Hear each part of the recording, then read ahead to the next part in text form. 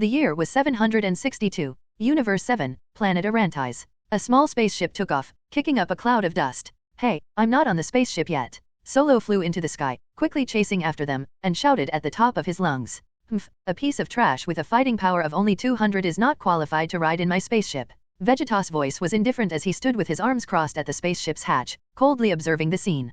Call out. The spaceship suddenly accelerated, instantly breaking through the atmosphere, and disappeared without a trace as Solo looked up. What? Solo was jolted awake, breaking out in a cold sweat. He took a deep breath and then ripped the blindfold off his eyes. Lord Solo, having another nightmare. Lord Solo, shall I give you a leg massage? Two beautiful young women with exotic features and graceful figures nestled together beside Solo, bustling about for quite some time. Solo let out a long sigh of relief, without saying a word. 25 years have passed. The scene from 25 years ago is still vivid in my mind. Zoro was transported to another world and became a low-ranking warrior on planet Vegeta, with a power level of only 5 at birth. However, Solo did not leave his fate in the hands of others. Through diligent training, he finally raised his combat power to 200 at the age of 5. Only after truly being transported into the Saiyan realm did Zoro realize just how useless his talent and aptitude were. Although Solo wanted to improve his combat power through gravity training. However, someone who is utterly incompetent has no right to have scientists on the planet build him gravity equipment. The scene depicts Bardock's return and the couple sending Kakarot to Earth.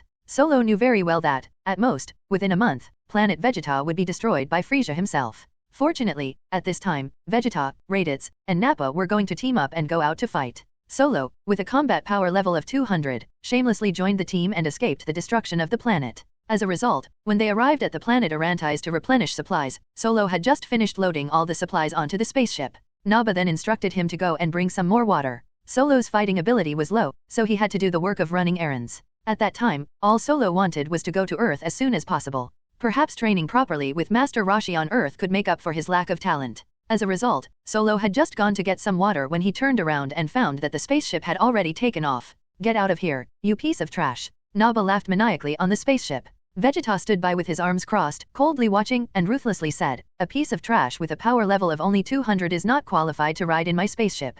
Raditz joined in the mockery, we're all top-tier warriors, you lowly warrior shouldn't embarrass yourself like this. Then, the spaceship soared into the sky, leaving Solo on the planet Arantes. The planet Arantes is a planet with an ancient civilization, somewhat similar to Earth's ancient times. The humans on this planet are almost identical to Earthlings in every way except for their pointed ears, 2 cat ears, and fluffy tails. Zoro, a Dragon Ball fan, remembers that in the Dragon Ball world, anyone with pointed ears seems to have come from the Great Demon world. Therefore, the humans on the planet Atlantis are probably all migrants from the Great Demon realm. However, the combat strength of humans on this planet is really average, the highest is only 100, which is already quite remarkable. Moreover, the person with a combat power of 100, besides possessing abnormal strength, also cannot fly and does not understand cultivation methods. With his combat power of 200, Solo quickly became a godlike figure on this planet. Because the planet is in ancient times, and technology has not yet been invented. Therefore, without a spaceship, Solo has no way to leave the planet. Before we knew it, 25 years had passed.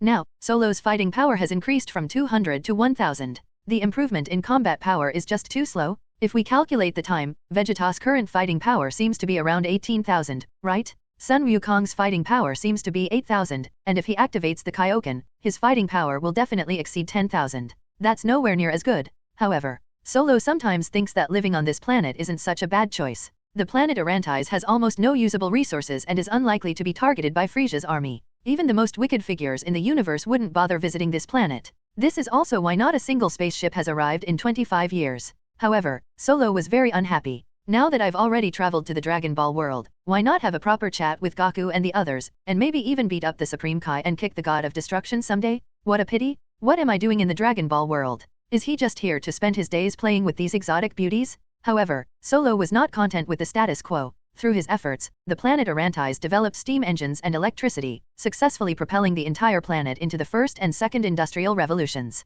However, we are still a long way from space travel. Solo let out a long sigh, looked up at the purple sky, and was momentarily lost in thought. Two beautiful young women with exotic features were busy massaging Solo's shoulders, back, and legs for quite some time. Having grown accustomed to a leisurely life, Zoro genuinely wanted to venture into the universe and experience the vibrant and dazzling world of Dragon Ball. But, what can this little fighting force do if they go out? Isn't this just like a noob getting humiliated? Just as Zoro was fantasizing about crushing Vegeta under his feet and having a showdown with Frieza on Namek. Lord Solo is amazing. He can guess the colors of our clothes even when he's blindfolded.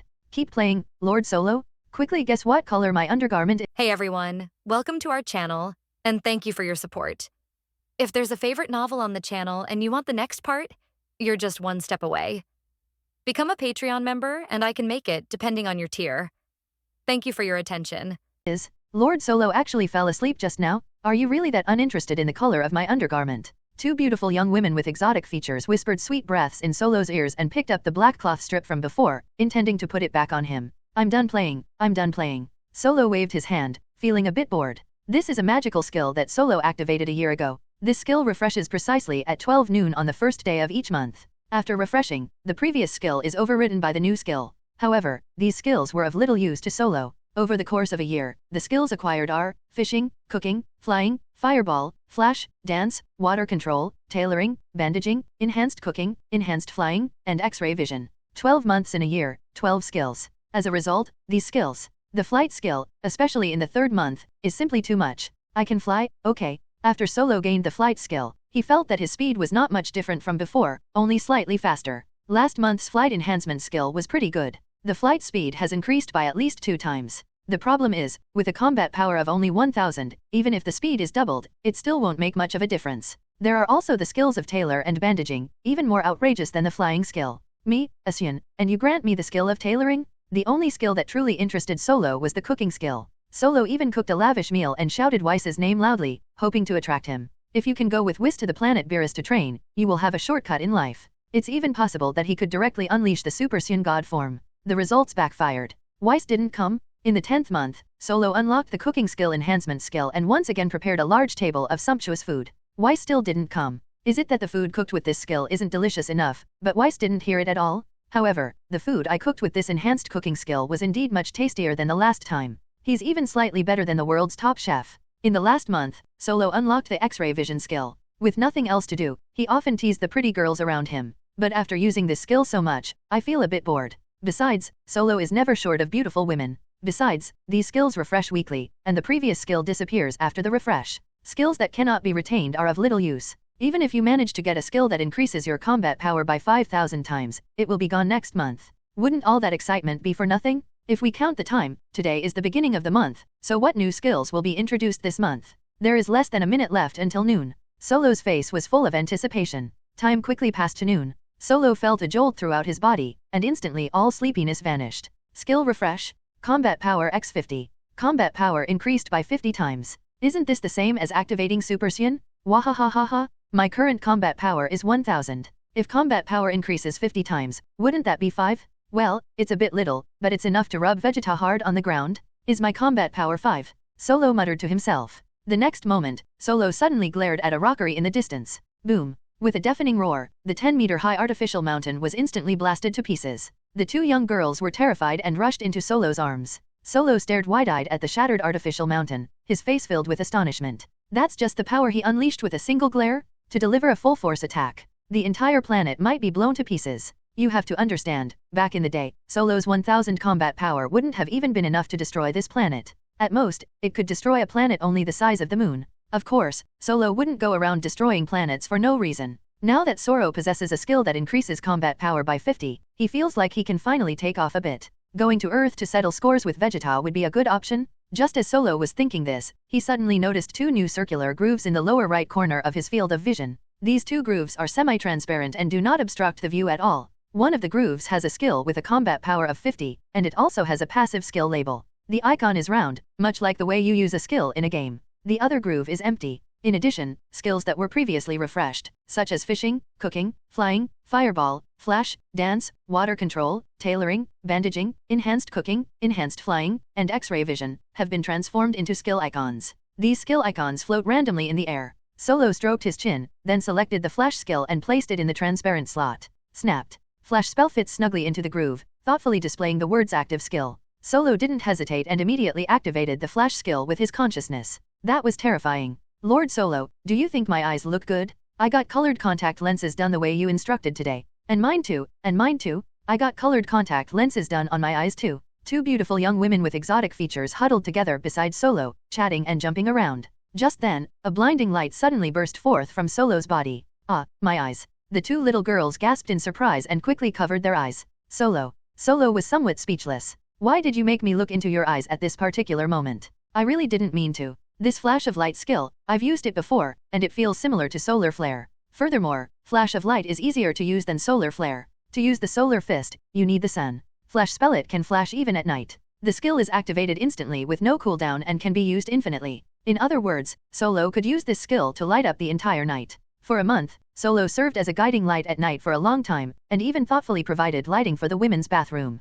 That's why Solo didn't hesitate to leave this skill in the slot. Moreover, with this skill, even if you can't beat someone, you can still take the opportunity to escape. This is a magical skill equivalent to the solar flare. Cell used the solar flare at least twice to absorb the androids. The moment Solo placed the flash skill in the slot, the other skills instantly turned into starlight and disappeared without a trace. It seems that after a year, I will be able to use two skills. One is flash spell, and the other is combat power x50. Solo was secretly delighted. Perhaps if we refresh the game again next year, there will be a few more skill slots? 3 days later. Solo has gradually adapted to the special power that comes with a combat strength of 5. No wonder it has a combat power of 5. Solo felt that the energy he had cultivated before was far too low. That's a 50-fold increase? When I go to Earth, I'll have to get Bulma to make me a gravity training device. Solo had just finished his training for the day when he suddenly glanced over and saw a fireball streaking across the distant sky. That's a spaceship. A fireball was hurtling down from the sky toward the Earth below. Solo took a closer look and immediately beamed with joy.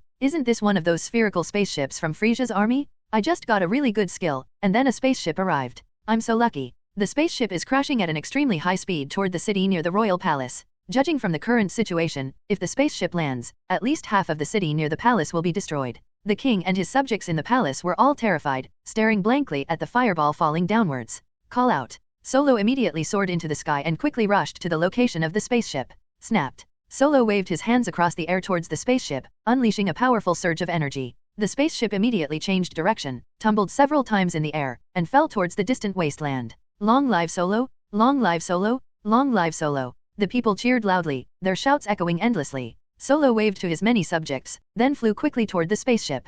Splat! The spaceship plummeted from the sky, crashed onto the ground below, tumbled several times, and finally came to a slow stop. Creak! The spaceship hatch opened, and an alien that looked like a frog stepped out. The aliens were dressed in Frisia's army armor, with detectors on their eyes and energy guns in their hands. The moment the frog alien emerged from the spaceship, it immediately fixed its gaze on Solo. Combat power of 1000. The frog-like alien was slightly taken aback, a little surprised, then smiled contemptuously. I really didn't expect that such a worthless planet would actually have a character with a combat power of 1000. Solo was taken aback. So, given the skills provided by the system, the detector is unable to detect accurate combat strength values? So, the detector didn't detect this 50-fold combat power? How strong are you? Solo asked with interest. I'm afraid you'll be scared to death if I tell you, my combat power is 2000. The frog alien smiled smugly. 1000 points higher than me? That's amazing. Solo exclaimed in amazement, genuinely admiring him. A tail? You actually have a tail. The frog alien suddenly noticed the tail behind Zoro, narrowed his eyes, and carefully examined Zoro.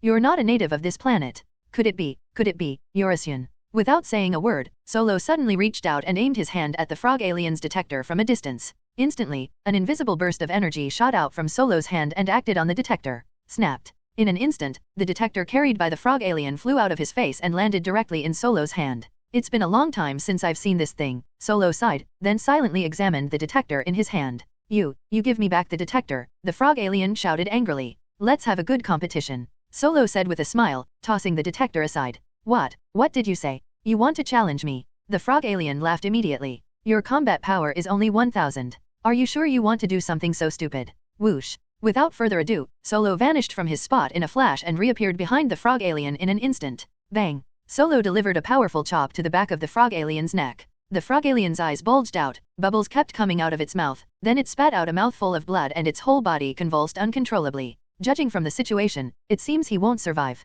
I'm sorry, I've become too strong. I didn't know that attack was so powerful, Solo said apologetically to the frog alien. Frog alien. The frog alien opened its mouth, but couldn't say a word. You seem to be seriously injured, probably beyond saving. Do you have any last words? Solo crouched down and asked the frog alien with concern. You.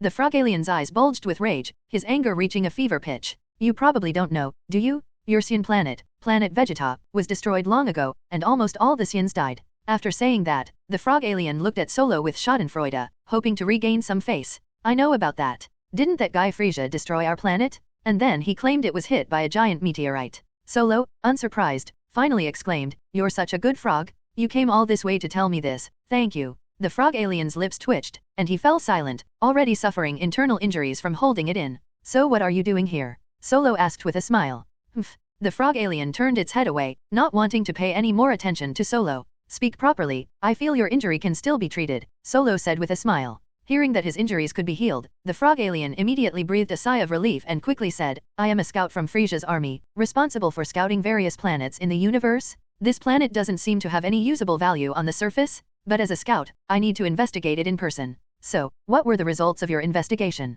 Solo asked with a smile. This planet could be turned into a garbage disposal plant, and the humans on it could be enslaved to handle space debris, the frog-like alien replied. "Recently, Lord Frisia has been very concerned about environmental greening, saying he wants to implement garbage sorting." Solo was speechless at Frisia's outrageous actions. "Frisia, you're actually going to start garbage sorting? Are you kidding me?" Bang! Solo didn't hold back and slapped the frog alien to death with another blow. "Do you want to turn the planet Arantis into a garbage dump? You think beautifully." For Solo, this place already felt like home. There are at least 100 beautiful girls with exotic looks in the house. Solo, of course, would not let Frisia have his way. The next moment, Solo waved his hand at the frog alien from a distance, and a powerful energy swept over it. Boom! The frog alien was bumped to smithereens by Solo and died beyond any hope of survival. After dealing with the frog aliens, Carlos arrived at the spaceship's location and skillfully opened the hatch, peering inside carefully. "Not bad. This spaceship is perfectly usable. Is it finally time to leave? My 100 exotic beauties?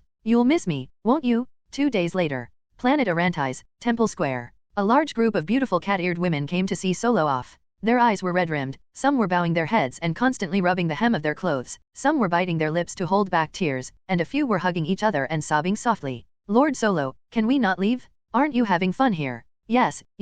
Lord Solo said he would give me a proper medical checkup. How could he go back on his word? "Lord Solo, we will miss you. Lord Solo, what will we do now that you're gone?" As they spoke, these young women burst into tears, wiping away their tears incessantly. Solo stood there, surrounded by them. He looked around at the faces he had known day and night for 25 years, and felt as if something was stuck in his throat. At this moment, Solo's expression was somewhat moved. "I'm genuinely reluctant to leave this planet. This place is like my own home. Little 1, little 2, little 3, little 100. Solo took a deep breath, stepped forward, and opened his arms. "I'll come back to you when I'm done with what I'm doing." He gave each of the pretty girls a warm hug. Some of the pretty girls buried their faces in his chest, trembling all over, crying so hard they couldn't speak. Some of the pretty girls clung to his clothes and wouldn't let go, but he would gently pry their fingers open, and they would immediately grab them again. Some pretty girls even secretly kissed him on the cheek, then blushed and hid behind the crowd. An hour later, Solo finally boarded the spherical mini spaceship. He stood at the cabin door, taking one last look at the temple where he had lived for 25 years, and at the cat-eared beauties who were still waving at him and wiping away tears.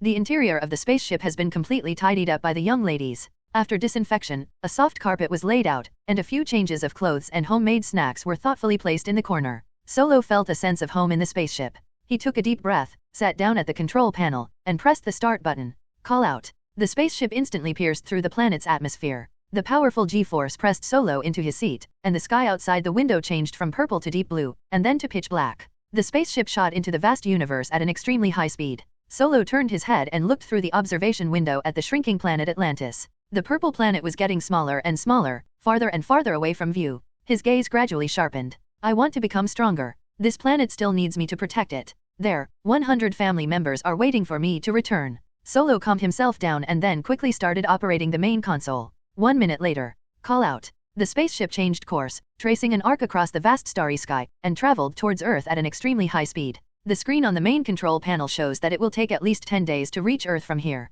With nothing to do, Solo lay down and went to sleep. But he didn't actually fall asleep. After closing his eyes, he could clearly feel the surging energy within his body. The passive skill of Combat Power X50 has been completely integrated with my body, flowing through every vein like blood. 5 Combat Power. Not very strong, but that's enough to rub Vegeta to the ground. Solo's lips curled up slightly as he slowly drifted off to sleep. Time flies like an arrow, it passes in the blink of an eye. 10th day. Solo opened his eyes. Through the observation window, he saw that familiar blue planet. Azure ocean, white clouds, and verdant continent. Earth. "I am coming." Solo narrowed his eyes, a smile playing on his lips. I wonder if Vegeta came to Earth at this time? A surge of anticipation and excitement welled up inside him. Solo rubbed his hands together and began to maneuver the spaceship toward Earth's atmosphere. Earth, a certain wasteland region. An extremely fierce battle has just taken place here. Several deep craters were blasted into the ground, and rubble was scattered everywhere. Several corpses lay scattered among the rubble. Tianjin rice, dumplings, and leping noodles. Several warriors on Earth have already died. Now, only Krillin, Piccolo, and Gohan are still alive. Sun Wukong is still on his way. Piccolo hovered in midair, his expression growing increasingly grave, veins bulging on his forehead, and cold sweat trickling down his temples. He clenched his teeth, his gaze fixed intently on the enemy opposite him. Klin also assumed a fighting stance, his legs slightly apart and his fists clenched in front of him. But his body was trembling. It wasn't the cold, it was the fear. That kind of instinctive fear that comes from the depths of one's bones when facing an invincible enemy. The person opposite them was Naba. Naba crossed his arms, hovering in the air, looking down at them with a contemptuous smile. Let's fight on the ground, Piccolo said in a low voice, his gaze never leaving the enemy. He's better suited for aerial combat than we are. Klin glanced back at Piccolo and nodded slightly. Call out. Without the slightest hesitation, the two immediately descended from the sky and landed on the ground. Klin only felt a little more at ease the moment his feet touched the ground. Humph. Naba let out a contemptuous laugh. It's the same everywhere, just a death throes. As he spoke, Naba moved and swooped down from the sky. His body tore through the air with a sharp whistling sound, and a violent pressure pressed down on Piccolo and Krillin. They're here. Klin exclaimed, instinctively taking a half step back. Vic clenched his fists tightly, his knuckles cracking, and he bared his teeth, his face extremely grave. Dad. Gohan covered his eyes in fright, too scared to look. Naba was getting closer and closer to Piccolo and Krillin. 10 meters. 5 meters. 3 meters. The oppressive force grew heavier and heavier, making it almost impossible for Krillin to breathe. Just then, Naba, wait a minute. Vegeta, who was watching the show from the sidelines, suddenly shouted. Naba was taken aback at first. Immediately afterwards, he slammed on the brakes in midair. A burst of air exploded in front of him, and his body came to a steady stop in midair, less than 2 meters away from Piccolo and Krillin. Vic's pupils contracted. Klin was also startled, and cold sweat dripped down his forehead and nose. Upon hearing Vegeta speak, Krillin and Piccolo immediately turned to look in his direction. Nappa also turned his gaze to Vegeta with a puzzled expression. Vegeta stood calmly in place, hands on his hips, chin slightly raised, and a haughty smile on his lips. That smile was like an adult watching a swarm of ants crawling at their feet. What are you doing, Vegeta? Why are you stopping me? Nappa asked curiously, his tone tinged with displeasure. Don't rush, Vegeta said with a smirk. I have some questions to ask them. What are you saying? Naba asked, puzzled. He scratched his bald head and frowned. What's the point of talking to a bunch of trash? Klin and Bic remained silent, increasingly sensing the worsening situation. They looked at each other and saw the same thought in each other's eyes. This tall guy is already very impressive. But that little guy looked stronger than him. Otherwise, this tall guy wouldn't be so obedient. Is the Goku you're talking about Kakarot? Vegeta asked with a grin, hands on his hips. Yes. Klin gritted his teeth and answered truthfully, so what? Just as I heard on the scouter, Vegeta said, waving his index finger. He was resurrected through the Dragon Balls, is that what you mean? After saying that, he burst into wild laughter. Ha ha ha, so the savior you were hoping for was Kakarot. Neither Klin nor Bic said a word. Klin clenched his fists, his nails digging into his palms. Piccolo's gaze was dark as he stared intently at Vegeta's every move. Useless trash who can't even beat Raditz. Vegeta chuckled contemptuously. What good would it do even if he came? Goku is different now. Krillin shouted, clenching his left fist in front of him, his voice trembling slightly with excitement. He's definitely become even stronger. You can't beat Goku. Piccolo shouted in a deep voice. Ha ha ha. Naba laughed coldly. Then why didn't he come and try? Was he too scared to come and run away already? They're coming. Gohan gritted his teeth, leaned halfway out from behind Piccolo, and shouted with all his might, my dad will definitely come. He'll definitely come and deal with you. Humph, humph, humph. Vegeta chuckled, a bright smile spreading across his face. Interesting. He tilted his head, his gaze sweeping over Krillin, Piccolo, and Gohan. All right, let's wait for him to come. What? Nappa cried out in alarm. Vegeta? Are you kidding me? That guy isn't coming. He clenched his fists, his whole body surging with arrogance. Don't do anything stupid. Naba roared. Let me just finish them off already. Just 3 hours. Vegeta slowly held up 3 fingers and chuckled. No waiting after that? 3 hours. Naba grew increasingly annoyed and shouted angrily, what are we going to do for 3 hours? We've been sleeping all day, and we're itching for a fight? Waiting is pointless. As he spoke, Naba moved, preparing to attack. He pushed off with his feet in the air, leaned forward, and pulled his arms back. A surge of violent energy gathered in his palm. That's utterly foolish, Naba said in a deep voice. I'm going to play the game. Nappa ignored Vegeta and planned to launch a fatal attack on the 3 of them. Nappa. Vegeta suddenly raised his voice cold and sharp. Are you disobeying me? Naba's body suddenly stiffened. What? Naba suddenly realized something and slammed on the brakes again in midair. This time the brakes were even more forceful than the last, and the air exploded in front of him, creating visible ripples. Naba's face turned deathly pale instantly. Bic below was also startled, his pupils shrinking sharply. He felt the oppressive aura emanating from Vegeta. It wasn't directed at them, it was just a casual remark. But that oppressive aura had already terrified Nappa to this extent.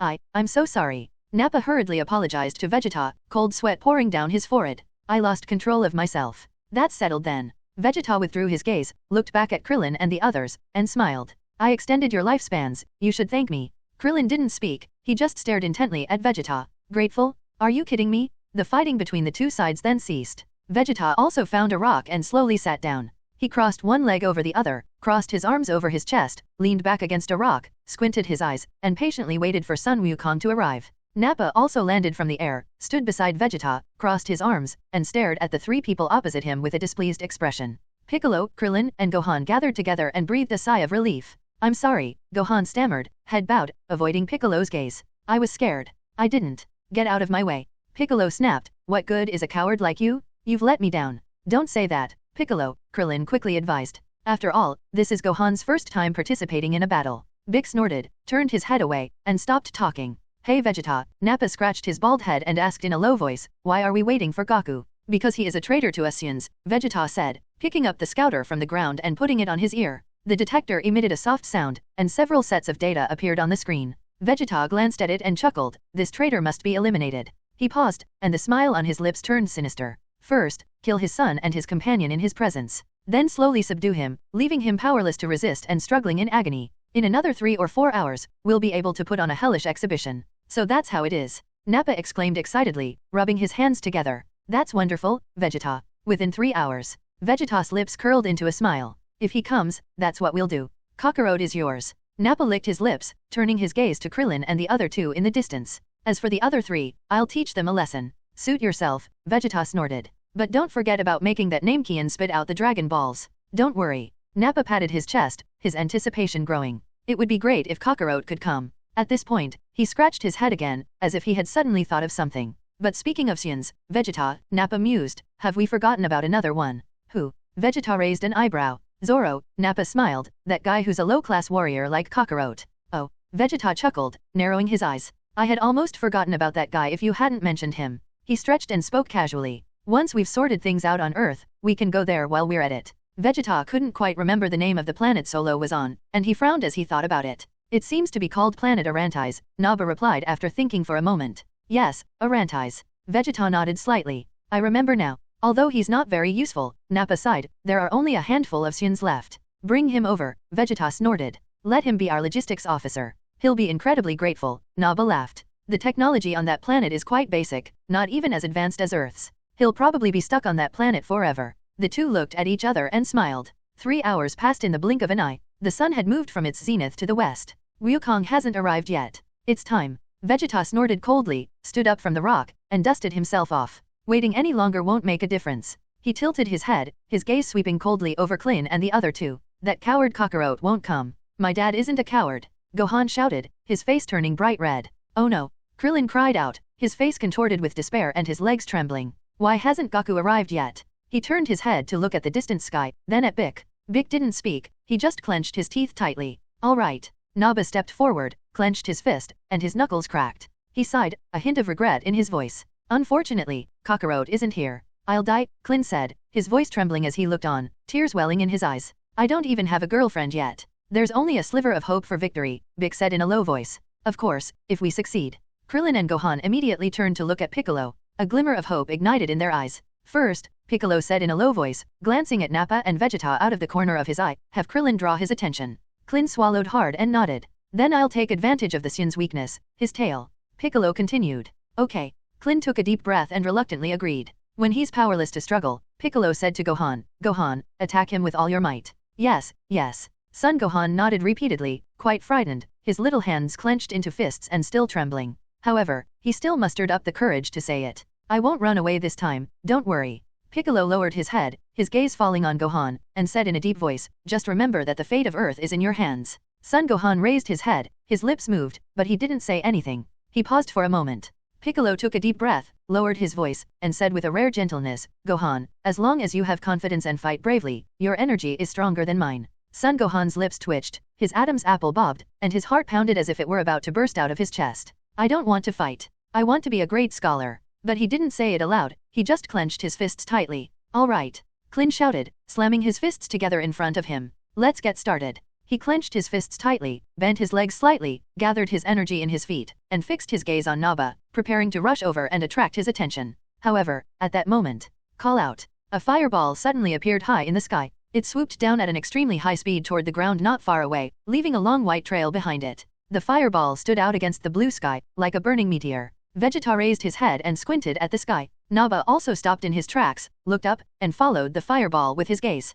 Krillin, Gohan, and Piccolo also noticed the fireball and looked up at the sky. A spaceship. Nappa paused, scratching his bald head. Isn't that Frisia's army's spaceship?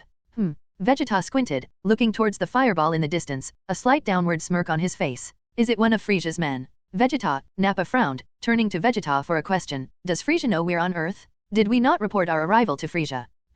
Vegeta snorted coldly, raising his chin slightly. There's no need for that. He raised his hand and pressed the button on the side of the detector. A string of data appeared on the detector screen. How strong is this guy? Naba quickly came over and asked. Only 1,000. Vegeta glanced at the screen, a contemptuous smile playing on his lips. They're probably just scouts. Combat power 1,000. Naba immediately became interested, rubbed his hands together, and revealed a cruel smile. That's hilarious. Should we just wipe him out? Let's see how it goes. Vegeta thought for a moment, crossed his arms, and turned his gaze back to the fireball that was falling. Piccolo, Krillin, and Gohan also stared blankly at the spaceship that was about to land. Krillin swallowed hard, lowering his voice. That looks like a Saiyan spaceship. He turned to look at Bic, a hint of unease in his eyes. Are there other Saiyans besides those two? No, that's not right. Piccolo slowly shook his head, his gaze fixed on the spaceship. Judging from their expressions, the person who came over shouldn't be a Saiyan. He paused. I reckon only a few of you Saiyans are left. Even if they're not Saiyans, Krillin said, his face growing increasingly pale. Judging by the style of their spaceship, they might be one of them.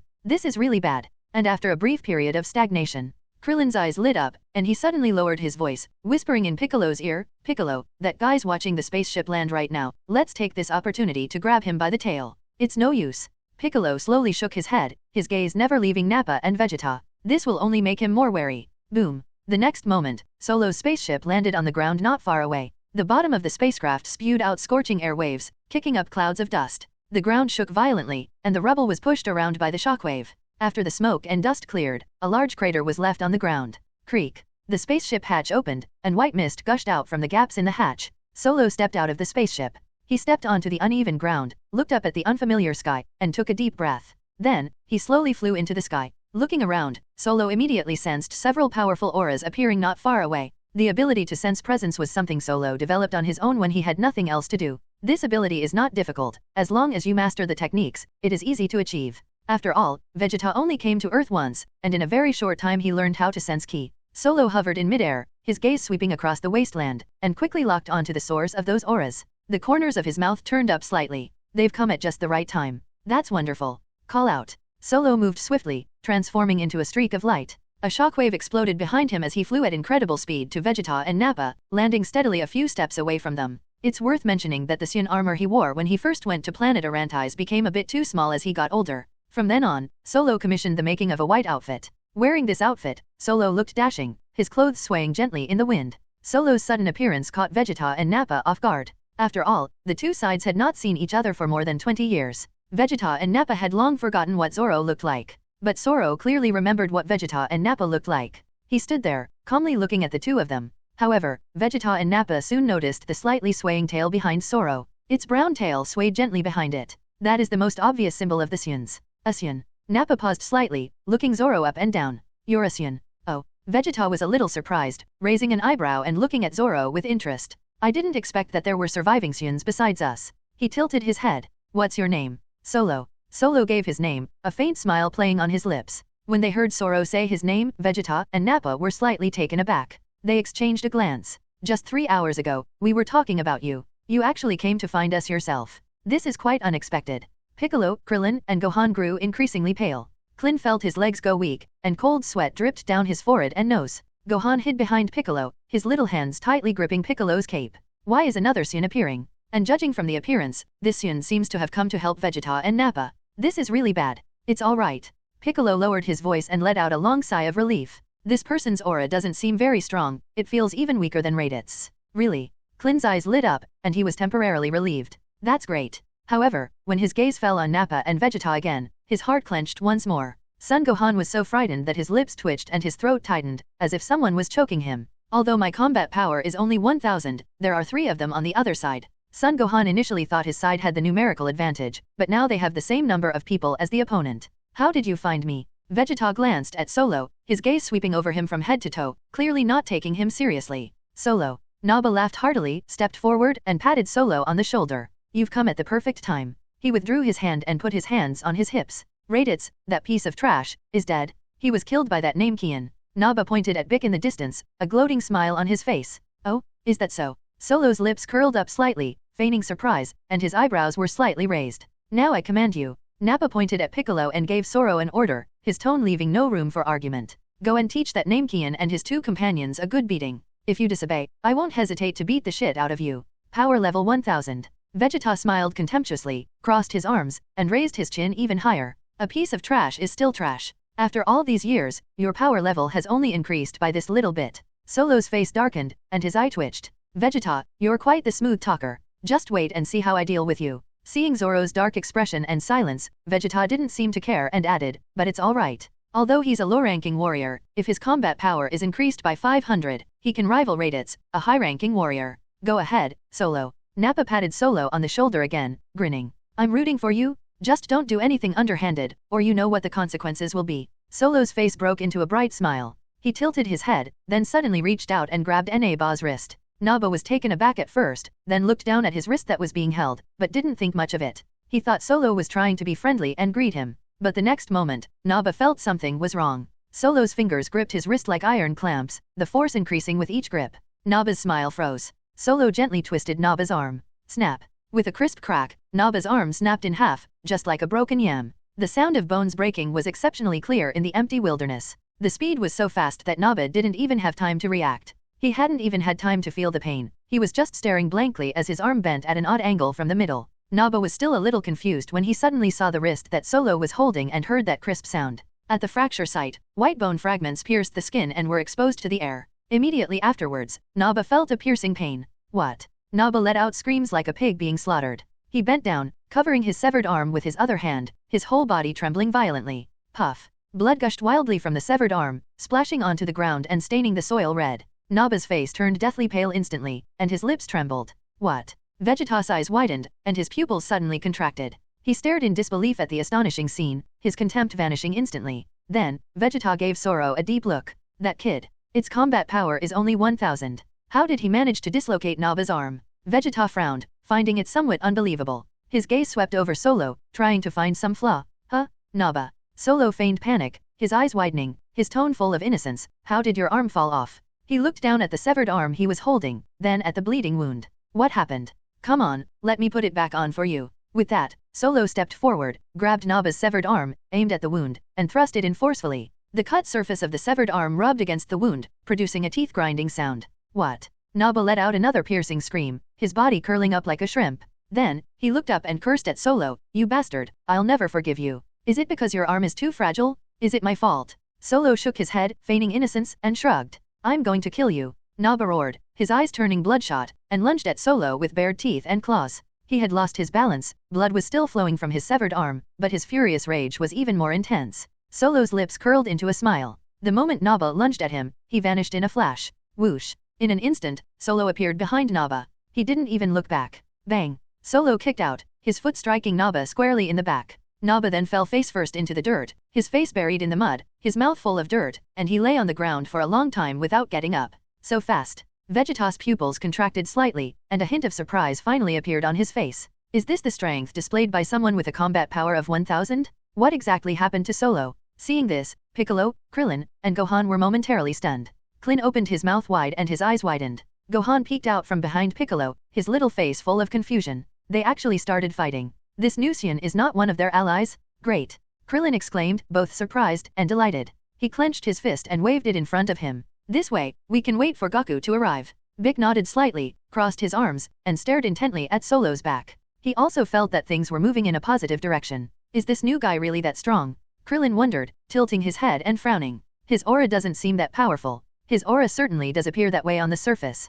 Piccolo nodded slightly, his voice somewhat deep, even far inferior to that Saiyan named Nappa. He paused, his gaze becoming deep. but for some reason, he gives off a very confident vibe. As he spoke, Vic silently wiped his sweat, feeling a little ashamed. I used to say this guy wasn't as good as Raditz. The result was even stronger than Nappa. Clint scratched his head and gave a vague "oh." Anyway, Krillin let out a long sigh of relief, wiping the sweat from his brow. It seems we're saved. Now we just have to wait for Goku to arrive. Whether the other side is friend or foe is still unknown.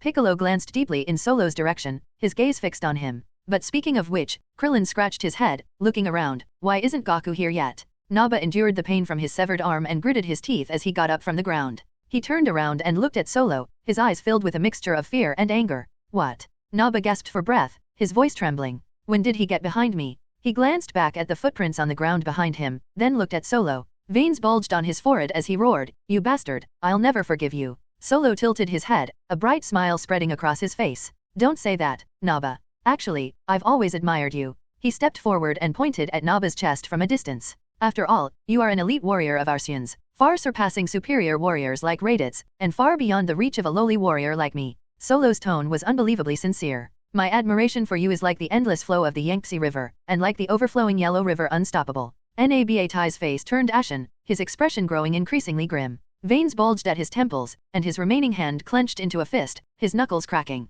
Solo's words were a huge irony for Naba at that moment. You son of a bitch. You dislocated one of my arms, and you still have the nerve to say you admire me? Shut up. Naba roared angrily. However, Naba's anger caused bright red blood to spurt out from his severed arm once again. Ha ha ha. Solo laughed heartily, pointing at Naba's severed arm. The way your arm is gushing blood looks like a fountain. I won't let you get away with this. Naba was furious, gritted his teeth, and unleashed all the energy in his body. A violent aura erupted from his body, causing the rubble on the ground to tumble and swirl. He pulled his remaining arm back, pushed off the ground with both legs, and charged towards Solo again. Solo stood still, motionless, but stretched out his right hand and raised one finger. Naba's fist came crashing down. Solo flicked his finger, and the fist flew past his face. Naba's left fist swept across. Solo pressed his finger down, and the wind from his punch swept past his head. Naba raised his leg and kicked to the side. Solo pointed his finger forward, hitting Naba's shinbone squarely, and Naba's leg bounced back. Naba fought for a long time, raining down punches and kicks, only to find that Solo blocked them all with just one finger.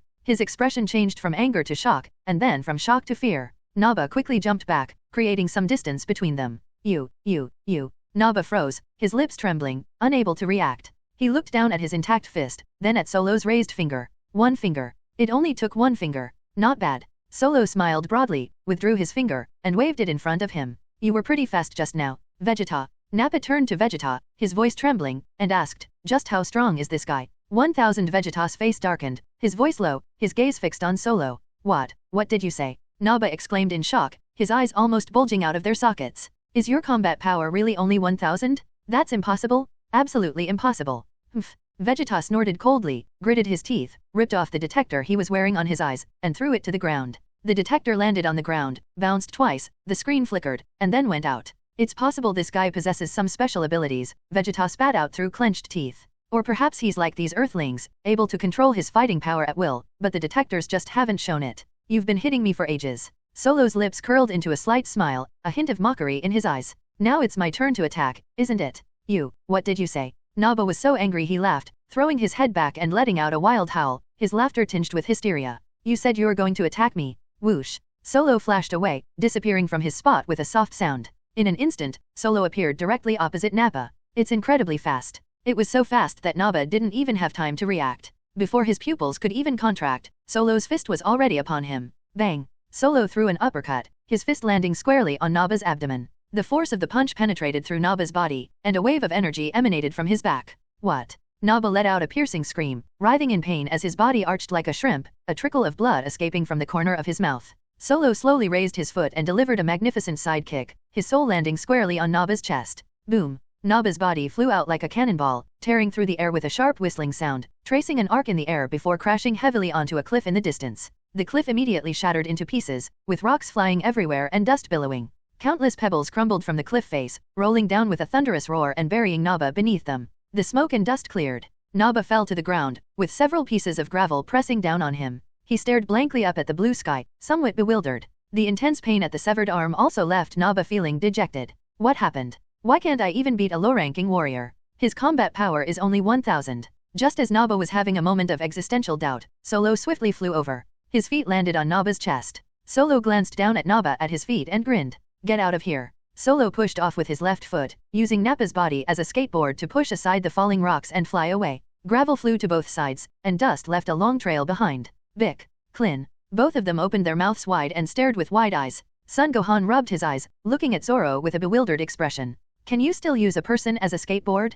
Krillin's lips twitched, and he turned to look at Piccolo, who was also looking at him. The two looked at each other and saw the same meaning in each other's eyes. Is this Saiyan out of his mind? You bastard. Naba roared, his chest heaving. I'll never forgive you. He suddenly opened his mouth, and a blinding light condensed deep in his throat. Energy gathers and compresses in the mouth, producing a sizzling sound. Naba planned to unleash a verbal attack on Solo. However, just as Naba's cannon was taking shape and was about to be released, Solo calmly stepped forward. He didn't even speed up, he took a step as if he were taking a walk. One foot stepped directly onto Naba's mouth. Puff. Naba's cannonball struck the sole of Solo's shoe and exploded in his mouth, with sparks shooting out from the corners of his mouth, nostrils, and ears at the same time. Smoke was spewing from all 7 orifices. The scene was absolutely spectacular. Even Solo couldn't help but laugh when he saw it. Naba. Solo looked at Naba with a smile, his eyes curving into crescents. I don't usually smile unless I can't help it. Naba feels terrible right now. He exhaled a puff of black smoke, several of his teeth were missing, and he glared at Solo with eyes wide with fury. His eyes looked like he wanted to devour Solo alive. Solo's smile grew even brighter as he continued to vigorously rub the Padang skateboard on the ground. Naba's back dragged a long trail of blood across the ground, with pebbles and sand embedded in his skin. Naba was trembling with rage, but Zoro was powerless to do anything about it. He groped wildly at the ground with his only remaining hand, but couldn't grab anything. Hey, you guys. Solo paddled for a while longer, then suddenly turned to Piccolo and the others, a warm smile on his face. Want to have some fun? Bick and his 2 companions were startled. Bick instinctively took a half step back, a bead of cold sweat appearing on his forehead. Klin's legs went weak, and he almost sat down on the ground. Gohan hid directly behind Piccolo, only showing half of his head. They looked at Solo as if he were a demon. Even though Naba was beaten up like this, it looked quite satisfying. But this person, that seems pretty evil too. Are you still letting us play? How do we play? Klin swallowed hard, forced a smile that looked more like a grimace, and waved his hands repeatedly. That's enough. Vegeta couldn't hold back any longer and roared angrily. You want to play? Zoro tilted his head, looking at Vegeta with a smile. Prince Vegeta. He stumped his left foot hard, landing on Naba's lower abdomen. Awooah. Naba let out a wail of agony, his body arched into a U shape, and his only remaining hand covered his groin. Creak. The next moment, under Solo's control, Naba slid forward for another 10 meters or so, leaving a long trail of blood on the ground, before slowly coming to a stop. For you. Solo kicked Naba, his foot landing on Naba's waist. Nappa's body traced an arc in the air, tumbled several times, and landed heavily next to Vegeta. He lay on the ground, covered in blood, with blood still seeping from the wound on his severed arm. Nappa desperately stretched out his hand, looking at Vegeta with a pleading expression, his fingers leaving several marks on the ground. Vegeta squinted at Zoro, then looked coldly at Nappa. His face was expressionless, and his eyes even showed a hint of disgust. Help me. Nappa felt like his whole body was falling apart. The intense pain made him cry out to Vegeta for help. Vegeta. Vegeta didn't even bother with Nappa. His gaze passed over Naba, and he simply squinted at Solo. Not bad, Zoro. Vegeta chuckled, a dangerous smile playing on his lips. You, a low-ranking warrior, actually defeated Nappa, an elite warrior. I certainly underestimated you. You flatter me. Solo smiled and then patted the dust off his shoes. Looks like you've grown quite a bit stronger over the years. Vegeta sneered, his gaze sweeping over Zoro. If I'd known this would happen, I shouldn't have abandoned you back then. You might still be of some use. How dare you say that? Solo roared angrily, his brows furrowed and his fists clenched. You shameless bunch, you left me on that planet? Leaving me all alone there with 100 cat-eared beauties? All I do all day is have fun and nothing else. His voice grew louder and louder. Just thinking about it makes me furious. I'll make you pay in blood. Vegeta. Vegeta's lips twitched. Why do I feel like you look angry, but also excited? Please add this to your favorites, please continue reading, and please vote for it. That guy bared his teeth, trembling with rage. I originally thought that planet didn't have many resources, but it turns out this kid is living so well there. Are you saying this on purpose to annoy us? Although Saiyans aren't particularly interested in beautiful women, hearing Zoro's description of the scene. Actually, when you think about it carefully, it's quite interesting. A complex emotion flashed in Naba's eyes. Krillin looked up at Piccolo, then at Gohan. The two men remained calm, seemingly unable to grasp the true meaning of Solo's words. Piccolo, Krillin couldn't hold back any longer and whispered to Piccolo, his voice very low, I have this feeling that this Saiyan named Zoro seems to have been dumped on a pretty nice planet by Vegeta and the others. What do you know? Piccolo snapped, glaring at Klin. For a warrior, this is an utter humiliation. Klin shrank back, touched his 2 index fingers together, and muttered softly, 100 cat-eared beauties. I'd love to have one of them. Piccolo glanced at Krillin, his lips twitching, and for a moment he was speechless. Is now the time to talk about cat-eared beauties? I don't know how you increased your fighting power, Vegeta sneered, stepping forward and leaving 2 deep footprints in the ground, but you've got some nerve, Zoro. He tilted his head, his gaze sharp as a knife. Today I'll teach you a lesson and show you just how terrible the consequences of messing with me can be. Come on. Solo's lips curled up slightly, revealing a set of white teeth, and he stood there calmly. He didn't even adopt a fighting stance, his hands hung casually at his sides. You'll regret this. Vegeta smiled contemptuously, a cold glint in his eyes. You think I wouldn't know you were hiding your fighting power? I really didn't hide my fighting strength. Solo said with a smile, his tone relaxed. I'm not going to waste my breath on you. Vegeta's eyes sharpened, his body lowered slightly, and his legs spread shoulder-width apart. You'll regret this soon. His arms were crossed in front of him, and his chi began to surge within him. A violent aura rose from his body, causing the pebbles on the ground to roll in all directions. Vegeta immediately assumed a fighting stance. Solo, however, remained with his arms crossed, calmly watching Vegeta without any sign of tension on his face. What? Vegeta was furious, his brows furrowed. What kind of attitude is this? Are you planning to fight me in that position? Come on then, Solo chuckled, even putting one hand in his pocket. I'll just stand here and let you hit me? I won't fight back. Presumptuous. Vegeta was truly enraged. He roared, his voice carrying a surge of furious energy. He stumped his feet hard on the ground, creating 2 deep craters beneath his feet. Vegeta's figure blurred into a streak as he swiftly charged towards Zoro's location. That little guy is finally going to make his move. Krillin's voice was low, his eyes fixed on Vegeta's afterimage. Short guy. Gohan muttered to himself, tilting his head to look at Krillin. Uncle Krillin, he's taller than you. What did you say? Krillin's face immediately darkened. He turned his head and glared fiercely at Gohan. I didn't say anything. Gohan quickly covered his mouth and shrank behind Piccolo. It must be said that Solo's act of playing with Naba like a scooter did indeed make the atmosphere much more cheerful. Son Gohan is no longer as afraid as he used to be. This Saiyan named Zoro is really weird. Piccolo crossed his arms and stared intently at Zoro's back. His energy level does seem weaker than Raditz, but he still managed to rub Nappa to the ground. He paused, his brows furrowed. It feels somewhat unbelievable. At that moment, Vegeta was rushing towards Solo at an extremely fast speed. His speed was more than twice that of Naba, leaving a trail of afterimages in the air. The ground exploded in a straight line behind him, sending debris and dust flying everywhere. Zoro calmly uttered 3 words as Vegeta charged towards him. Flash. Suddenly, a blinding light burst forth from Solo's body. The light was several times brighter than the sun, instantly illuminating the entire earth. Everything on the wasteland was swallowed up by the white light, even the shadows disappeared. Vegeta, who had just rushed up, couldn't help but shrink his pupils. A white, misty world appeared before my eyes, and I couldn't see anything. His charge came to an abrupt halt. His body lurched forward 2 steps due to inertia before coming to a stop. Piccolo, Krillin, and Gohan, who were looking in this direction, were also unfortunately caught in the crossfire. All 3 of them suddenly felt a white light before their eyes and immediately closed them. Naba also felt a sudden white light before his eyes, and then he couldn't see anything anymore. He lay on the ground and groped around aimlessly. Was that the solar flare? Krillin rubbed his eyes, exclaiming in surprise, his eyes still glistening with tears. Isn't that Tien Shinyan's signature move? Piccolo, his eyes also closed, asked in a low voice, his eyelids still twitching. How does this guy know it? It feels different from Tien Shinyan's solar flare. Krillin replied, blinking frantically to try and regain his sight. After Vegeta's eyes turned completely white, he immediately covered his head with his arms, crouched down slightly, and assumed a defensive posture. His ears twitched slightly, catching every sound around him. However, Vegeta waited for a moment, but Zoro did not attack. In just 3 to 5 seconds, Vegeta's vision finally began to recover. He lowered his arm, blinked a few times, and his vision cleared from blurry.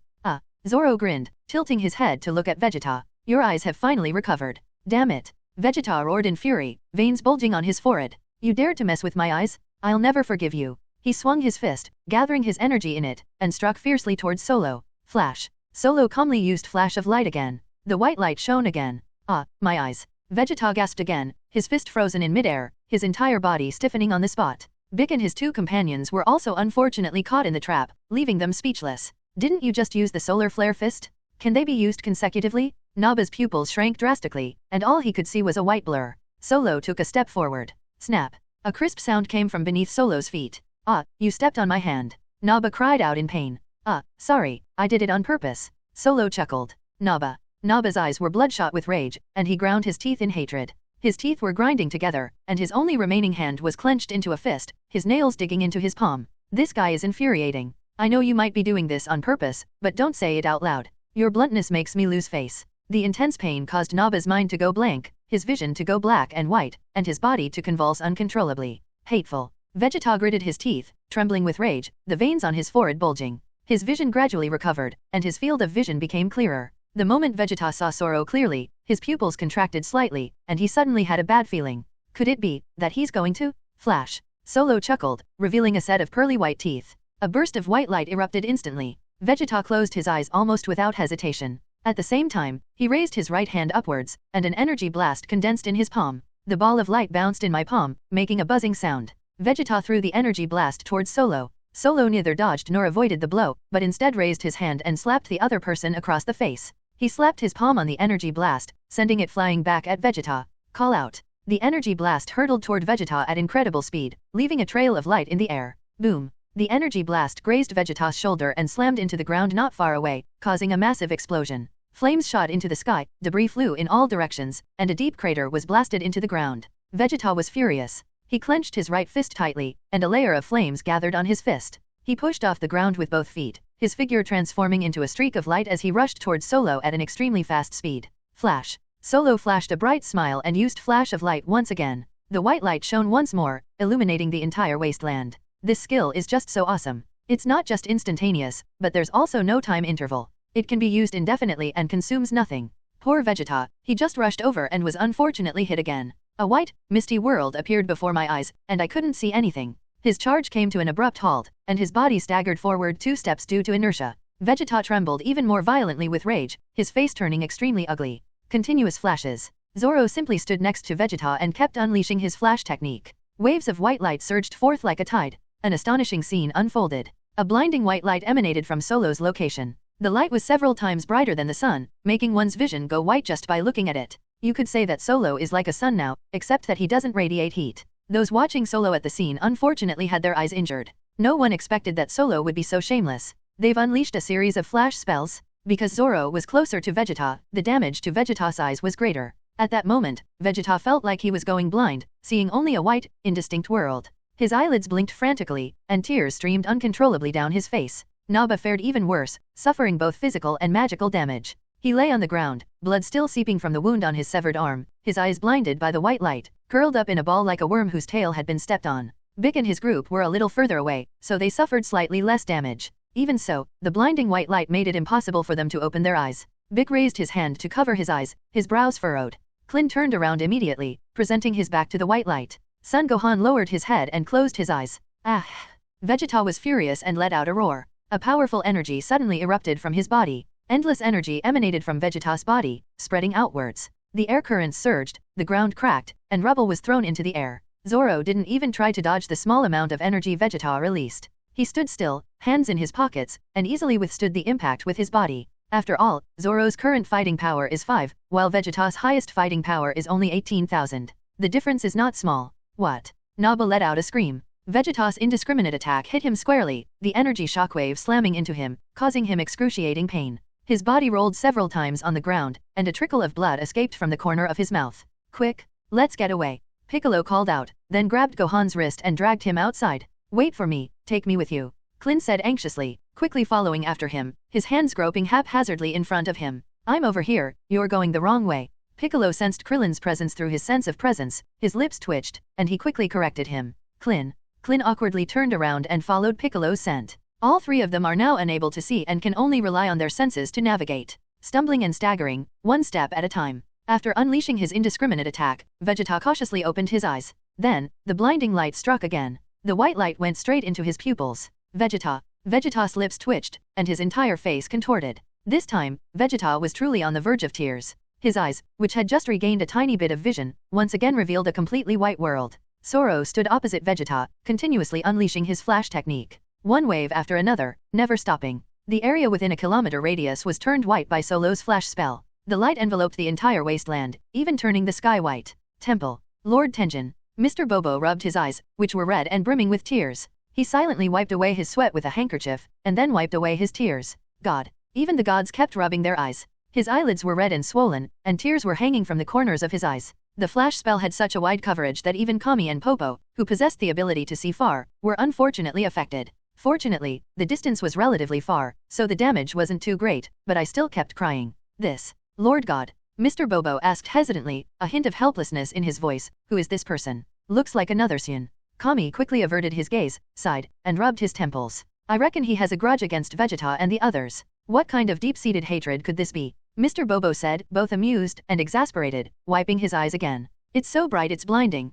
Please vote with monthly tickets. Please recommend. Please comment. However, on the other hand, the god breathed a long sigh of relief, his gaze becoming profound. This person's energy doesn't seem particularly malevolent. Hopefully, he belongs to the side of justice. By the way, Lord Kami, Mr. Popo asked hurriedly, where's Gaku? Has Gaku returned? Upon hearing Mr. Bobo say this, the god couldn't help but slap his forehead. I almost forgot about Wukong. The deity frowned. He's already in Yama's palace. I'll go get him right away. As the god spoke, his figure flashed and he disappeared from the spot in an instant. King Kami. Mr. Popo murmured, glancing at the spot where Kami had disappeared, and muttered under his breath, do we still need Gaku to appear? The underworld, the great hall of Yama, the king of hell. In an instant, the celestial being appeared in the hall. Yama, the king of hell, sat behind his desk, writing and drawing on a book with a brush. My lord god. Sun Wukong had been waiting here for several minutes. He sat cross-legged on the ground with his arms crossed over his chest. When he saw the god suddenly appear, he rushed forward. Why are you so late?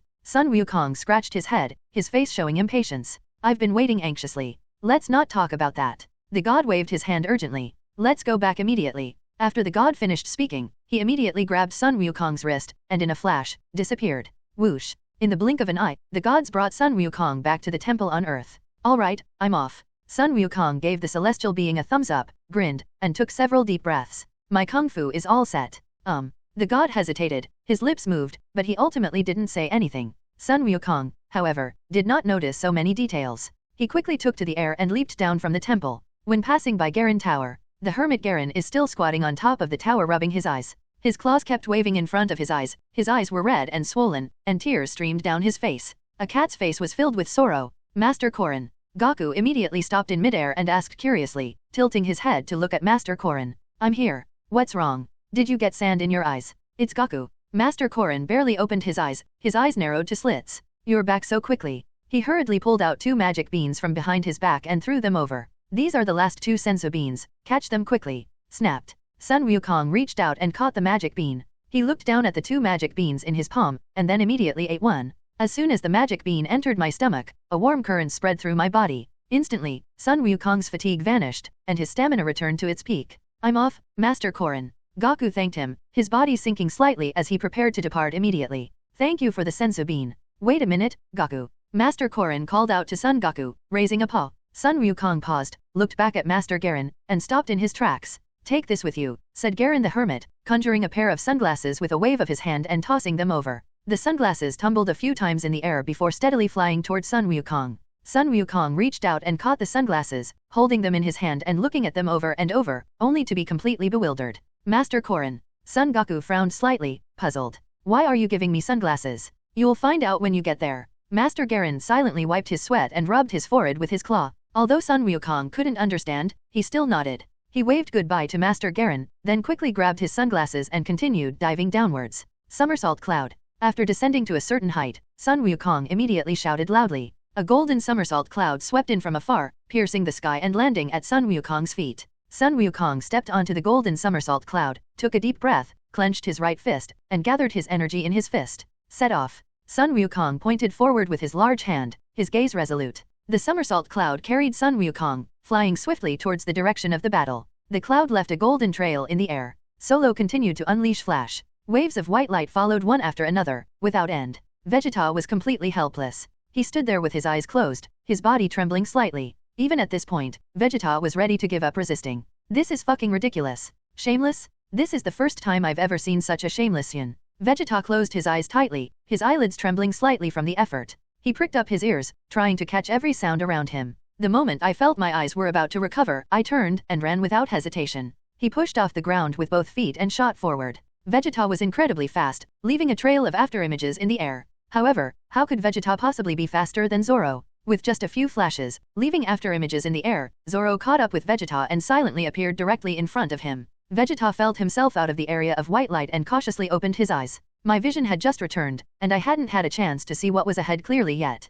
Flash. Solo spoke slowly, a smile playing on his lips. The white light shone again. Vegeta. Vegeta opened his mouth, but no sound came out. He was immediately filled with despair, having been unfortunately hit again. Then, Zoro circled around Vegeta, unleashing a lightning strike from every angle. White light surged in from all directions, enveloping Vegeta in the center of the light. Vegeta felt his mentality completely collapsed. His whole body was shaking violently, like a sieve. Veins bulged on his forehead, his jaw clenched, yet he was utterly helpless. Zoro. Vegeta gritted his teeth and roared angrily, his voice filled with barely suppressed rage. If you're so capable, fight me fair and square. What kind of skill is it to unleash such boring techniques? Continuous flashes. Solo ignored him completely and continued to unleash flash, his smile growing ever brighter. Vegeta was so angry his heart felt like it was going to explode. It felt like there was a fire burning in my chest, and my breathing became rapid. They can't run away, they can't hit him, and they can't see him. Vegeta felt that this was the most tragic thing that had ever happened to him. You just wait. Once I can see again, I'm going to tear you apart.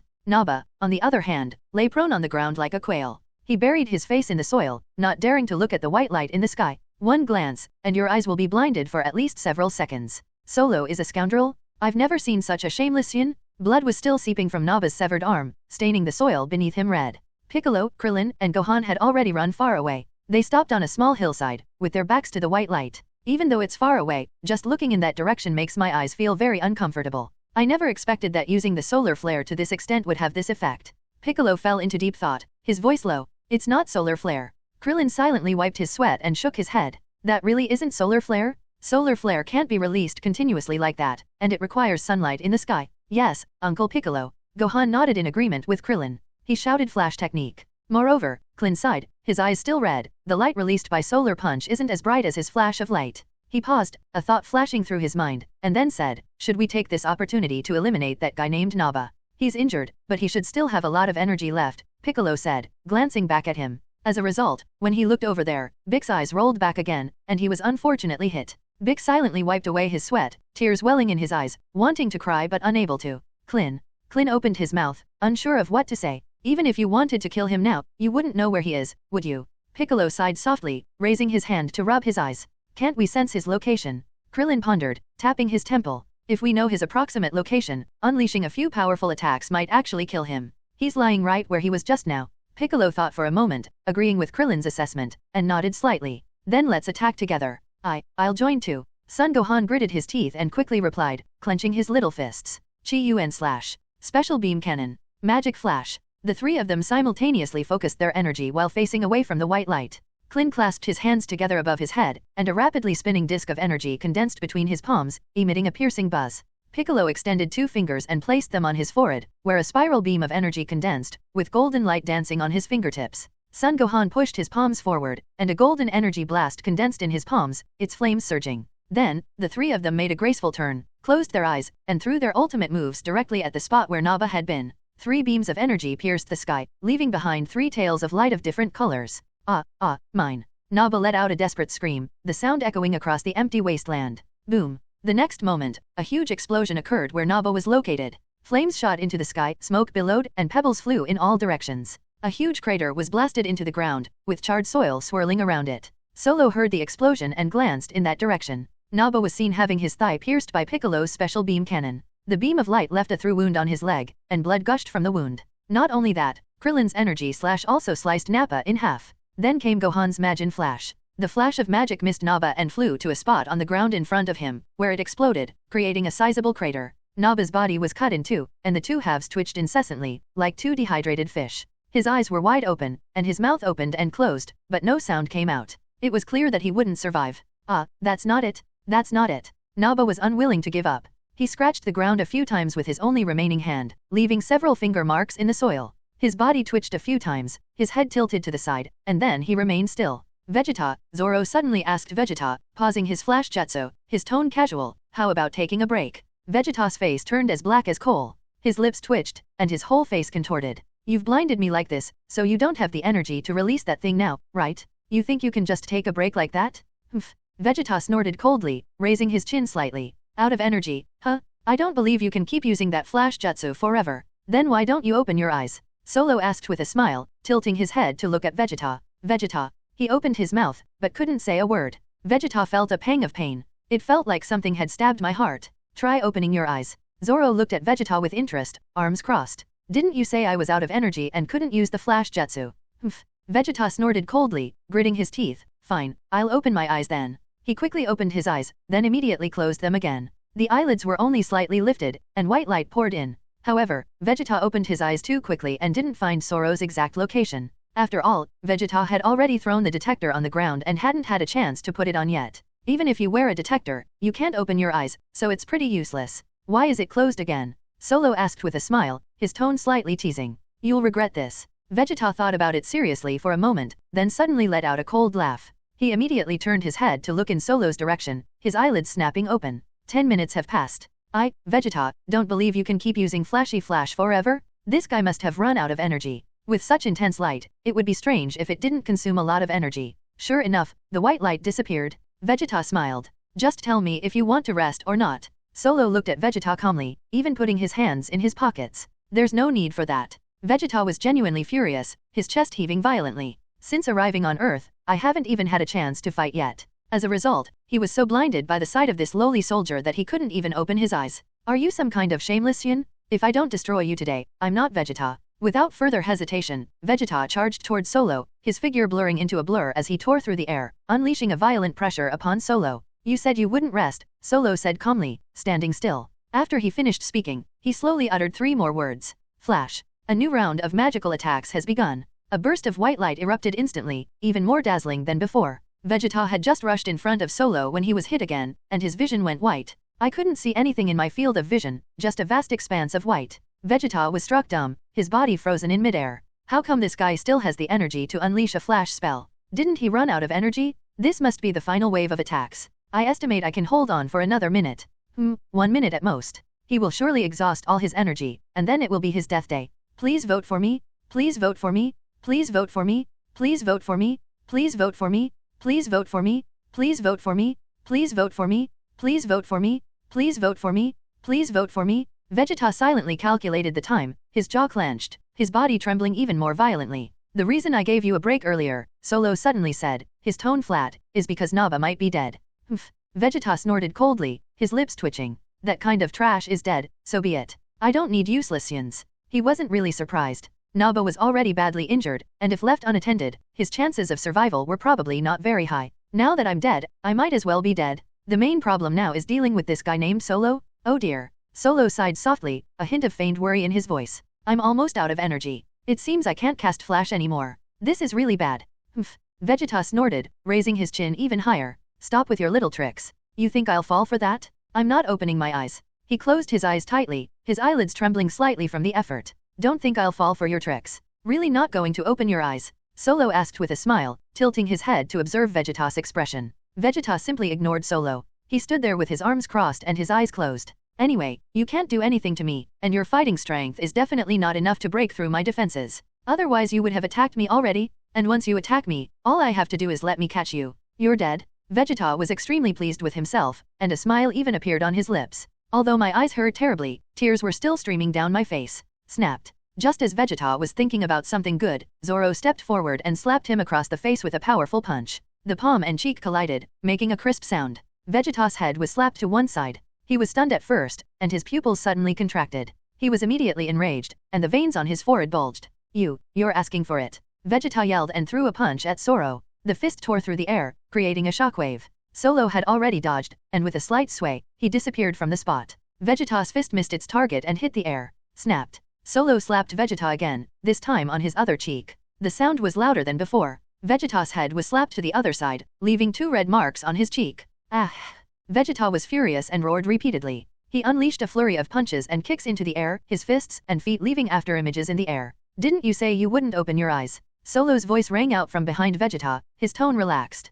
Call out. Vegeta performed a spectacular turn, spinning his body 180 degrees. An energy blast shot out from his hand, a ball of light shooting out from his palm. The energy blast shot toward Solo's location at an extremely high speed, leaving a trail of light in the air. Solo reached out, spread his 5 fingers, and caught the energy blast released by Vegeta, his fingers gripping the edge of the sphere. Then gently pinch it. Snapped. The energy blast exploded in Solo's hand, sparks shooting out from between his fingers. Ah! Solo exclaimed, his voice slightly exaggerated. Then, as if nothing had happened, he floated in the air with an air of nonchalance. The palm was completely unharmed, not even the skin was broken. Ha ha ha. Vegeta grinned smugly, a smirk playing on his lips. How was that last hit? He tilted his head, still keeping his eyes closed. Gotcha, huh? A lowly warrior is still a lowly warrior? Even if you blindfold me, do you think I can't do anything to you? So, Solo asked with interest, arms crossed, can you open your eyes now? Vegeta fell silent, his lips twitching slightly. The more Zoro said this, the less Vegeta dared to open his eyes.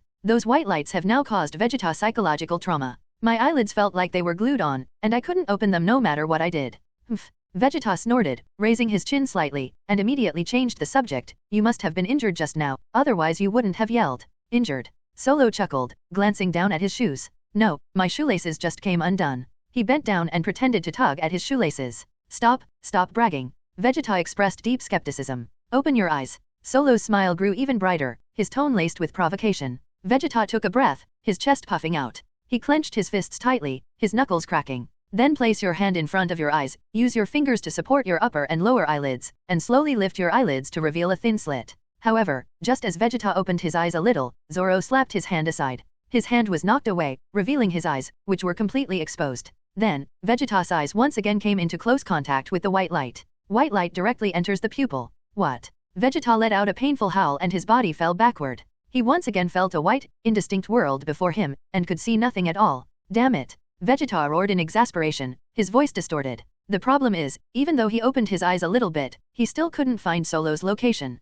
Even because of that brief flash of white light, my vision regressed back to square one. With things progressing to this point, Vegeta had already begun to consider leaving this planet. He gritted his teeth, his brows furrowed. But what if we used a remote control to call the spaceship over? The spaceship will definitely be kicked away by that guy Solo. Correct. He's not as fast as me? Why don't I run to a faraway place and then quietly come back to deal with him? Vegeta pondered to himself, a sinister smile creeping onto his lips. At this moment, Sun Wukong was riding his somersault cloud, approaching this place at an extremely fast speed. The somersault cloud left a golden trail in the sky. From afar, Sun Wukong spotted an extremely dazzling white light, which stood out conspicuously in that area. The white light, like a sun falling to earth, illuminated the surrounding sky, turning it white. What is that white light? Sun Wukong scratched his head, feeling that it was a bit dazzling. He squinted, trying to see clearly. However, after only a few seconds of looking at the white light, my eyes were so blinded that I couldn't open them. Tears welled up in her eyes and streamed down her cheeks. Is that the solar flare? Sun Wukong muttered to himself, somewhat incredulous.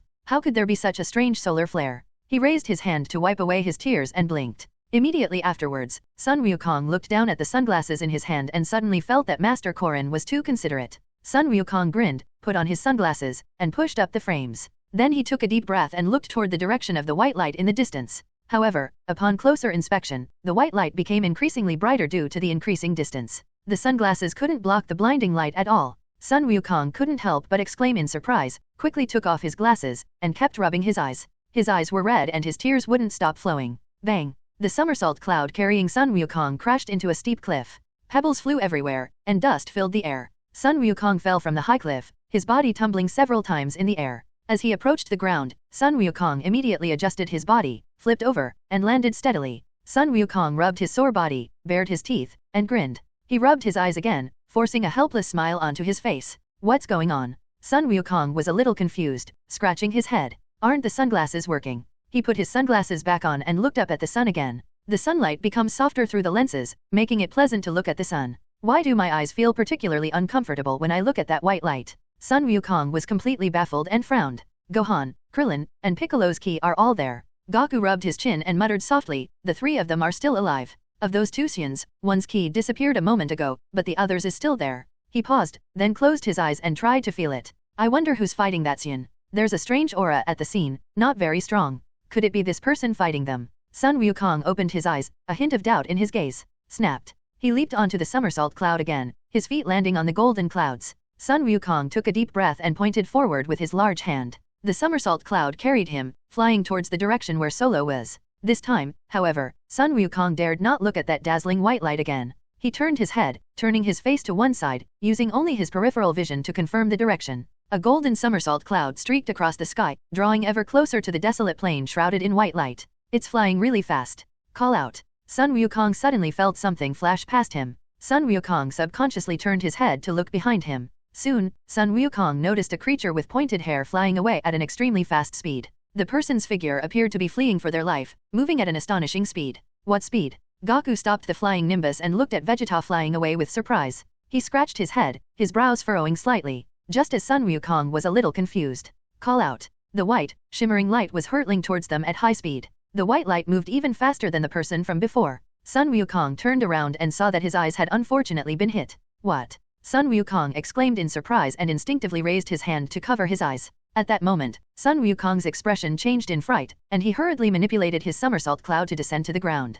Goku, over here. Krillin's eyes lit up, and he hurriedly shouted excitedly at Son Goku, waving frantically. Dad, we're here. Son Gohan was so excited that tears streamed down his face, making his little face turn bright red. Go get him, Piccolo said to Krillin and Gohan in a low voice. His eyes have already been affected. Without further hesitation, the two immediately leaped up and came to Sun Wukong's side.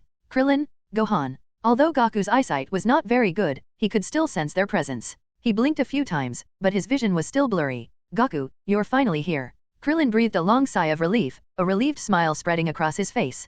Piccolo flew over from a distance and landed gently beside Goku. What on earth happened? Sun Wukong asked, rubbing his eyes, somewhat amused and exasperated, his eyelids still twitching. What was that white light? Goku, weren't you wearing sunglasses? Krillin pointed to the sunglasses Goku was wearing above his forehead, looking confused. How did you still get caught? I don't know what's wrong. Sun Wukong shook his head, took off his sunglasses to look at them, then put them back on. The sunglasses are completely useless. Huh. Clint scratched his bald head, pondering in a low voice, even sunglasses aren't working? Is this some kind of magical attack? What exactly happened?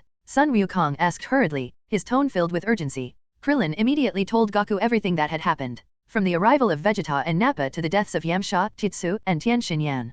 Clint's voice grew softer and softer, his fists clenched tighter. Li Ping, dumplings. Tianjin rice. Sun Wukong was filled with grief and indignation, his teeth grinding together and his eyes reddening. Dumplings have already died twice, Krillin sighed helplessly, lowering his head. I'm afraid they can never be brought back to life. Sun Wukong remained silent for a moment, took a deep breath, and glanced in the direction of Nappa again. Nappa was still alive and struggling. His two severed bodies lay in a pool of blood, his only remaining hand clawing weakly at the ground. However, his condition was very bad. His body was cut in half at the waist, one arm was severed, and there was a hole in his thigh. Blood stained the soil beneath him, and his breathing was weak and rapid. Fortunately, Saiyans are quite resilient, an ordinary person would have been dead long ago. Saiyans are indeed very resilient. After all, in the original story, Vegeta's heart was pierced by Frieza's beam, yet he was still able to say several more words. This guy is still alive. Clint exclaimed in surprise, his lips twitching. Vic and the others walked over and appeared beside Nappa. Several people formed a circle, looking down at the mutilated body on the ground. Damn it. Nappa clenched his fists, his face contorted with rage as he glared at Sun Wukong and the others, his eyes filled with resentment. This shouldn't be happening. You bunch of ants. It should be you guys who die. That Vegeta who came with you, Piccolo chuckled smugly, a smirk playing on his lips, is in a terrible state now. You're doomed. This is impossible. This is absolutely impossible. Nappa gritted his teeth and shouted, his voice trembling with pain. Vegeta will definitely kill him, and then it will be your death day. Bang. Piccolo slammed his palm down, the force of which shot out from his palm, instantly ending Nappa's life. Nappa's head was tilted to one side, his eyes were still open, and his body was completely still. Pa. Piccolo spat at Nappa again, his eyes icy. Trash. Krillin, Goku turned to Krillin, his brow furrowed slightly, and asked, you mean that Saiyan named Zoro used a technique called flash jutsu? That's what he said. Krillin nodded slightly, arms crossed. And it can fire in rapid succession. That's amazing. Sun Wukong exclaimed, a hint of admiration flashing in his eyes. However, we still don't know if he's friend or foe. Clint sighed softly again, not daring to look in the direction of the white light in the distance. They're probably friends, Gohan guessed, tilting his head as he thought for a moment. After all, he fought those two Saiyans. His energy doesn't seem malevolent. Sun Wukong smiled slightly, his gaze softening. Perhaps he's a good person. He rubbed his fists again, a dry smile appearing on his lips. I thought we'd have a good fight. Should we go take a look? Clint turned his head to look at the blinding white light in the distance and squinted. Upon seeing this, Clint immediately pulled his head back and covered his eyes with his hand. It's too bright. Tears welled up again. Let's go. Piccolo made a quick decision, immediately taking to the air with his feet off the ground. We need to know the outcome of the battle. Krillin and Gohan exchanged a glance and then took to the air as well. Sun Wukong was the last to take off, and the four of them flew towards the area shrouded in white light. Vegeta pushed his speed to the limit, the wind whistling in his ears. He felt he had gotten rid of Solo. Only then did Vegeta gradually slow down and slowly open his eyes. The eyelids slowly opened. Upon opening his eyes, Vegeta was once again blinded by a blinding white light. The white light, like a sharp sword, pierced straight into the pupil. What? Vegeta gasped in surprise, his body stiffening abruptly as if struck by lightning. He quickly closed his eyes, and his body swayed in the air a few times. What's going on? Why is this guy still following me? I had already pushed the speed to its maximum. Logically, we should get rid of him. Why was he able to keep up? You can't escape, Vegeta. Solo's voice rang in Vegeta's ear, so close that it was less than a meter behind him. Vegeta's face turned deathly pale instantly, and his lips trembled. He was so angry that he trembled, his fists clenched so tightly they cracked. Speak, Solo said with a smirk, a hint of mockery in his voice, you're a piece of trash. If you never come to Earth again, I might consider letting you go. You. Vegeta was furious, his face growing increasingly ugly, and veins bulging on his forehead. Don't want to say, huh? Solo's smile widened, his tone light and airy. Then continue. He paused, then slowly uttered 5 words. Continuous flashes. Waves of white light surged forth, engulfing Vegeta like a tidal wave. If you're so capable, don't resort to such shameless tactics. Vegeta roared, his voice filled with barely suppressed rage. Didn't you say I was running out of energy? Zoro looked at Vegeta with interest, tilting his head. So, once your energy is depleted, you won't be able to use the flash jutsu anymore. Vegeta fell silent, his lips twitched, and his jaw clenched. I'll let you in on a little secret. Solo grinned, revealing a set of pearly white teeth. I can keep using this move indefinitely, it doesn't consume any energy at all. Vegeta's lips twitched violently, as if the sky had fallen. Can this move be used indefinitely? How can we fight then? You can't see it, and you can't run away. Vegeta felt that coming to Earth this time was a huge mistake. He was filled with deep regret. Do you dare to stop using those disgusting tricks of yours? Vegeta asked angrily through gritted teeth, his voice forced out from between his teeth. Give me a proper fight. No. Solo shook his head with a smile, crossing his arms. Should I retract Flash? Non-existent? Why hide such a good skill? Zoro also wanted to use Vegeta as a guinea pig to test his skills. Let's see if continuously unleashing flashes of light can completely blind him. Vegeta fell silent, his chest heaving violently as he felt an overwhelming sense of heartbreak and rage once again. You think you can outrun me? Solo's voice continued, tinged with amusement. You don't seem to be as fast as me. Clatter clatter. Vegeta was so angry that tears streamed down his face, and his body trembled even more violently, like a leaf. 2 streams of hot tears slid down her tightly closed eyes and flowed down her cheeks. However, Vegeta immediately flew into a rage and charged towards Solo with bared teeth and claws. His fists flailed wildly, and his legs kicked erratically in the air. However, because he couldn't see, Vegeta missed his target and his body swept past Zoro. Bang! Solo executed a backflip, flipping his body in midair and delivering a powerful kick to Vegeta's head with his heel. Awooah! Vegeta let out a scream that echoed through the empty sky. His body fell rapidly from the sky like a stone. Boom! With a loud bang, Vegeta crashed headfirst into the ground below. The ground was blown open, creating a deep crater, billowing smoke and dust, and sending debris flying in all directions. Vegeta lay at the bottom of the pit, covered in mud and rubble. At that moment, Vegeta felt as if his whole body was falling apart. Every bone aches, every muscle twitches. At the same time, Vegeta was deeply shocked. This guy's combat power is clearly only 1000, so why was he able to seriously injure me? Has his fighting ability surpassed mine? Impossible, he was just a low-ranking soldier. I, Vegeta, am a super genius warrior. How could I be surpassed by a low-ranking soldier? So, was he just toying with me by casting flash spells all this time? He clearly had the ability to beat me. The thought of this made Vegeta feel even more heartbroken. My heart felt like it was being gripped tightly by an invisible hand. 2 streams of hot tears flowed down Vegeta's face, mingling with the dirt and leaving 2 streaks. Vegeta cried. He was beaten to tears by Solo. The main problem was that this battle was too frustrating. Pathetic. Zoro landed beside Vegeta, shaking his head with disappointment. This is no fun. Why you, what did you say? Vegeta gritted his teeth, got up from the ground, and swayed unsteadily. He reached out and groped around in front of him. Then, Vegeta slowly opened his eyes, his eyelids trembling as he opened them a crack. Flash. Solo unleashed flash of light once more, and a burst of white light erupted instantly. Vegeta let out a scream, quickly closed his eyes, and leaned back. Continuous flashes. Zoro had a sudden idea. He moved closer to Vegeta, brought his body close to him, and activated the continuous flash technique, causing white light to flash wildly in front of Vegeta's eyes.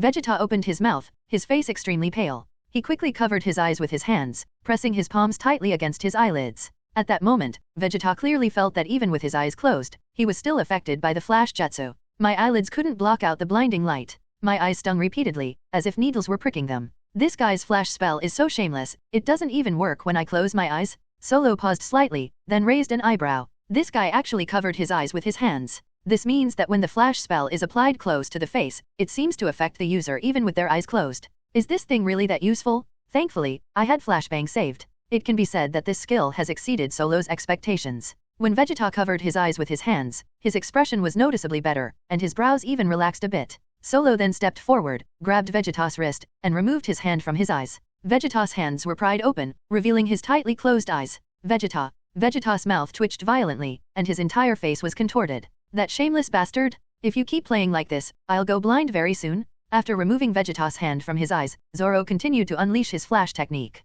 Waves of white light followed one after another, never ceasing. 1 minute, 2 minutes, 3 minutes, 5 minutes later, Vegeta lay on the ground with a look of utter despair, his limbs outstretched like a corpse. Bright red blood flowed from his eyes, and tears of blood streamed down his temples. He has gone completely blind. Only then did Solo finish casting flash. The surrounding white light vanished instantly, and the sky returned to its original color. Then, Zoro crouched down and patted Vegeta's cheek. Slap, slap. The palm slapped against the cheek, making a crisp sound. Feed, Zoro asked, tilting his head to look at Vegeta. Are you alright, Prince Vegeta? Vegeta shuddered, his mouth twitched, and his lips trembled. Do I look alright to you now? Vegeta's chest rose and fell slightly, his breathing rapid and disordered. The extent of his injuries was even more severe than when he fought Sun Wukong and the others in the original story. After all, Solo's kick just now was quite forceful. Vegeta felt as if his internal organs were out of place. Every breath was stinging. Zoro strode over to Vegeta, lowered his head, and looked down at the once arrogant Sun Prince on the ground, a smile playing on his lips. Speak, Zoro said with a grin, stepping on Vegeta's chest. You're trash? You're never coming to Earth again. Vegeta's body stiffened abruptly. My chest was being pressed down, making it even harder to breathe.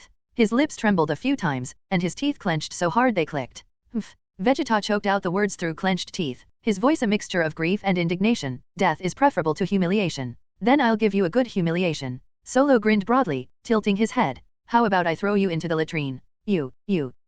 Vegeta's expression froze, his entire face contorted. His whole body trembled violently, as if he had been electrocuted. His face was extremely pale, with a bluish tinge. Are you a demon? Go ahead and kill me if you dare. Vegeta roared furiously. Why would I kill you? Solo laughed, a hint of amusement in his smile. If I kill you, how am I supposed to deal with you later? I love seeing you annoyed with me, yet unable to do anything about it. Vegeta fell silent. His chest heaved violently, and his breathing became increasingly heavy. Tears of blood flowed from his eyes again, landing on the ground. You're not going to talk, huh? Solo scoffed, his smile vanishing. If you don't talk, I'll throw you into a cesspool and leave you there for a year. As he spoke, he stepped forward, bent down, and grabbed Vegeta's tail. Solo dragged his body forward.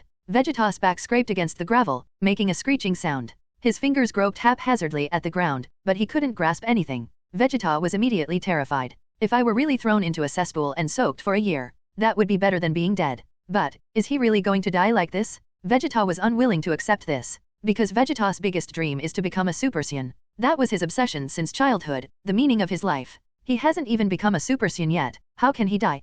Vegeta, will never die on Earth. I'll talk. Vegeta panicked. He panicked? There was a hint of panic in his voice. Solo paused slightly, stopped dragging his tail, and turned to look at Vegeta. I'm never coming to Earth again, Vegeta said through gritted teeth, his voice filled with resentment, each word seeming to be forced out of his throat. There's one more thing, Zoro said, smiling at Vegeta with anticipation in his eyes. Vegeta's lips trembled violently, his entire face twitching. I'm useless. As he said this, Vegeta shed 2 lines of bloody tears of grief and indignation. Blood dripped from the corner of his eye and onto the soil beneath him. Just you wait, Solo, I'll make you pay. When I, Vegeta, become a Super Saiyan, I will come back to find you. By then, your flash ability will be completely useless against a Super Saiyan. Also, if we can leave Earth, we need to figure out a way to research something to block his flash spell. Vegeta had already begun to think about how to break the flash technique. His brows were furrowed, and his teeth were clenched so tightly they were grinding together. Speak louder. Solo frowned, looking displeased. Finish what you're saying. I'm useless. I'll never come to Earth again. Vegeta felt increasingly humiliated, his face streaked with tears of blood. The sound echoed across the empty wasteland, carrying an overwhelming sense of grief and indignation. Just then, Goku, Piccolo, Krillin, and Gohan descended from the sky and landed next to Zoro. Just now, Zoro's words to Vegeta, telling him that he was a piece of trash and would never come to Earth again, were overheard by Goku and the others. Sun Wukong and the others were all stunned. Their eyes widened, their mouths slightly agape, and they looked over in astonishment. Upon witnessing Vegeta's miserable condition, Goku and his friends were once again deeply astonished. So pitiful? My eyes are blinded by the light. Blood was still seeping from his eyes. Can a flash of light really blind someone? Solar Fist can't do that? Sun Wukong scratched his head, opened his mouth, but didn't know what to say. Klin swallowed hard and instinctively took a half-step back. Piccolo crossed his arms, staring blankly at Vegeta on the ground, his eyes filled with a complex emotion. Gohan hid behind Piccolo, peeking out half his head, his little face filled with shock. It's almost the end of the month, guys, throw your monthly votes at me. It's said that for every 7 people who vote for you, any one of your wishes can come true. I'm no longer interested in you, Zoro said, kicking Vegeta again, his foot hooking around Vegeta's waist. You can get lost now. Bang. Vegeta's body traced an arc in the air, like a kite with a broken string. His body rolled several times before crashing into a patch of woods in the distance and disappearing into the treetops. The sound of tree branches breaking came from afar. Puff. Vegeta spat out a mouthful of blood, which dispersed into the air as a mist of blood. He lay on the jungle floor, covered in mud, his face streaked with blood and tears. His trembling right hand reached into his pocket, his fingers fumbling around for a while, before he pulled out a small remote control. Vegeta gritted his teeth and fumbled around on the remote control, pressing a few buttons. Call out. A spherical spaceship sped towards us from a distance, leaving a white trail behind it. The spaceship traced an arc in the air and quickly landed next to Vegeta, with the hatch facing him. Upon hearing the sound, Vegeta groped his way toward the spaceship. His fingers were digging at the ground, his fingernails filled with dirt. At the same time, Vegeta's heart was pounding in his chest, as if it were about to burst out. Hopefully, Solo hasn't changed his mind. If he were to kill me at this moment, I would be powerless to resist. Fortunately, Vegeta felt himself getting closer and closer to the spaceship. My fingers touched the smooth outer wall of the spaceship. Clatter. Vegeta reached out and gripped the edge of the spaceship's hatch, his fingers wedging into the gap. Overjoyed. Finally. I'm finally going to board the spaceship. Flash. Solo suddenly shouted from behind. The sound wasn't loud, but it clearly reached Vegeta's ears. Upon hearing Zoro's voice, Vegeta's expression froze. My body shuddered violently as a conditioned reflex. With a slip of the finger, it detached from the edge of the hatch. Vegeta lost his balance and fell headfirst to the ground, burying his face in the dirt. Sun Wukong immediately covered his eyes. Klin called out and turned around. Bick instinctively raised his hand to shield his eyes. Sun Gohan immediately closed his eyes. However, Sun Wukong and his companions quickly realized what was happening. Because Solo only shouted it out, he didn't actually unleash the flash. No white light appeared. Sun Wukong lowered his hand, breathed a sigh of relief, and smiled awkwardly. Klin turned around and patted his chest. This thing is absolutely terrifying. My eyes can't take it at all. After Vegeta fell to the ground, he suddenly realized that he had gone blind. He lay on the ground, panting heavily. Even if you use flash photography again, can you still cause secondary damage to my eyes? Snort. Vegeta was so angry that he gritted his teeth, which made a grinding sound. He reached out again, groped his way to the edge of the hatch, and used his strength to prop himself up. Finally, Vegeta climbed onto the spaceship. He rolled into the cabin and leaned back in his seat. Creak. The spaceship's hatch closed slowly with a dull thud.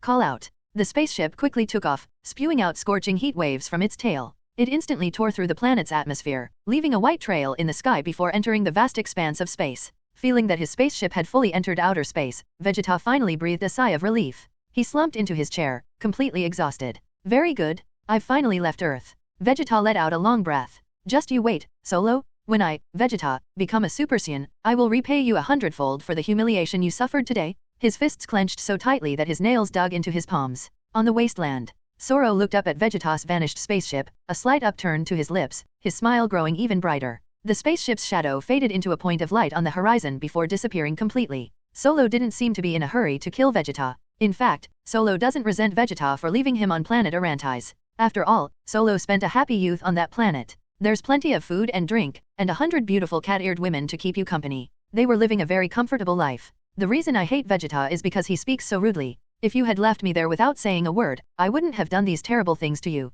And when I first arrived, you even humiliated me. Of course I'll humiliate you back tenfold. Hello. Sun Wukong stepped forward, greeted him in a friendly manner, and extended his hand with a sincere smile, wanting to shake hands with Solo. Piccolo's gaze swept back and forth over Solo, his brow furrowing slightly. Klin clenched his fists instinctively and leaned back slightly. However, the two quickly came to their senses. The two looked at each other and saw the same thought in each other's eyes. We're watching him so closely. What if he unleashes another flash spell? That Saiyan named Vegeta is so pitiful. His eyes were blinded by the light. Klin shivered and quickly looked away. Bick coughed lightly and looked away. Wait a minute. As he spoke, Solo took out a remote control and operated it for a bit. Call out. Solo's spaceship flew over from a distance and landed steadily not far away. Immediately afterwards, Solo stepped onto the spaceship and crawled into the cabin. He quickly started operating the console, his fingers flying across the buttons. Huh. Sun Wukong was slightly taken aback, and quickly asked, Zoro, you're leaving Earth. No, Solo replied with a smile, without turning his head. He reached for the microphone and brought it to his mouth. Then, Solo shouted into the microphone on the spaceship. Flash. Upon hearing these three words, Sun Wukong instinctively closed his eyes, his eyelids snapped shut, and his body stiffened slightly. Piccolo, Gohan, and Krillin were startled and quickly and gracefully turned around. Klin exclaimed ah, and covered his face with his hands. Gohan buried his head directly into Piccolo's cloak. Bick raised his hand to cover his eyes. However, Solo still didn't unleash the flash, he just shouted slogans. The air was silent for 2 seconds. Clint slowly lowered his hand, turned around, and looked at Solo speechlessly. Bick lowered his arm, his lips twitching. Sun Wukong opened his eyes, scratched his head, and smiled awkwardly again. The vast starry sky, the boundless universe. Vegeta lay in the spaceship, his face filled with despair and resentment. His eyes were covered with scabs, and dried blood still clung to the corners of his mouth. My body swayed slightly with the slight turbulence of the spaceship. Just then, suddenly, Solan's devilish whisper came from the speaker. Flash. The sound came through the communication line, so clear it was as if someone was speaking right next to my ear. Vegeta screamed in fright, and his body convulsed violently. His hands flailed wildly, and he almost fell off his seat. My heart was pounding wildly in my chest, as if it were about to explode. However, Vegeta quickly realized what was going on. He stopped moving. This is fucking. I'm already on a spaceship, what do I have to be afraid of? That bastard Solo deliberately connected to my communication line. Are you trying to humiliate me this way? Vegeta clenched his fist, his knuckles cracking. Snapped. Vegeta gently patted the speaker with his hand. He smashed the speaker to pieces, and the fragments were scattered throughout the cabin. With blood and tears streaming down his face, Vegeta could finally get a good night's sleep. He leaned back in his seat and closed his eyes. However, as Vegeta slept, he started having nightmares again. In his dream, Vegeta felt that he was surrounded by white light. A vast expanse of white, stretching to the horizon. I can't see anything. No matter which direction he ran, the white light followed him like a shadow. What? Vegeta screamed and woke up from his nightmare. He was breathing heavily, his chest heaving violently. My forehead and back were covered in cold sweat, and my clothes were soaked through. His expression was extremely ugly, and his lips were trembling. You bastard! Zoro! Vegeta roared in fury, his body trembling even more violently. Vegeta, will never forgive you. Earth. All right. Solo stepped off the spaceship with a faint smile on his face and turned to look at the people present. Hello, Zoro. Goku thanked him solemnly. Thank you for driving the Saiyans away. I can sense that you don't seem like a bad person. Actually, I'm inherently good. Zoro took a deep breath and sighed. It was all Vegeta and the others who forced me to be on a primitive planet, accompanying. Well, it's all in the past. Let's not talk about it anymore. Bick, Klin, Son Gohan. The three of them were speechless and silently complained to themselves. You are not a bad person, but that doesn't mean you are kind. You made Vegeta cry. And even after he left, you still humiliated him through a communicator. Klin's lips twitched, and he turned his face away. Bick remained expressionless, but his eye twitched slightly. Son Gohan tilted his head, looked at Zoro, then at Son Goku, his little face full of confusion. But it's a pity. Sun Wukong sighed softly, a little disappointed, and scratched his head. I was hoping to have a good fight with that Saiyan named Vegeta. There will be opportunities in the future, Solo smiled. As they were talking, a huge airship sped towards them from a distance. The roar of engines grew louder as the airship's shadow swept across the land. Ah, it's Miss Bulma and the others. Krillin smiled and waved his hand towards the sky. Is Bulma here? Goku looked up at the sky and grinned. The airship descended slowly, and the airflow stirred up dust from the ground.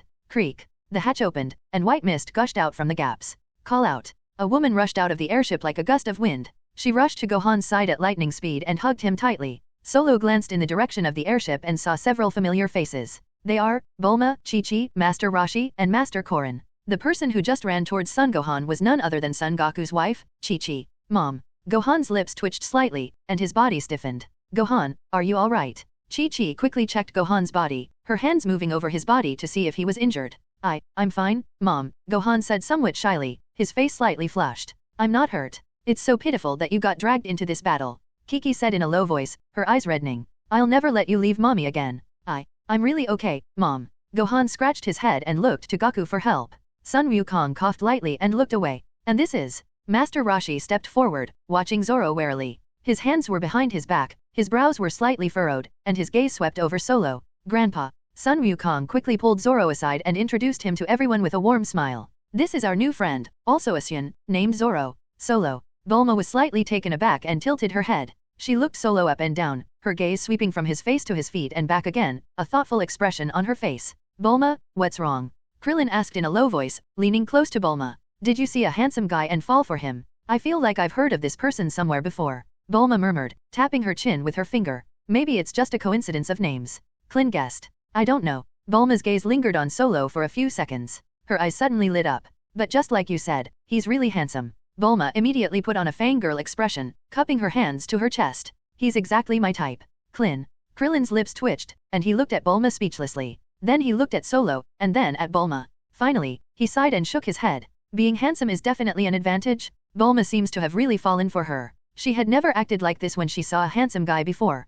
Krillin coughed lightly, but Bulma ignored him completely. Hello. Bulma stepped forward, her steps light and quick, a shy smile on her face. She stretched out her hand, her fingers slightly curled, and her voice was several octaves lower than usual. I'm Bulma, I'm 18 years old. Nice to meet you. After speaking, her face flushed slightly, and she lowered her head, glancing upwards at Solo. Solo's face darkened. I know you're Bulma, but saying you're 18 this year is a bit much. You're 28 this year, right? Zoro's gaze lingered on Bulma's face for a second, and his lips twitched. Hello. Solo didn't refuse and reached out to shake hands with Bulma. Solo originally intended to steal Bulma away, leaving Vegeta all alone. However, considering her age, and her actions in the original storyline, I reckon that Pig Li Ping has already taken it, right? Solo wasn't really interested. I have 100 cat-eared beauties, isn't that great? Solo merely shook her hand politely before letting go. He swiftly and decisively pulled his hand away from Bulma's palm. Bulma paused for a moment, her lips moved as if she wanted to say something. Miss Bulma.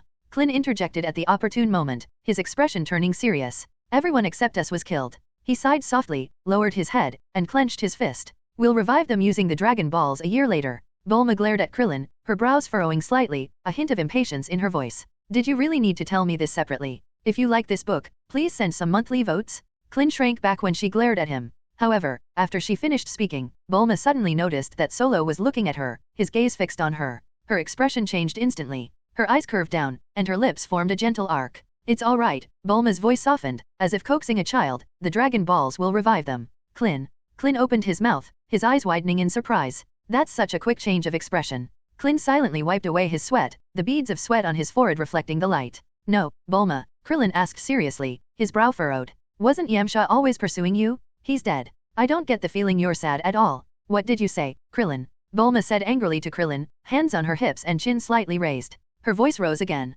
It's his business if he likes me, but I'll say it again, I don't like him at all. He's not my type. Okay. Clint scratched his head sheepishly and rubbed his bald head with his hands. Solo paused for a moment, raised an eyebrow, and looked at Bulma. His gaze lingered on Bulma's face for 2 seconds. Why is this plot so different from what I'm used to? Does this mean that Bulma wasn't with Yamcha in this timeline? Solo's lips curled up slightly, then quickly disappeared. Let's go back first, suggested Karen, who was squatting down to the side. Everyone boarded the airship together. Footsteps echoed on the metal gangway. Solo didn't move, remaining where he was, his hands in his pockets, his gaze fixed on the distant sky. Solo. Bulma leaned halfway out of the cabin door and gave him a gentle smile. She tilted her head to one side, trying her best to appear as a well-bred young lady. Come on over. Let's have a good meal at our house first. We have lots of delicious food. You must be a big eater like Wukong, right? It must be a pregnant turtle too. Krillin stood behind Bulma and muttered something in a low voice, but Bulma still heard it. Bulma's face darkened instantly, and the veins on her forehead throbbed slightly. She glared angrily at Clint, her eyes practically spitting fire. Just kidding, don't be angry. Clint hurriedly took several steps back, waving his hands wildly in front of him. Okay, thanks. Solo nodded and stepped onto the airship. The airship's hatch closed with a dull thud. The engine roared louder. Call out. The airship immediately took off and flew towards the western capital. The scenery outside the window rushed past, and the buildings on the ground became smaller and smaller. Below, Yajirobe came running quickly from a distance, his steps hurried, his belly jiggling. He waved his arms and shouted, "Hey, wait for me? I haven't boarded the airship yet." The sound echoed across the empty wilderness. However, the people on the airship seemed to have completely forgotten about him, and no one noticed his presence at all. The airship flew higher and higher, farther and farther. Call out. The airship accelerated, its tail spewing out blue flames. As the sun set, the airship left a bright trail of light before disappearing into the horizon. Yajirobe stood there, bent over, placed his hands on his knees, and gasped for breath. He looked up at the direction the airship had disappeared in, his lips trembling slightly. Those bastards. Inside the airship. Oh, right, Master Korin. Krillin suddenly remembered something and turned to ask, didn't that Yajirobe guy come to join the battle? He said he would come. Garen the Immortal pondered, stroking his chin with his claws. He paused. They probably got hungry on the way and went to find a place to eat. It's better that they didn't come, Clint sighed, shaking his head. They'd probably just be throwing their lives away if they came. The most important problem now is... Gaku stroked his chin, lost in thought, his brow furrowed. Yamcha and Tien Shinyan can be revived with the Dragon Balls, but what about Jitsu? Yes. Krillin nodded sadly, his eyes slightly red. Dumpling has already died once, there's no way to bring him back to life. This is going to be difficult. Bulma exclaimed, crossing her arms. Zoro, Krillin turned to Zoro and asked, did you also come to Earth after hearing about the Dragon Balls? No. Solo shook his head, smiled slightly, and put his hands in his pockets. I came here specifically to teach Vegeta and Nappa a lesson. I see. Clint nodded. He paused, then smiled, and explained, the Dragon Balls we just talked about are some very magical things on Earth. If you collect all 7, any wish can be granted. I've heard of Dragon Ball. Zoro smiled, his gaze sweeping over everyone present. I saw it in an ancient book on planet Vegeta a long time ago. It's said to be a unique ability of the Namekians. A Namekian? Krillin was taken aback and immediately turned his gaze to Piccolo. Bic raised an eyebrow, said nothing, crossed his arms, and remained expressionless. Yes. Solo looked at Piccolo and said with a smile, this Piccolo is a Namekian. Bic's eye twitched slightly. I've heard that Saiyan named Nappa say the same thing. Krillin sighed, scratching his bald head. So Piccolo is a Namekian? No wonder you're so strong. Bic remained silent, his gaze drifting to the window. I basically understood what you were saying. Solo looked around, his gaze sweeping across everyone's faces. Before this, weren't 3 people already dead in battle? Yes. Sun Wukong nodded, his expression turning serious. This is my fault. Solo sighed, looking remorseful, his brow furrowed. I came too late. If I had come to Earth sooner, they wouldn't have died. Hearing Zoro say this, and seeing him looking very remorseful, Sun Wukong and the others present were deeply moved. Sun Wukong's eyes reddened slightly, and his lips moved. Klin lowered his head and wiped the corner of his eye with the back of his hand. Although Bic remained expressionless, his gaze softened somewhat. Solo is indeed a good person. However, Solo asked, glancing at Klin, you seem to be saying that there's someone who can't be resurrected. Yes. Krillin's voice was low, his fingers clenched tightly. The dragon cannot resurrect someone who has died once. We had a friend named Titsu who was killed a long time ago, so he can't be resurrected. Then let's go to Namek, Solo said calmly. I've heard that Shenron also exists on Namek, and perhaps Shenron there can revive your companions. Really? Sun Wukong was both surprised and delighted, his eyes lighting up. Is it really possible? Thank you, Solo. Klin was extremely excited, clenching his fists in front of him. You've really been a great help, Zoro. Sun Wukong quickly thanked him. It's nothing, Solo smiled slightly and waved his hand. I was just saying what I knew. Great.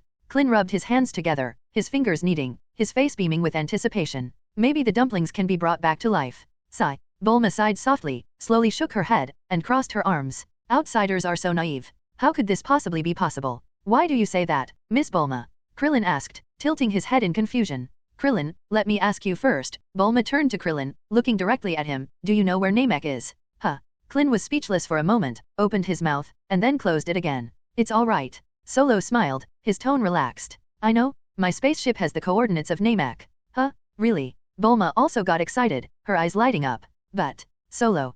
Krillin, remembering how small Solo's spaceship was, quickly asked, his brow furrowed, can your spaceship only seat 1 person? There's barely enough room for 2 people. Solo mused, tapping his chin with his finger. That's great. Krillin's eyes lit up, and he immediately suggested with an excited smile, Miss Bulma, why don't you squeeze in with Solo and go to Namek? Bulma's face flushed red, from her neck all the way to her ears. She opened her mouth, then closed it again. Solo gave Klin a long look. His gaze lingered on Klin's face for 2 seconds. That kid's got something? Let me and Bulma squeeze into that cramped spaceship.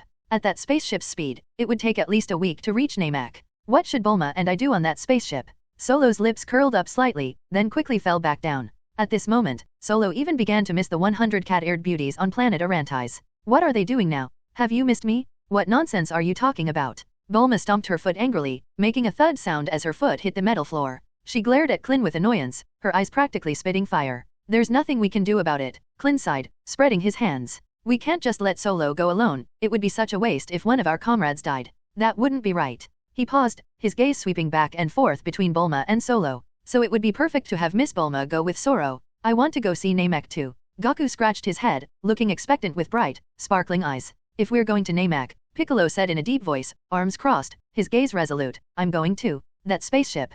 Klin rubbed his bald head, his fingers kneading his scalp. It can't hold that many people, can it? Bulma took a deep breath and calmed herself down. She looked at Solo with tenderness and suggested softly, Solo, could you modify your spaceship? After the modification, I think it would be fine for all of us to go. It would only take 2 months to complete the modification. Okay, no problem. Solo nodded, readily agreeing with a smile on his face. Bulma, Goku quickly asked, since we're modifying the spaceship, could you add a gravity training device for me? Gravity training. Bulma was taken aback and tilted her head. Simply put, it's about being able to adjust gravity, Sun Wukong explained, gesturing with his hands. I trained with King Kai, whose planet has 10 times the gravity of Earth, which is why my strength has increased so much. He paused, his gaze hardening. It must take a very long time to get to Namek from here, right? I can't just sit around doing nothing. I want to become stronger. Solo, Krillin asked, do you know how long it takes to get to Namek from here? About 7 days, Solo replied calmly. Can we add gravity training? Sun Wukong asked expectantly, his eyes shining. How much gravity do you need? Bulma asked, tapping her chin with her finger. At least 100 times the gravity of Earth. Sun Wukong thought for a moment, then stated his request, clenching his fist. 100 times gravity. Bulma nodded, her gaze turning serious. Alright, that should be fine. 20 minutes later, the airship landed in Bulma's yard. Creak. The hatch opened, and white mist gushed out from the gaps. Before this, Bulma had already called her parents and asked them to prepare a sumptuous meal. Solo stepped out of the cabin and his feet landed on the soft grass. He took a deep breath. The air was filled with the scent of flowers and grass. Bulma's mansion was very large, even more magnificent than his palace on the planet Arantis. The lawn was neatly trimmed, and the fountain shimmered with golden light in the setting sun. This way, Bulma walked ahead, her steps light, and turned back to wave to Solo. The group walked through the courtyard and into the restaurant. The dining table was laden with all sorts of dishes. The table was laden with barbecue, stew, salad, soup, fruit, dessert. Steaming hot, with a wonderful aroma. Solo didn't stand on ceremony and joined in the delicious meal. After taking a few bites of Earth's food, Solo was immediately moved to tears. 2 lines of tears slid down her cheeks and dripped onto the dining table. Sun Wukong was startled. With half a chicken leg still stuffed in his mouth, he asked indistinctly, Zoro, what's wrong with you? Klin was stunned, his chopsticks hanging in midair. Bulma put down her bowl and looked at Solo with concern. It's nothing. Solo sniffed, wiped his tears with the back of his hand, and said in a slightly trembling voice, it was so delicious. The planet Arantis is smaller than Earth, only about the size of Mars. The above-mentioned crops are relatively scarce. There weren't even potatoes or sweet potatoes, let alone tomatoes. There's no cumin or chili yet. Solo didn't enjoy his barbecue very much. Having lived there for 25 years, he had almost forgotten what those flavors tasted like. This is actually why he hates Vegeta and Nappa so much. The planet is wonderful, but it lacks many of the delicious foods it should have. Seafood is the one thing that's never lacking on this planet. Various kinds of hairy crabs, prawns, abalone, sea cucumbers, and more. However, you'll definitely get tired of eating seafood every day. Solo ate abalone, in particular, quite a lot. Vote for a monthly pass now and you can be teleported to planet Arla Ndis for free, with unlimited sea cucumbers and abalone. Solo ate on the planet Arantis for 25 years, and he would avoid abalone whenever he saw one. Thinking about it, it makes sense, the natives there are essentially cat people. It's perfectly normal for seafood to be plentiful. Solo's purpose in coming to Earth is to collect some seeds to take back to the planet Arantis. Potatoes, sweet potatoes, tomatoes, peppers, cumin. Nothing less. Solo, what's wrong? Bulma asked with concern when she saw that Solo's eyes were red again, leaning forward slightly. The food here is delicious, Solo said honestly, picking up a piece of green vegetable and stuffing it into his mouth. You can't get this good food on my planet. Is the environment on Solo's planet terrible? Bulma asked, tilting her head and frowning slightly. There's not much high technology on this planet, Solo sighed, putting down his chopsticks. Under my tutelage, they barely managed to invent electricity and the steam engine. Huh. Bulma looked at Zoro with pity, her mouth slightly agape. A steam engine? That seems to be a machine from a very ancient era. And this?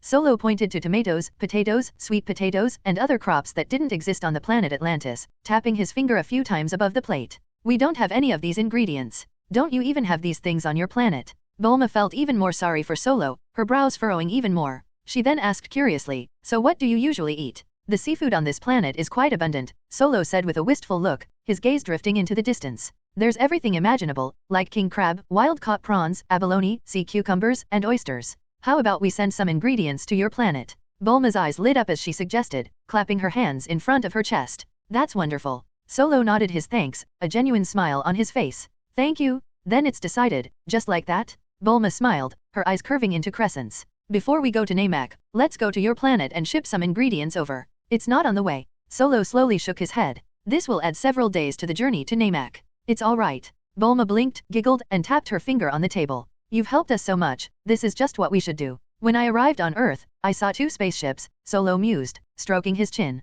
The other one must belong to Naba, right? We can make some simple modifications to that ship and turn it into ours. We can make mine autopilot and send the cargo directly to planet Atlantis. I'll leave a letter and instruct them to do as I say. If that's the case, then there's no problem. Bulma nodded slightly, her expression becoming serious. She paused. We can use empty capsules to transport lots and lots of things over there. I'll take you around these next couple of days to see things that don't exist on your planet, and we'll pack them all up for you. Thank you so much. Solo quickly expressed his gratitude. This way, Xiao Yi and Xiao Bai won't have to eat seafood every day. Finally, I can enjoy some different kinds of food. Solo's lips curled up slightly as he picked up another piece of potato and stuffed it into his mouth. I ate for a while. Sun Wukong was getting restless. He squirmed in the chair, his buttocks sticking out like nails, and he kept glancing in Solo's direction with bright, eager eyes. Is there something you need? Solo smiled, put down his chopsticks, and basically understood what Sun Wukong meant.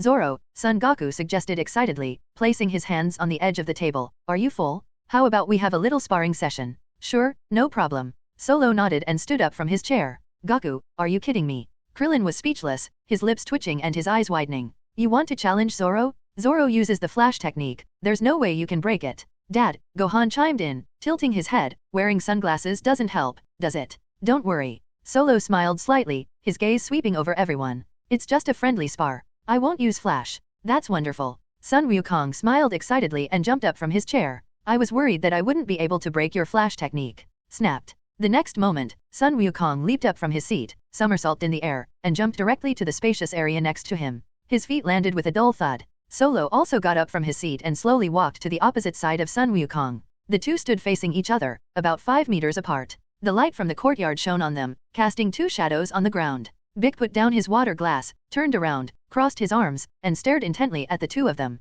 Klin stood up from his chair, walked to the side, and put his hands on his hips. Son Gohan climbed onto the chair and knelt down, his little hands resting on his knees, his eyes unblinking. Master Roshi stroked his beard and squinted. Garen the Hermit squatted on the table, his tail swaying gently. Zoro, I'm about to begin. Sun Wukong said, first bowing to Zoro in a competition salute. He stood with his feet together, leaned slightly forward, and held his hands at his sides before bowing. Their movements were precise, and their expressions were serious. Come on. Solo nodded, beckoned to Sun Wukong, and hooked his palm upwards. The atmosphere at the scene became tense. Piccolo, Krillin, Gohan, Master Roshi, and Master Korin all immediately focused their attention on that direction. They were also eager to know just how big the gap was between Sun Wukong and Zoro. Without Zoro's help, I wonder if Gaku could have defeated Vegeta and Nappa. Snapped. A powerful aura erupted from Sun Wukong's body. A powerful aura erupted from his body, and golden light danced across his skin. The lawn was blown backward by the airflow, and the plates on the table trembled slightly. Call out. Sun Wukong didn't stand on ceremony, he stumped his right foot on the ground with a thud. His figure transformed into a streak of light, moving so fast that only a series of afterimages remained, as he rushed swiftly towards Solo's location. Immediately afterwards, Sun Wukong swung his fist, pulled his arm back, and clenched his fist tightly. A layer of flame gathered on his fist, which slammed straight towards Solo's face. Solo stood still, motionless. He slowly extended one finger, raising his index finger. Snapped. The next moment, Sun Wukong's fist slammed heavily into Zoro's outstretched index finger. Their fists clashed, producing a crisp sound. Solo stood calmly and unmoved. His body didn't move at all, his feet seemed nailed to the ground. Not even a tremor in his fingers. Sun Wukong's fist stopped in front of his fingertips, as if it had hit an iron wall, and could not move forward an inch. Sun Wukong stared blankly at this astonishing scene, his eyes wide and his mouth slightly agape. Then, his eyes changed from shock to surprise, and then to excitement. Wow, that's amazing. Sun Wukong exclaimed in amazement, withdrawing his fist. No wonder he's Zoro. He leaped backward, his body arcing through the air before landing on his feet, temporarily creating some distance between himself and Solo. You're not bad either. Solo smiled slightly and withdrew his finger. Who do you think is stronger, me or that Saiyan named Vegeta? Gaku asked eagerly. Judging from the intensity of the energy you're unleashing right now, Zoro said with a smile, arms crossed, Vegeta's strength is roughly twice yours. More than twice as much. Sun Wukong stroked his chin, somewhat surprised. Is Vegeta that strong?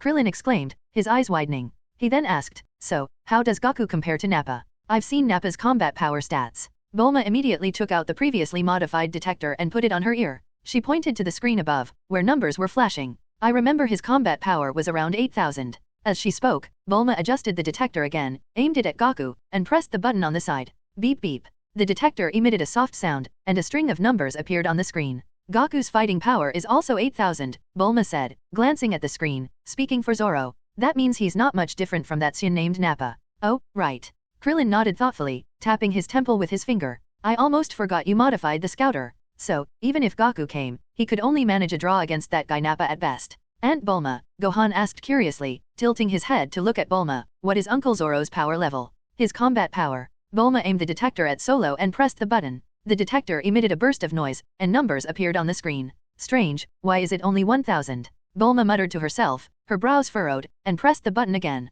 The number on the screen is still 1,000. Bulma, Krillin asked, arms crossed, have you assessed Vegeta's fighting power? No. Bulma slowly shook her head, took the detector out of her hand, and held it in her hand. I originally wanted to test his combat power, but the detector started alarming as soon as it was about to start testing. I felt there was a risk of it going off the charts, so I didn't test it. Zoro said Vegeta's strength is more than twice that of Gaku. Krillin gasped, his face turning deathly pale, cold sweat beading on his forehead. So his power level is over 16,000. Vegeta's power level is 18,000, Zoro said with a smile, his tone calm. 18,000? Upon hearing Zoro reveal Vegeta's power level, everyone present except for Gaku was terrified. Clint felt a chill run down his back, and his legs went slightly weak. Bick was so frightened that his face turned green and his pupils shrank sharply. His lips twitched, and the veins on his clenched fists bulged. It's terrible? Combat power 18,000. No wonder that guy named Naba acted like a grandson in front of him. Therefore, if Vegeta wanted to destroy Nappa, it would be a piece of cake. Piccolo knew his fighting power rating, which was around 3,600.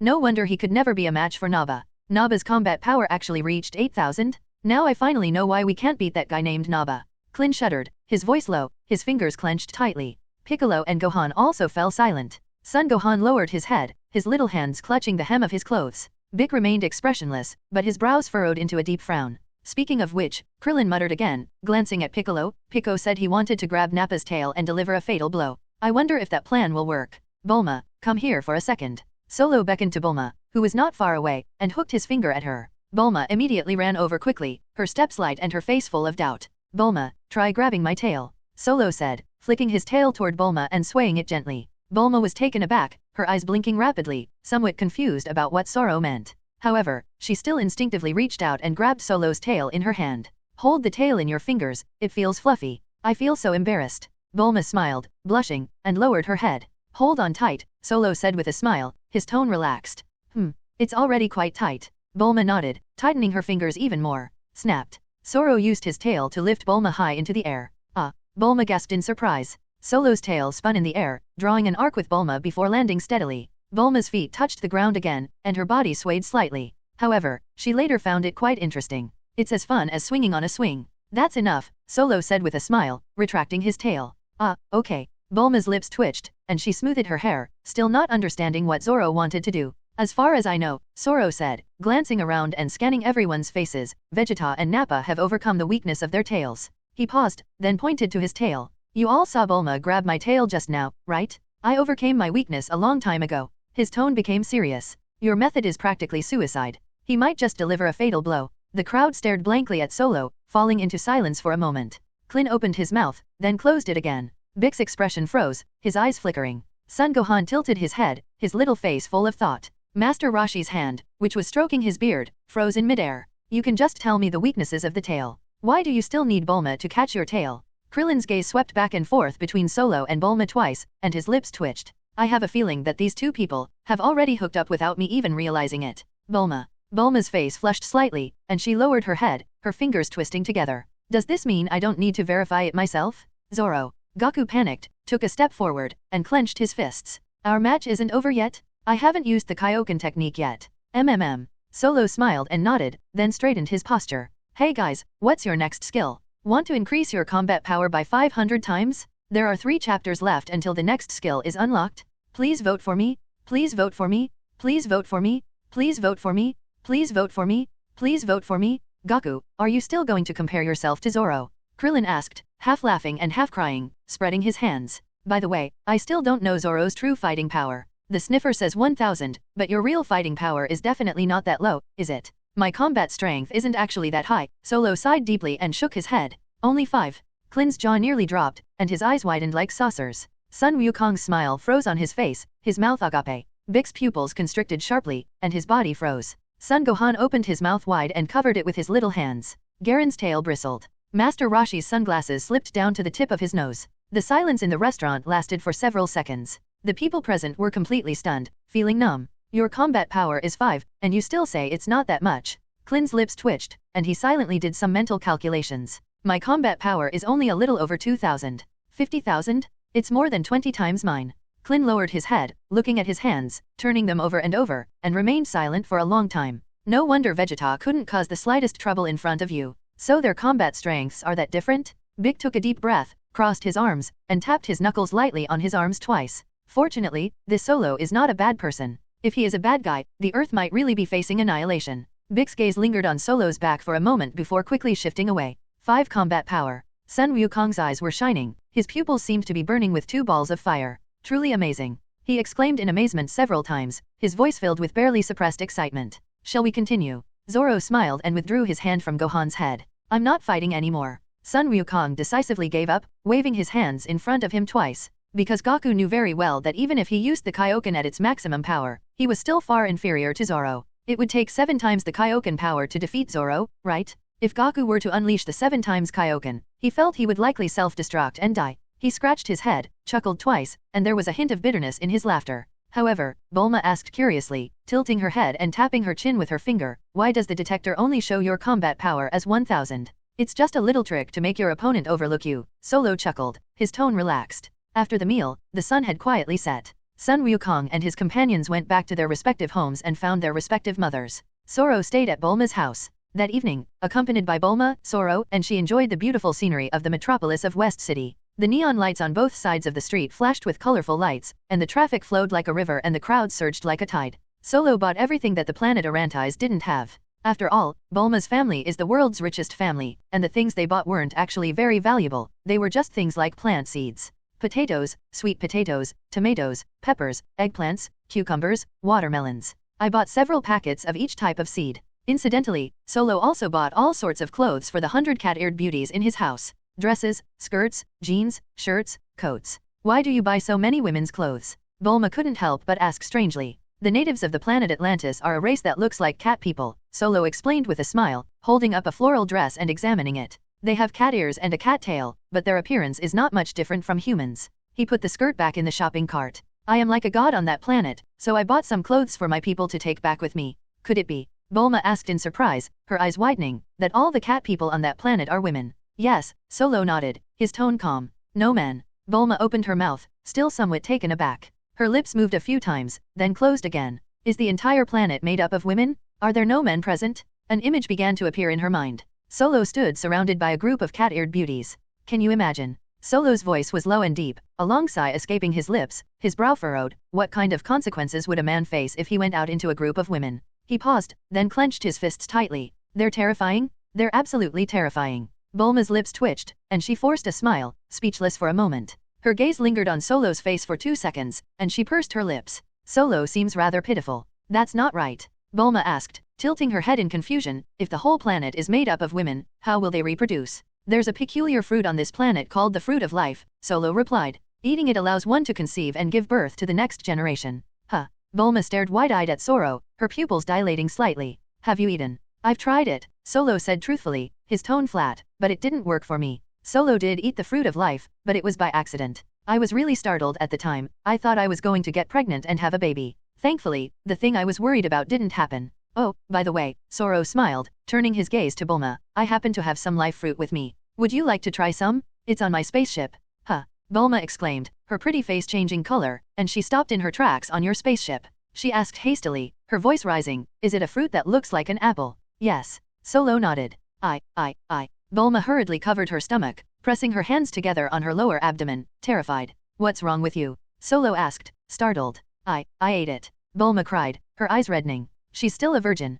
Could she be pregnant? Solo's lips twitched, and his eyes widened slightly. I thought it was fruit my dad put there. Bulma was both amused and exasperated, gesturing with her hands in front of her. I was saying it tasted strange, sweeter, and more delicious than regular apples. She took a deep breath. I was thinking of asking my dad to buy more of this fruit. Turns out it's the fruit of life from your planet. This. Solo sighed, stroking his chin. I'm afraid this will be a bit troublesome. How long does it take to get pregnant? Bulma asked anxiously, leaning forward slightly. It seems similar to Earth. Solo's lips twitched slightly. It's the same as here, 10 months of pregnancy. Bulma stammered, waving her hands in front of her. I don't even have a boyfriend. This is terrible. She bit her lip. I'm taking levonorgestrel tablets now. Will it work? It's been less than 24 hours. I don't know. Solo shook his head and spread his hands. Huh. Bulma swayed, feeling completely unwell, her face turning pale. Did I give birth to a kitten? No? You must take your medicine as soon as you get back. Otherwise, what would happen if a kitten were suddenly born? Bulma was already picturing herself giving birth to a litter of kittens. After that, Bulma lost all interest in accompanying Solo shopping. She tugged at Solo's sleeve, her steps quickened, her eyes darting around. He hurriedly found a pharmacy, bought a box of levonorgestrel tablets, and then quickly took Solo home. The pharmacy clerk's lips twitched as he watched Bulma's hurried departure. The first thing Bulma did after returning home was to take her medicine. She poured herself a glass of water, her hands trembling slightly, and almost dropped the pills when she took them out of the foil. Tilt your head back, swallow the pills, and drink water. His Adam's apple bobbed. Bulma, what are you doing? Bulma's mother, Bridget, walked up and looked at her daughter curiously. Her gaze swept over Bulma's face and immediately fell on the medicine box on the table. The medicine box was very eye-catching, with several large characters printed on it. And nothing. Bulma was startled and quickly hid the medicine box behind her back, putting her hands behind her back. This is levonorgestrel. Bridget stared wide-eyed at Bulma in surprise, her mouth slightly agape. Have your relationship with Solo progressed this quickly? Mom. Bulma snapped angrily, her face flushed red. What nonsense are you talking about? We have no relationship. If it's okay, why take this medicine? Bridget asked curiously, frowning and crossing her arms. Taking too much of this medicine is bad for your health. Bulma turned her face away, not wanting to say anything. Actually, Bridget giggled, clasping her hands together in front of her chest, I think Zoro is quite handsome, and even stronger than Goku. She paused, her eyes sparkling. If you two have a child, that child should be even stronger than Gohan, right? He would be the perfect person to take over the Capsule Corporation in the future. Mom, it's not what you think. Bulma exclaimed, her voice echoing throughout the room. Hehe. Bridget laughed and waved her hand. Bulma, you're almost 30, there's nothing to be shy about. She blinked. I have to tell your dad this good news, but please, you absolutely mustn't take medicine again next time. That's not true. Bulma cried, covering her face with her hands. She took a deep breath and squeezed out a sentence through gritted teeth. Also, don't casually mention someone's age. Yes, our Bulma will always be 18. Bridget waved with a grin and turned to leave the room. The door closed behind me. Bulma stood still, lowering her hands from her face. She looked down at the medicine box in her hand, then at the water glass on the table. Bulma felt much better after taking the medication. She let out a long breath and relaxed her shoulders. If a kitten were to suddenly be born here, it would definitely be explosive news. She couldn't bear to think about that scene. However, after a brief period of stagnation, Bulma fell into deep thought once again, because Bulma vaguely remembered it. In the summer when she was 10 years old, she was kidnapped on her way home from school. A man saved her. That man is so handsome. He said his name was Solo. His appearance is extremely similar to that of the current Solo. However, Bulma felt that something was not quite right. As Solo himself said, he had been living on the planet Arantis since he was 5 years old. So, who was the man named Solo who saved him? 10 days later, Solo packed all the plants, appliances, computers, and other things he had scavenged from the earth into an empty capsule and took it all with him. He squatted down and checked them one by one to make sure nothing was missed. Bulma also thoughtfully labeled each item with its cultivation instructions. The handwriting is neat and the logic is clear. Solo carefully placed the capsule into the box, then put the box into the spaceship, and quickly operated the main control panel. The spaceship was the same one Solo used when he came to Earth. The spaceship that Naba was traveling on was being modified. Before this, Solo had Bulma remove all the positioning and communication systems from the spaceship to prevent Frisia from locating the planet Arla Ndis. Bulma dismantled it very carefully, leaving not even a single thread behind. Call out. The spaceship rapidly tore through the planet's atmosphere, spewing blue flames from its tail. It left a white trail in the sky and disappeared into the vast starry sky. The spaceship will then enter autopilot mode and fly directly to the planet Arantis. With Earth's technology and vegetation, it is believed that the planet Atlantis will soon enter the Third Industrial Revolution. Although our technology is still far behind that of Earth, it is already quite remarkable. Solo stood in the yard, hands in his pockets, looking up in the direction where the spaceship had disappeared. The corners of his mouth rose slightly. Bulma also bought a pregnancy test and hid in the bathroom, holding the test in her hand and staring intently at the line on it. A line. Thankfully, everything is normal. Not pregnant? Bulma let out a long breath, threw the test strip into the trash can, and leaned on the sink, looking at herself in the mirror. The woman in the mirror was also looking at her. 3 more days passed. A square metal house has appeared in Bulma's yard. Through the combined efforts of Bulma and her father, Dr. Blevis, a gravity training chamber was finally created. This was something Solo specifically requested. After all, there are still 50 days before we set off for Namek. Instead of using this time, you should focus on your own cultivation. Solo stood in front of the gravity training room, hands on his hips, looking at the metal building. Given Zoro's current fighting power, if he were to encounter Frisia on Namek, he would be as good as dead. We must improve our basic combat capabilities. Once your base combat power reaches 300 million, and you combine it with the skill combat power x50, you can achieve the effect of a Super Saiyan. Moreover, the skills can be refreshed again in 7 days. What kind of skill will it be this time? Solo was looking forward to it. At least in his battle with Vegeta, Zoro experienced the power of the flash technique skill. That's practically a super magical attack. It can blind you even with your eyes closed. Are you scared? As Solo thought of this, a smile appeared on his lips. However, using the flash technique to humiliate Vegeta is feasible. If this move were used against Frisia, that guy would definitely destroy the entire planet in a fit of rage. If the planet is destroyed, Solo will inevitably be exposed in outer space. Currently, Solo is unable to survive in outer space. This is the Saiyan's weakness, which they cannot overcome in a short time. Guys, have you decided what your next skill will be? The main reason Solo is going to Namek is to use the Namekian dragon to gain the ability to survive in outer space. or you could wish for the ability to survive in all kinds of environments. As for whether the system will grant this ability, Solo doesn't hold out much hope for now. In comparison, Shenlong is more reliable. Now, what Solo needs to do is improve his basic combat capabilities as quickly as possible. Let's see if training in the gravity training room can achieve the desired results. Unfortunately, there weren't many senzu beans left at this time. If there were enough senzu beans, one could use the near-death rebirth method to increase combat power. Solo, Dr. Briefs said to Solo with a smile, adjusting his glasses, the gravity training room has been built just as you said, with a maximum gravity of 100 times. Thank you. Solo quickly expressed his gratitude. We're all family, no need to stand on ceremony. Dr. Briefs smiled and waved his hand, patting Solo on the shoulder meaningfully. He patted Solo's shoulder twice. A family. Solo was slightly taken aback, his brows furrowing slightly. But next time with Bulma, well, you know, Dr. Briefs said earnestly, his gaze behind his glasses serious, don't let her take that drug again. Solo's lips twitched, and his entire face contorted slightly. Are you guys misunderstanding something? This. Solo chuckled, waving his hands in front of him. Bulma and I are really nothing, Doctor, you've misunderstood. We're all adults, there's nothing to be ashamed of. Briefs laughed, his eyes narrowing into slits. He paused, then held up one finger. I saw Bulma go to your room around 11 p.m. that night. She went to my room because she wanted to modify the spaceship, Solo replied calmly. There are some things we need to agree on. Haha, no need for so much explanation, Briefs said with a laugh, then patted Solo on the shoulder. I understand. Solo simply stopped talking, his lips pressed into a thin line. Why does the more I explain, the deeper the misunderstanding gets? His gaze shifted to the distance, looking at the large tree in the yard. But then again, Briefs sighed deeply, putting his hands behind his back. Bulma hasn't had a boyfriend all these years, and you're the only one she's interested in. I heard from Klin that the dead Yamcha. Solo asked tentatively, his gaze sweeping over the doctor's face. However, before Solo could finish speaking, Dr. Briefs interrupted him.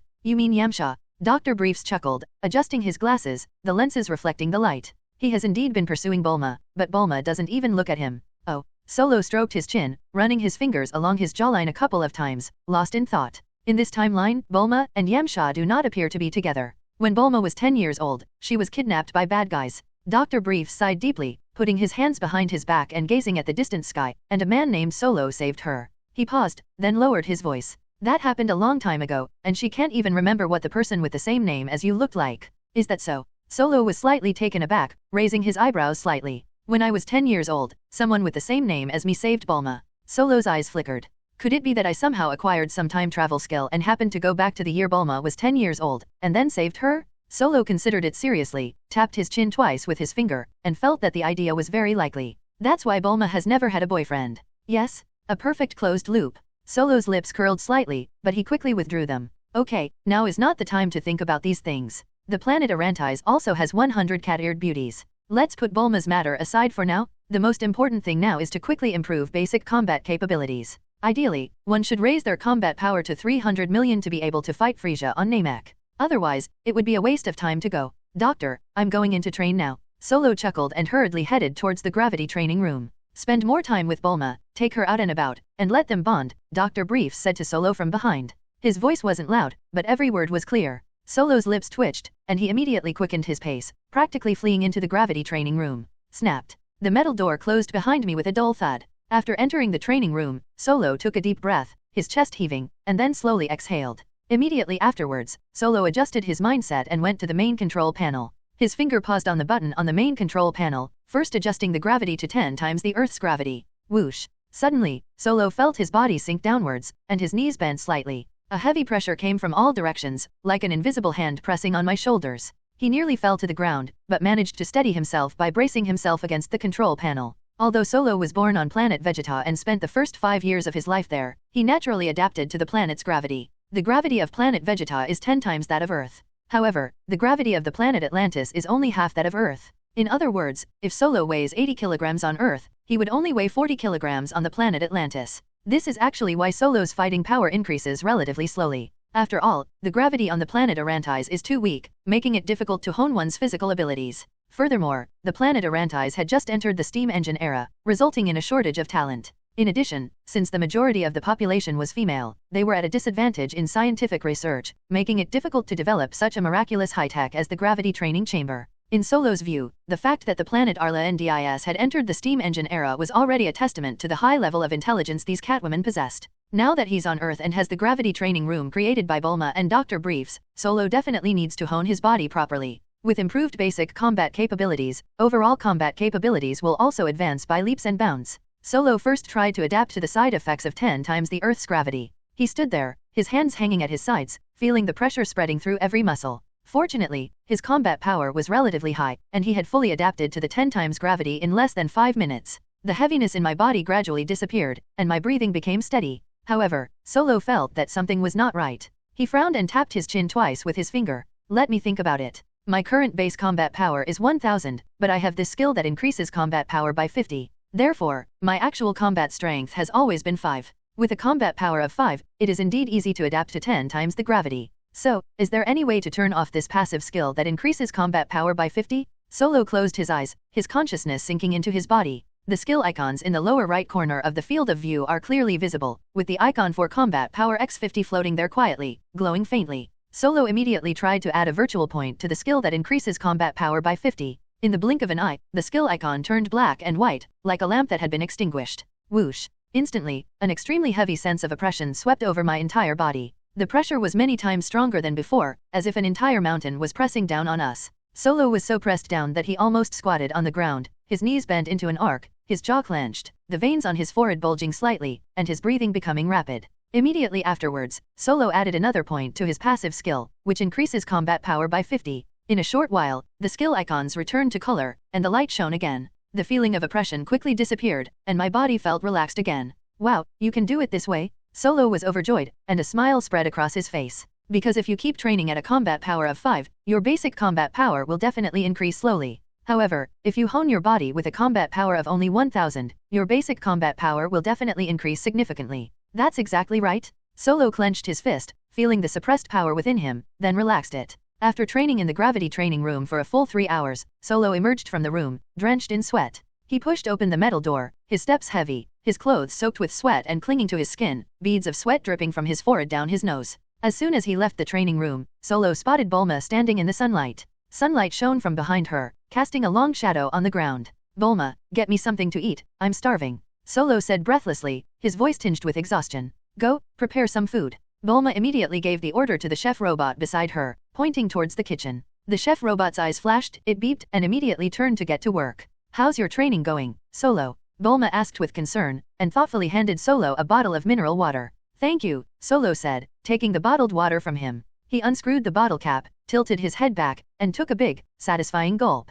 Water droplets slid down the corners of his mouth and dripped onto the ground along his chin. Not bad, Solo thought to himself, pleased with himself. I used to think I was a good for nothing. It turns out it was because the environment wasn't good. Improving one's strength on the planet Arantes is an extremely difficult task. However, the situation is completely different when training in a gravity training room. Solo felt as if he were in his element. You're already so strong, yet you still train so hard, Bulma exclaimed, crossing her arms. I have a feeling, Solo said in a low voice, his gaze fixed on the distance. This trip to Namek will be far more complicated than we imagine. Really? Bulma paused, tilting her head. Are Namekians that powerful? They might not be Namekians. Solo shook his head, his brow furrowing slightly. They could also be an evil organization from the depths of space. If it's that scary. Bulma's lips twitched slightly, she stuck out her tongue in fright, and tapped her lips with her finger. Maybe I shouldn't go. Zoro nodded, glancing at Bulma. You'd better not go. He did not agree with Bulma going to Namek with him. The chef robot quickly served up a variety of specialty dishes. The tray was filled with plates, steaming hot. Solo began to eat with relish, his chopsticks flying across the plate as he swept up the dishes on the table like a whirlwind. By the way, Solo, do you have a twin brother? Bulma blinked and suddenly asked. No, Solo shook his head, then asked, why do you ask? And nothing. When I was 10 years old, someone with the same name as you saved me, but I can't remember what he looked like. Bulma rubbed her head and told the truth. Do you think it's possible that I traveled through time and went back to when you were 10 years old? Solo chuckled. Bulma stared blankly at Solo, her beautiful eyes blinking rapidly. Suddenly, she felt that what he said seemed to make a lot of sense. I'm full. Solo put down his chopsticks, stood up from his chair, and said, I'm going out for a bit. Snapped. With that, Solo immediately took off, his feet leaving the ground and his body hovering in midair. Huh. Bulma blinked, looked up, and asked, shielding her eyes from the sunlight with her hand. Where are you going? I'm going to find Krillin. Solo glanced down at Bulma, a smile playing on his lips. Krillin. Bulma was a little taken aback, her brow furrowing slightly. What do you want with him? Let's have a go at him. Solo grinned, revealing a set of pearly white teeth. Bulma. Bulma froze instantly, her mouth slightly agape and her eyes wide. You have a combat power of 5, and you want to challenge Krillin, who only has 1,700. Bulma's mind conjured up the image of Krillin being beaten to a pulp.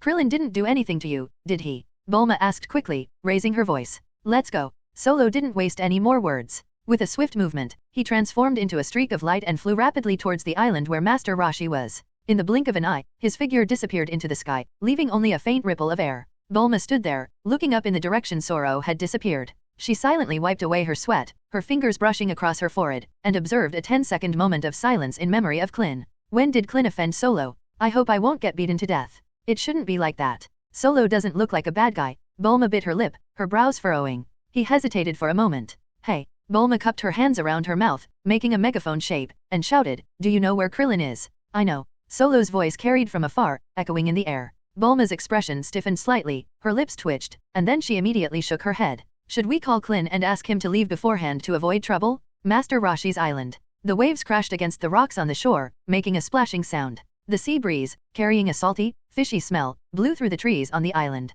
Klin was punching and kicking at thin air on the island. His fists drew arcs in the air, each punch carrying immense force. When the foot kicked out, a small patch of sand on the ground was blown up. Sweat dripped down his bald head and onto the beach. Master Roshi sat in a recliner, holding a magazine in his hand, looking at something behind his sunglasses. The sea turtle lay on the beach, its head stretched out, its eyes fixed on Klin. Ha! Klin gathered energy in his hands, and a ball of light pulsed in his palms, making a sizzling sound. He thrust his arm forward with a sudden burst of energy, which shot towards the distant sea at incredible speed, leaving a trail of light in the air. Call out. The energy traveled rapidly across the sea surface, cutting through the water and leaving a long white trail on the horizon. The waves surged to both sides and took several seconds to recede. Krillin took a deep breath, his chest heaving, scratched his head at Master Roshi, grinned, and revealed 2 rows of teeth. Please vote for me? Not bad. Master Roshi gave an objective evaluation, praising, and put the magazine aside. After these few days of training, your strength has clearly improved a lot compared to before. That's far from enough. Klin shook his head, hands on his hips. He then looked Master Roshi up and down, his gaze sweeping from Master Roshi's sunglasses to his slippers, and then back to his sunglasses. Krillin's eyes lit up, and he suggested, Master Roshi, how about we spar? I feel like my progress is too slow by training on my own. Master Roshi's face darkened, and he glared fiercely at Krillin from behind his sunglasses, his lips twitching. This kid's really made something of himself, huh? Are you ready to bully the teacher? How is it, Master Roshi? Krillin asked with a smile, tilting his head and spreading his hands in front of him. Get out of here. Master Roshi snapped, his voice rising. If you really want to fight someone, go find Goku. But I can't beat Goku. Krillin shook his head, decisively refusing, and waved his hands twice in front of him. Master Roshi. Master Roshi's lips twitched again, and he moved them a few times, but said nothing. Master Roshi suddenly turned his head to look at the distant sky, his eyes narrowing behind his sunglasses. Who's coming? His gaze was fixed on a small dot on the horizon. Is someone coming? Klin immediately turned his head to look behind him, changing his body direction. A figure appeared on the horizon, flying rapidly towards this direction. The figure drew closer and became clearer. Call out. Solo flew swiftly from a distance, leaving a trail of afterimages in the air. He descended from the sky, landing on Master Roshi's island with his toes touching the sand. Solo. Klin was stunned, his eyes widening. Master Roshi silently looked over without saying a word, tapping his fingers twice on the armrest of the recliner. The sea turtle also stared at Solo with curiosity, stretching its neck even longer. Before this, the turtle had already heard Klin talk about Solo. Solo, how did you find us? Klin asked quickly. I sensed your presence. Solo smiled, hands in his pockets. It was easy to find you. You came all this way just to find me. Klin's lips twitched slightly, his eyelids twitched, and he suddenly had a bad feeling. Not bad. Solo nodded solemnly, looking directly at Klin. I was planning to come and spar with you, we're a perfect match. After 3 hours of gravity training, Solo's strength improved rapidly. Solo clearly felt that his own energy level had increased significantly. Based on energy intensity, Solo's combat power is at least 2,000. Krillin's fighting power was 1,700 when he fought Vegeta. There's been another increase in the last 2 days, it should be around 2,000. They're exactly rivals? Klin opened his mouth, and his Adam's apple bobbed. He looked at Solo, then at Master Roshi, then back at Solo. Huh? You want to spar with me? Colin panicked immediately, his face pale as he waved his hands wildly in front of him. You managed to utterly humiliate Vegeta, whose fighting power is 18,000. You actually want to spar with me now. If you want to kill me, just say so. No need for so many twists and turns. Klin took a step back, his heel sinking into the sand, and his Adam's apple bobbed. Krillin. Master Roshi stood up calmly, tapped his cane on the sand, and smiled brightly. This is a good opportunity to spar with Zoro, which will greatly help improve your strength. Krillin mechanically turned his head, silently glanced at Master Roshi, his lips twitched, and for a moment he was on the verge of tears. Why did retribution come so quickly? I was just thinking of challenging Master Roshi. Now, Solo has actually challenged me? Solo. Krillin cried out anxiously, his voice rising as he spread his hands in front of him. Don't joke around. How could I possibly be your match? Not only is your flashy flash unbreakable, but your combat strength is far beyond my reach. Don't worry. Solo grinned, revealing a set of white teeth. I won't use flash, and I'll lower my combat power to 2000 to fight you. He paused, then straightened his face. It's okay if you disagree, then I'll just have to take the initiative and make my move. Klin's lips trembled slightly, his nose stung, and he sniffled, wanting to cry. Taking a deep breath, Klin gritted his teeth and finally made up his mind. His fist was clenched so tightly that his nails dug into his palm. Then you agree, Klin said in a deep voice, his gaze fixed on Solo. You will lower your combat power to 2000. Solo nodded vigorously, his smile genuine. He closed his eyes and temporarily deactivated the passive skill Combat Power X50. The surging power within him subsided instantly. His arrogance dissipated, and he became much more ordinary. Therefore, Solo's combat power is only about 2000. Krillin's combat power reached 2100. In comparison, Klin has a slight advantage. The two stood on the beach, about 10 meters apart. A sea breeze blew by, carrying a few grains of fine sand. Master Roshi stepped aside, sat on a recliner, and crossed his legs. The sea turtle also moved to the side and stretched its neck. The match begins. Master Roshi, who was watching the excitement from the sidelines, waved his arm downwards. Wow! Klin let out a series of roars to bolster his courage. He pushed off the sand with his feet, sending sand flying behind him, and quickly rushed towards Solo. As he rushed forward, Krillin's body began to flicker. 1, 2, 3. Countless figures of Klin appeared on the beach. Multiple after-image punches? A dozen or so Klings appeared around Solo at the same time, some raising their fists, some raising their legs, and some pouncing down from above. Solo's lips curled up slightly, a smile spreading across his face. He didn't move, he just stood there. Snapped. The next moment, Solo gently raised his hand, turned his palm upward, and caught a fist that was smashing down from above. The fist and palm collided, producing a crisp sound. Damn it! Krillin exclaimed in surprise as the after-images vanished. We've been found out. His body was suspended above Solo's head, his fist firmly locked in Solo's hand. Bang! Solo, no longer holding back, flipped his hand and grabbed Klin's wrist, pulling him down from the air. With his other hand clenched into a fist, he launched a fierce attack on Klin. The fists rained down like raindrops, each punch carrying immense force. Klin gritted his teeth, raised his hands to protect himself, and desperately tried to block. But his steps were already faltering, and his body kept retreating, leaving a series of deep footprints on the beach. 10 minutes later, Klin was beaten black and blue by Solo, with a bruise around his eye and a cut on his lip. He winced in pain, grimacing and gasping for breath. I give up. Klin forced a smile, bent over, placed his hands on his knees, and spat out a mouthful of blood. Kling, Solo sighed softly, crossing his arms. Actually, our fighting strength is not much different, and your fighting strength is even slightly higher than mine. Klin's lips twitched, and half of his face was twitching. With a combat power of 5, you still have the nerve to say that my combat power is higher than yours? Klin looked up at Solo, his lips moved a few times, but he didn't say anything. The reason you lost to me, Solo said with a smile, looking calmly at Krillin, is because you were scared before the fight even started. Klin didn't want to talk anymore. He straightened up, put his hands at his sides, and looked towards the sea. Can you try to put yourself in my shoes? How could I not be afraid? Even if you lower your combat power to 2000, what if you suddenly unleash your true combat power? That's 5 combat power. You could easily kill me? And putting aside combat capabilities, I also need to prevent you from blinding me with your flash spell. Klin's eyelid twitched, and he subconsciously rubbed his eyes. There's no way to fight this. Krillin. Master Roshi sighed, standing up with his cane and adjusting his sunglasses. His voice was steady. Zoro is right, you need to be confident in battle. No matter how strong your opponent is, you must remember, you might not lose to them. Look at Goku, he always has that mindset, that's why he's invincible. Krillin turned to look at Master Roshi, his lips twitching as he silently complained to himself. It's easy for someone who doesn't know what's going on. I asked you to fight me just now, but you weren't willing. Now they're lecturing me again.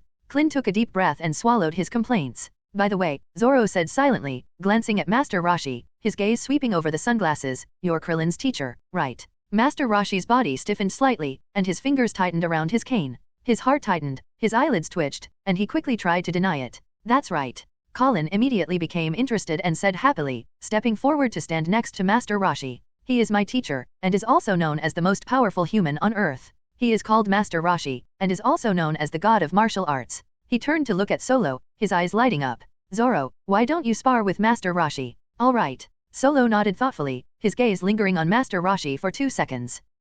Master Roshi's eyes darted around, and he immediately clutched his stomach and squatted down. Ouch, my stomach hurts. His brows furrowed, and his face scrunched up like a steamed bun. What happened? Did you eat something that upset your stomach today? Klin's jaw nearly dropped, his mouth gaped open, and his eyes widened in shock. I need to go to the bathroom, Master Roshi said, and quickly made his escape.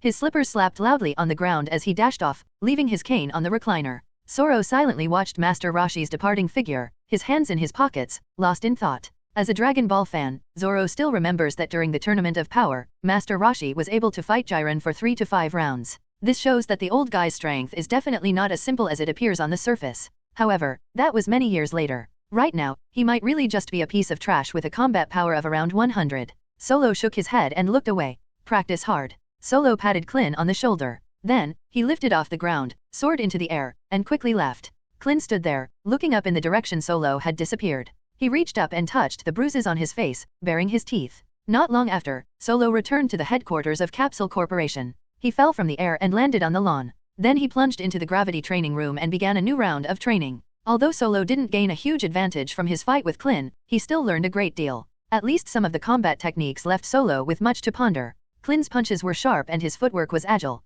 After all, he was a disciple taught by Master Roshi, so his combat skills were quite outstanding. Solo stood in the center of the gravity chamber and took a deep breath. He walked to the control panel and adjusted the gravity from 10 times to 20 times. Pressure came from all directions. Solo clenched his fists and began to punch, kick, and move. Sweat quickly soaked through his clothes. They practiced for another 3 hours. Solo has fully adapted to 20 times the gravity. The pressure on my body felt as light as a feather. At the same time, Solo's fighting ability has also increased significantly, from 2,000 to 3,000. He clenched his fist, feeling the surging power within him, and a smile appeared on his lips. Creak. The metal door opened. Bulma stood outside the door and saw Zoro coming out of the gravity training room. She quickly asked curiously, Zoro, didn't you go to challenge Krillin? When did you come back? I'll be back after the fight. Solo smiled and wiped the sweat from his forehead.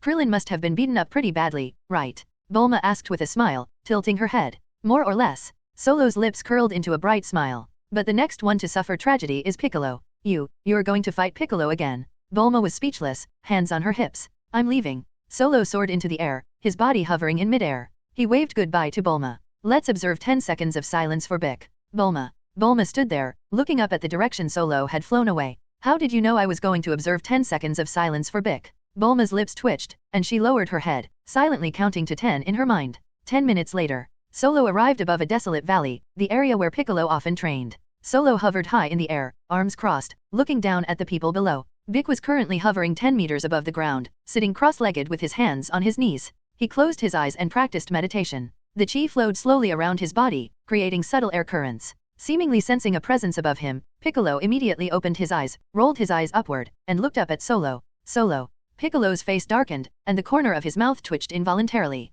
His brow furrowed slightly. What's this guy doing here for no reason? I don't remember ever provoking him. Bic emerged from his meditative state, his feet touching the ground as he stood on a rock. Do you need something? Bic asked warily, his eyes fixed on Solo. Nothing serious? Solo smiled slightly, slowly descending from the air and standing on a rock opposite Piccolo. Just bored, so I thought I'd have a match with you. Bic's face turned green with fright, his green skin showing through a layer of paleness. You, with such high combat power, come here to challenge me to a duel? Isn't this bullying? Bic's back tensed slightly, and his fist clenched involuntarily. Your current combat power is about 4,000, Solo said with a smile and a relaxed tone. I'll lower my combat power to around 3,000 and fight you. It's almost the end of the month, guys, let's shower you with monthly votes. Bic's lips twitched, and he remained silent. His lips were pressed into a thin line, and his gaze swept back and forth across Solo's face twice. Your previous combat power appeared to be only 1,000, but your actual combat power was 5. You want to lower your combat power to 3,000 and fight me now? Do you think I believe that? If I believed even one word of yours, I wouldn't be Piccolo Demo. Bic raised his chin slightly, his face expressionless. Sorry, Piccolo said curtly, his voice indifferent. I'm busy. Do you know what the consequences are of refusing someone who blinded Vegeta with their flash jutsu? Solo chuckled mockingly, tilting his head as he looked at Piccolo. Bic's face froze, and his expression instantly turned extremely ugly. His pupils contracted sharply, and a faint swallowing sound escaped his throat. I almost forgot about something so important. Bic looked away from Solo's face and gazed at the distant horizon. Then it turned back. Well, I'd be happy to oblige. Bic quickly changed his tune, his voice a few decibels lower than before. He pushed off the rocks with his feet, his body sprang backward, and he landed in an open space. Solo followed and stood opposite him. Vic was slightly taken aback. Who are the first 100? Vic asked curiously. No comment. Solo replied curtly. Piccolo gave Solo a deep look, his eyes darted around, and his lips moved, but he didn't say anything. Vic felt it too during this battle. Solo did indeed suppress his own combat power to around 3000, he didn't cheat. Every punch and kick was delivered with precise force, never exceeding the required range. But what puzzled Vic was why he would do such a thing. What's the point of doing this? Vic frowned slightly, his gaze lingering on Solo's face for 2 seconds. Train hard. Solo smiled, his tone turning serious. Namek is not as simple as you think. If you don't want to die, you'll have to defeat me. What do you know? Piccolo asked hurriedly, sitting up from the ground and staring intently at Solo. I just have a bad feeling. Solo shook his head slightly, looking up at the distant sky. Without saying anything more, he immediately took to the air. Call out. Solo flew away from the scene, his figure growing smaller and smaller in the sky until he disappeared behind the clouds. Piccolo sat on the ground, looking up in the direction Solo had disappeared, remaining silent. Solo returned to the headquarters of the Capsule Corporation. The first thing Solo did upon returning was to summarize his and Piccolo's combat experience. He sat on the stone bench in the courtyard, closed his eyes, and replayed every detail of the battle in his mind. Then, he plunged into the gravity training room and began a new round of training. The next person to challenge is Sun Wukong. Solo stood in front of the control panel, his finger paused on the button for a moment, and the corners of his mouth turned up slightly. Planet Frisia 79. It is the 18th day since Vegeta left Earth. On the planet's base, 2 aliens are playing chess. Their fingers held the chess pieces and moved them across the chessboard. Beep beep beep. Just then, the alarm suddenly went off, and red lights flashed in the corridor. The 2 aliens playing chess simultaneously looked up and immediately glanced in the direction of the alarm. They exchanged a glance. Who's here? Is this Lord Frisia? No way, didn't Lord Frisia just leave? It's a spherical spaceship, and the crew are combatants. That signal is Vegeta's. That's strange, we haven't heard from him that he's back? Something must have happened. As they talked, one of them took out a communicator and immediately signaled outside, pressing the call button with his thumb. This is the management department. Mr. Vegeta is back. Go out and greet him. On the spaceship launch platform outside the base, 3 aliens stood in a row with their hands hanging at their sides. Their gazes were fixed on the sky, waiting. Not long after, a spherical dark shape appeared on the horizon, growing larger and larger. Thump. Vegeta's spaceship crashed into the launch site's buffer compartment, the metal walls shuddering and making a dull thud. The 3 aliens immediately stood at attention, backs straight, and with respectful attitudes. However, after the spaceship came to a stop, it remained completely still. The hatch was not open, and not even a sound of breathing could be heard. The 3 of them were taken aback and looked at each other in bewilderment. What's going on? The alien in the middle tilted its head, its brow furrowing. Why aren't they coming out? The person next to him glanced down at the detector on his wrist, and the screen flickered. His pupils suddenly contracted. His vital signs are very weak. The 3 immediately went forward to check. Through the observation window, they saw Vegeta lying in a chair, wearing a ventilator, with dried bloodstains around his eyes. He has activated life support devices. The 3 sensed something was wrong and hurriedly opened the hatch, lifted Vegeta out of the spaceship, and immediately took him to the treatment pod for treatment. The lid of the treatment chamber closed, and green liquid flowed over Vegeta's body. Bubbles rose from the bottom and tumbled around him. Who on earth did this? A staff member stood outside the treatment pod, arms crossed, looking at Vegeta floating inside. Mr. Vegeta's eyes are all blind. Don't even mention he's blind. The other person shook his head, pressing a few buttons on the control panel. When I helped him up just now, he was trembling. His body was shaking like a leaf. It seems like something terrible has happened, the third person said in a low voice, with a hint of curiosity in his voice. After more than an hour of treatment, the lid of the treatment chamber opened, and green liquid slowly descended. Vegeta suddenly opened his eyes, his pupils shrinking to a single point under the light. As if sensing the white light shining down, his body trembled violently, and he immediately closed his eyes, his eyelids tightly shut. He unconsciously raised his arm to block his eyes, hunched his back, and curled up into a ball. Solo, you bastard! Vegeta, will not let you get away with this. I'll make you pay. Vegeta clenched his teeth and puffed out his cheeks. He slowly opened his eyes again, his pupils moving as his gaze swept across every corner of the treatment room. Only after confirming that there was no white light did my breathing calm down. His eyes were filled with intense hatred, like 2 scorched flames. Mr. Vegeta, are you all better? The staff member in the treatment room asked kindly, bending down to come closer. Vegeta nodded silently, stepped out of the treatment chamber, and walked barefoot onto the cold ground. He stepped forward, picked up a brand new combat suit, shook it out, and put it on. Mr. Vegeta seems to have suffered quite a bit, a staff member remarked, their gaze falling on Vegeta's old battle suit. Even this high-strength battle suit is completely torn to shreds. There was a clear footprint on the chest area of the combat suit, the fabric was torn and the edges were charred. Where's Frisia? Vegeta didn't answer, but turned his head and asked, his voice hoarse, is he here? Lord Frisia has already left, the staff member replied, bowing his head.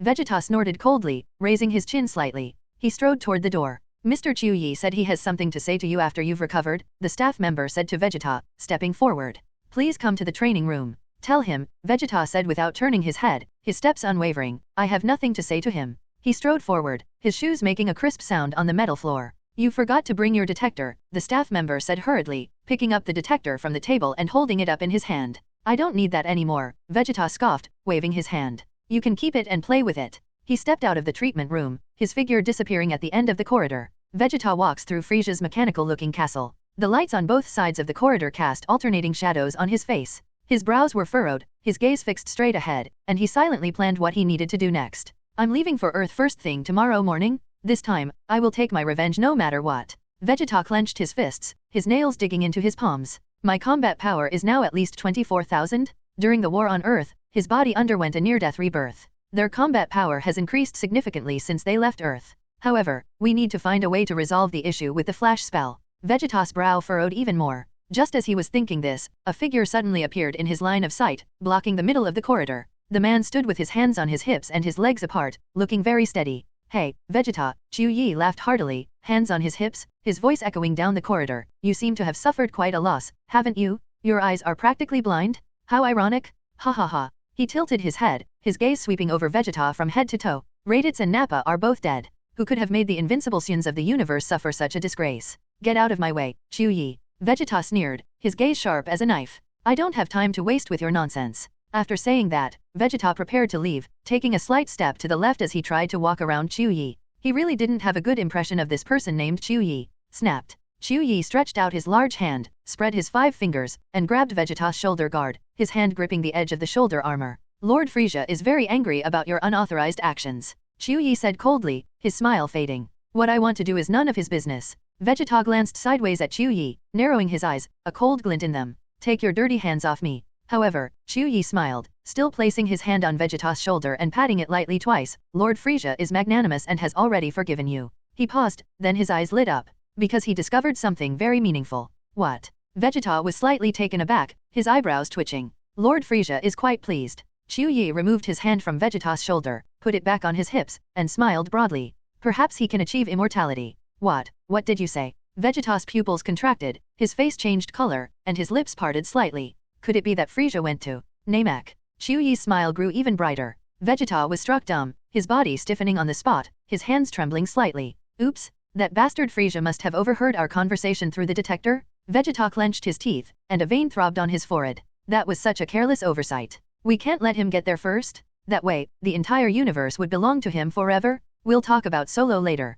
You seem to want to gain immortality through the Dragon Balls too, don't you? Chuyi chuckled, tilting his head to look at Vegeta. I advise you to give up that idea. Lord Frieza plans to wipe out all the Namekians after granting his wish. He made a throat-slitting gesture, running his fingers across his throat. That bastard. Vegeta roared in fury, clenching his fists. Without further hesitation, he immediately sped away outside. Hey, Vegeta, Chuyi shouted from behind. Vegeta ignored him and disappeared around the corner of the corridor. Call out. A few minutes later, Vegeta soared into the sky from the launch platform in a spherical spaceship, with blue flames shooting out from the tail. The spaceship broke through the atmosphere and soared into the vast universe, leaving a faint trail of light in the starry sky. Earth, West Capital, headquarters of the Universal Capsule Group. 7 days have passed in the blink of an eye. The courtyard was so quiet that only the cicadas chirped. According to the timekeeping system of planet Atlantis, it's that time of the month again, the day to draw new skills. Solo stood in the center of the courtyard, his heart pounding with excitement as he silently looked at the watch on his wrist. The second hand ticked away, 1 tick at a time.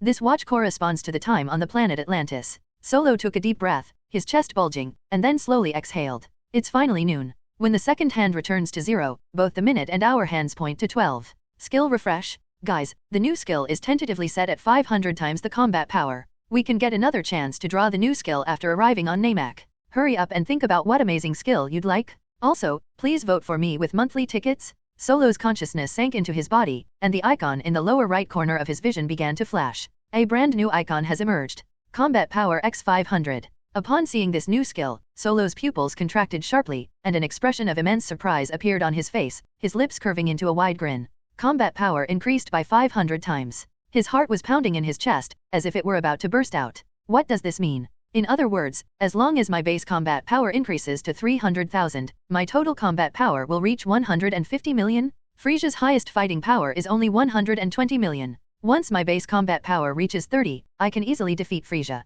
Solo was overjoyed and ecstatic, clenching his fist in front of him. Then, Solo noticed that the skill icon for Combat Power X500 was still floating in the air. Solo tossed the skill icon for Combat Power X50 out of the icon slot. With a flick of the finger, the icon slid out. 2 skill icons float randomly in the air, like 2 falling leaves. Solo raised his hand, grabbed the icon of Combat Power X500, and threw it into the slot. The icon is perfectly embedded in the groove. The moment he activated the skill that grants him Combat Power X500, Solo immediately felt an immense surge of energy coursing through his body. That power surged forth from the depths of the body like a flood bursting its banks, spreading along the blood vessels and meridians to every part of the body. The muscles bulged and then deflated, and the bones made a series of soft clicking sounds. This energy quickly spread throughout his body, greatly enhancing his strength. Solo clenched his fist, feeling the power gathering in his palm. Through 7 days of dedicated training in the gravity training room, Zoro's basic combat abilities have also undergone a qualitative improvement. Practicing for more than 10 hours every day, sweat soaks and dries repeatedly.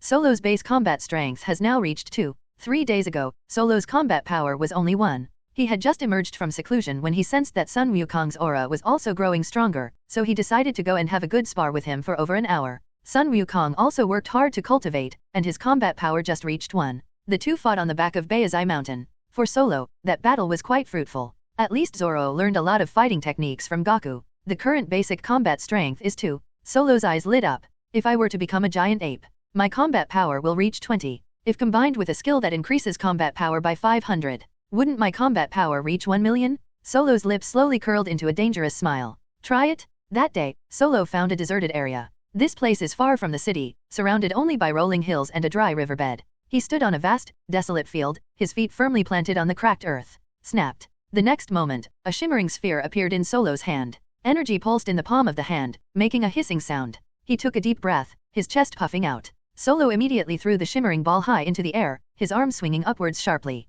The sphere tore through the air with a sharp whistling sound, flying higher and higher. After reaching a certain altitude, Solo immediately clenched his outstretched hand into a fist. Bloom, my moon. Solo murmured to himself, his voice echoing across the desolate wilderness. The shimmering sphere burst into golden light in the air. The light spread outwards, forming a bright sphere in the sky, like a full moon hanging overhead. The artificial full moon has been successfully created. Solo attempted to create an artificial full moon while he was idle on the planet Arantis. Vegeta once said that the method for creating an artificial full moon is very simple. All you need to do is incorporate oxygen into an energy ball. On the planet Arantis, Solo easily learned this skill. For this reason, Solo also transformed into a giant ape on the planet Alindis. What comforted him was that he did not lose his mind after transforming into a giant ape. He still had his own consciousness and his body was under his own control. He did not fall into madness like Sun Wukong. Solo looked up at the artificial full moon in the sky, his gaze fixed on the golden sphere of light. In an instant, black hair appeared on Solo's body. Hair emerged from under the skin and quickly covered the arms, chest, back, and legs. At the same time, his body was also growing rapidly. The bones elongated, the muscles expanded, and the clothes were stretched taut, making a tearing sound. In the blink of an eye, Solo transformed into a black giant ape. Its enormous body blotted out the sky, its limbs were as thick as tree trunks, and its tail swung behind it, stirring up a gust of wind. Roar roar roar. After transforming into a giant ape, Solo couldn't help but pound his chest with both fists to express his joy. The fist slammed into his chest with a dull thud, like the beating of a war drum. Then, Solo sensed the intensity of his own energy. Sure enough, Solo clearly felt that his energy level had reached 20. Combined with a skill that increases combat power by 500, the combat power is easily 1 million. Solo opened the giant ape's eyes, a glint of gold flashing in his pupils. That's it. Once we're on Namek, we won't have to fear Frisia anymore. After all, the spaceship still has a month before it can take off. Solo will continue his training this month, striving to raise his basic combat strength to a higher level as soon as possible. Baezai Mountain. It was late afternoon, nearing dusk. Goku, Gohan, and Piccolo are training in the jungle. Son Gohan's little fist swung in the air, each punch carrying a burst of energy. Sun Wukong stood to the side, arms crossed, occasionally offering a few pointers. Big sat cross-legged on a rock, meditating with his eyes closed. Not bad, Gohan. Goku smiled with satisfaction, reaching out to pat Gohan's head. Your strength has improved again. Piccolo stepped forward, jumped down from the rock, walked to Gohan's side, reached out and patted his head, a gentle smile on his face. It's all thanks to my dad and Uncle Piccolo for teaching me so well. Gohan scratched his head sheepishly, his face slightly flushed. As they were talking, the three of them suddenly changed color. Their bodies stiffened simultaneously, their pupils contracted sharply, and their gazes turned sharply to the distance. because they sensed a powerful aura rising from a distant region. The aura was like a volcano suddenly erupting, carrying a tremendous pressure as it rolled in from afar. The birds in the woods were startled and flew away, while the wild animals scattered and fled. Whose aura is that? Sun Wukong's lips twitched, shocked, his eyes widening. Dad. Son Gohan was even more panicked, his little face turned pale, and he also felt that powerful and shocking aura.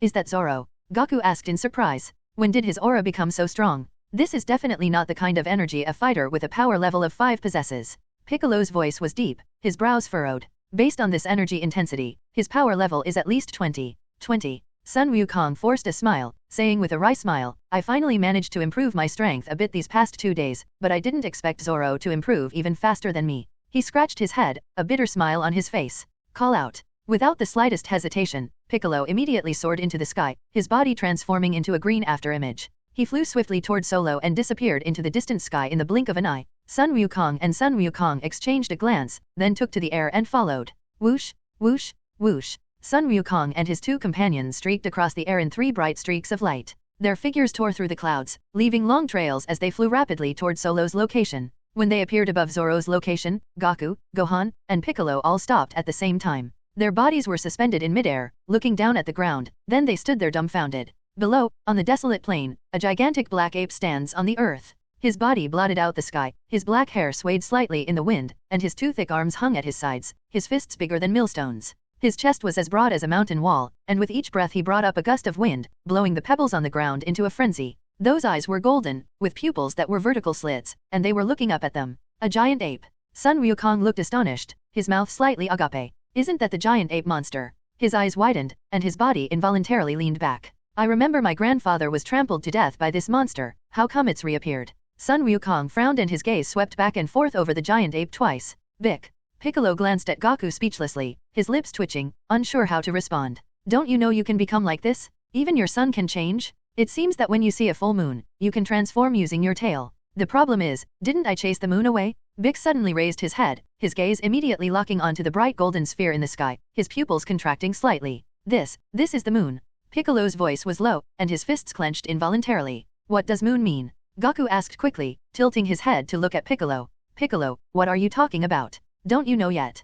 Piccolo said in a deep voice, turning his gaze away from the artificial full moon. This is a unique Saiyan transformation. It seems that by using the full moon and his tail, he can transform into this form. The moon? The tail? A look of confusion flashed across Sun Wukong's face. His gaze fell on his waist, where his tail was long gone. Then he looked up at the giant ape. After a brief moment of stunned silence, his expression suddenly froze. It felt like a bolt of lightning had struck my brain. Could it be? Sun Wukong's voice became hoarse, his Adam's apple bobbing, that I was the one who trampled my grandfather to death back then, and that I was also the one who wreaked havoc at the World Martial Arts Tournament. His fists clenched so tightly they cracked. This is terrible. I should have apologized to Grandpa properly when I died last time. Dad. Son Gohan murmured softly, a hint of worry on his little face, not wanting his father to be too sad. So, Sun Wukong took a deep breath, raised his head, and his gaze returned to the giant ape. Is he Zoro? That's right. Piccolo nodded solemnly, arms crossed. It should be him. He paused, his gaze becoming deep. Such powerful energy. Sun Wukong's eyes lit up, and the image of the giant ape was reflected in his pupils. Go say hello, Sun Wukong said, intending to go down and greet Solo immediately. Piccolo grabbed Goku's clothes and pulled him back. Sun Wukong was taken aback, his body swayed in the air, and he looked back at Piccolo, wondering what he meant. Son Goku. Piccolo's voice grew deeper, his gaze fixed on the great ape below. Think carefully, when you transformed into a great ape, did you still possess any rationality? Huh. Sun Wukong stroked his chin, his expression turning serious. Yeah, I think I've lost my mind. I don't remember anything about turning into a giant ape. Including Gohan, Piccolo added, shifting his gaze to Gohan. After transforming into a great ape, he also completely lost his mind. Uncle Piccolo. Gohan scratched his head, somewhat confused. When did I become a great ape? Look, Piccolo said in a deep voice, his gaze returning to the great ape. Gohan doesn't even remember. If we go down now, Zoro might kill us instantly. What should we do then? Sun Wukong asked, spreading his hands in front of him. His energy is too strong right now. Even if I use the triple Kaioken, I might not be his match. The only way, Piccolo suggested, pointing 2 fingers to the sky, is to smash the moon in the sky. Oh, I see. Sun Wukong suddenly realized, his eyes lighting up. Let's attack the moon together. Piccolo made a quick decision, clenching his fist in front of him. The 3 of them looked up at the same time, their eyes fixed on the golden artificial full moon in the sky. The energy began to surge within them. Just as the 3 were about to unleash their energy to shatter the artificial full moon. Feed. A deep voice came from below, like muffled thunder rolling across the earth. You three, don't ruin my moon. Come down now. The three of them were stunned, their bodies frozen in midair, and they immediately looked down at the giant ape. The black giant ape was looking up at them, a hint of a smile in its golden eyes. Don't worry, I haven't lost my mind. Solo smiled, revealing a set of sharp fangs that gleamed white in the sunlight. There's nothing to be afraid of. Hearing Zoro say this, Sun Wukong finally felt relieved. His shoulders relaxed slightly, and a smile spread across his face. Without the slightest hesitation, it immediately plummeted from the sky, its body swooping down. However, Sun Wukong did not land, but hovered near Zoro's head, looking at those huge eyes at eye level. After all, Solo has become too big now. After a brief hesitation, Piccolo frowned and then appeared beside Goku. He crossed his arms and stared at Solo's face for 2 seconds, only relaxing slightly after confirming that Solo had no intention of attacking. Gohan followed closely behind, hovering beside Piccolo. He suddenly exclaimed, I remember now, Uncle Bick. Clap your hands together in front of your body. I was wondering why his clothes suddenly changed. Had he turned into a giant ape? Not bad. Piccolo nodded slightly, his gaze never leaving Solo. Zoro. Sun Wukong exclaimed in amazement, his eyes shining. Your transformation is truly remarkable. The energy increase is significant. A Saiyan who transforms into a great ape. Zoro grinned, his enormous mouth widening in a wide arc. His fighting power can increase tenfold. Huh. Sun Wukong was even more shocked, his eyes widened, and his jaw almost dropped. A tenfold increase? What? 10 times. Piccolo's pupils contracted, and his fingers clenched involuntarily. Son Gohan quietly wiped his sweat, his little hand brushing across his forehead. Increase combat power tenfold. That's absolutely terrifying. I wonder if it's possible to transform without a tail. Sun Wukong asked with envy, reaching out to touch the spot above his buttocks where his tail was no longer. He shook his head and sighed. However, it seems that I would lose my mind if I became like this, so even if I did, it wouldn't be of much use. Only a very small number of Saiyans don't lose their sanity after transforming into great apes. Zoro smiled, a gentle glint in his enormous eyes. However, they can regain their sanity later through their own training. Really? Sun Wukong was intrigued, his eyes brightening. Is it possible to regain my sanity? That would be wonderful. Your father has transformed into a giant ape and is now able to maintain his sanity, Solo explained with a laugh, his voice like muffled thunder. My father. Sun Wukong scratched his head, his gaze becoming distant. I have absolutely no memory of him. The biggest weakness of the great ape transformation is the moon. Zoro didn't continue the topic of Goku's father, Bardock, but instead looked up at the sky, his golden eyes reflecting the artificial sphere of light. If the moon is shattered, the transformation will disappear. That's true. Sun Wukong nodded thoughtfully. He paused for a moment. Suddenly realizing something, Goku quickly asked, can Vegeta maintain his sanity when he transforms into a great ape? Solo nodded, his chin bobbing slightly. So, in other words, Goku gasped, the hairs on the back of his head standing on end. If it weren't for Zoro's intervention when Vegeta and Nappa came to Earth, could they have transformed into great apes and fought me? His Adam's apple bobbed. If that's the case, I'm afraid I'm no match for him. Solo smiled, a huge smile curving his lips, but did not answer the question. A deep light flashed in his golden eyes. After all, such a thing didn't happen in this time and space, so there's not much point in saying more. You can leave now. Solo waved his hand, his huge palm creating a gust of wind in the air. I won't bully you anymore. You scared me. Sun Wukong exclaimed, patting his chest. I thought something had happened to you. Thankfully you're alright. He didn't seem to intend to linger there, and his body floated slightly upwards. Then we'll head back now, and we'll find a chance to have a proper sparring match later. Okay. Solo nodded, nodding his chin. Sun Wukong and his two companions immediately flew away from the scene. 3 figures streaked across the sky and instantly turned into 3 small dots. The wasteland fell silent once more. A gust of wind blew from afar, raising a cloud of dust. Solo stood there, looking down at his enormous body, then down at his body. The reason Sun Wukong and the others were allowed to leave was because Zoro's clothes had been torn to shreds after he transformed into a giant ape. If things were to return to normal now, it would damage our great image. Solo's lips twitched. Looks like I need to find a way to get a Saiyan-style suit of armor. That armor has exceptional flexibility. Even when Vegeta transformed into a great ape, his armor remained undamaged. Solo withdrew his gaze, his consciousness sinking into his body. He stretched out his enormous finger and tapped it in the air, landing it on the skill icon for Combat Power X500.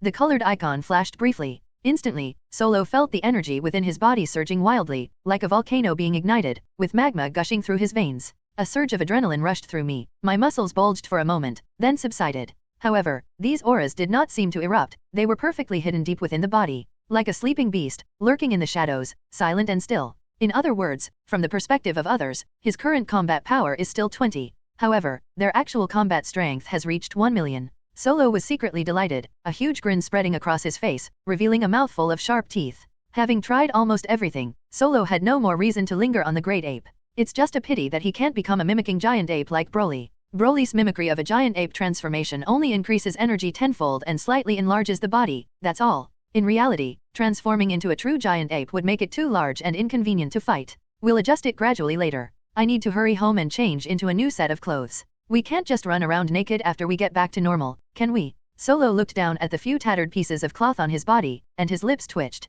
Call out. His body shot up from the wasteland, his massive form tearing through the air and transforming into a bright streak of light. The earth shrank rapidly beneath his feet, and mountains and rivers became lines. He flew towards the western capital, at a speed many times faster than when he came. Universal Capsule Group headquarters. Bulma was standing in the yard watering the flowers, holding the hose in her hand, the water shimmering in the sunlight. She was humming a song, in a good mood. Suddenly, the sky darkened. It was as if a large dark cloud had obscured the sun. Bulma looked up, nearly dropping the hose in her hand. A huge black ape descended from the sky and landed on the open ground in front of the courtyard. Her enormous body blocked out half the sky, and her shadow enveloped her entirely in darkness. Seeing such a huge creature suddenly appear, Bulma was so frightened that her soul almost flew out of her body. Her pretty face turned pale instantly, and her lips were trembling. You.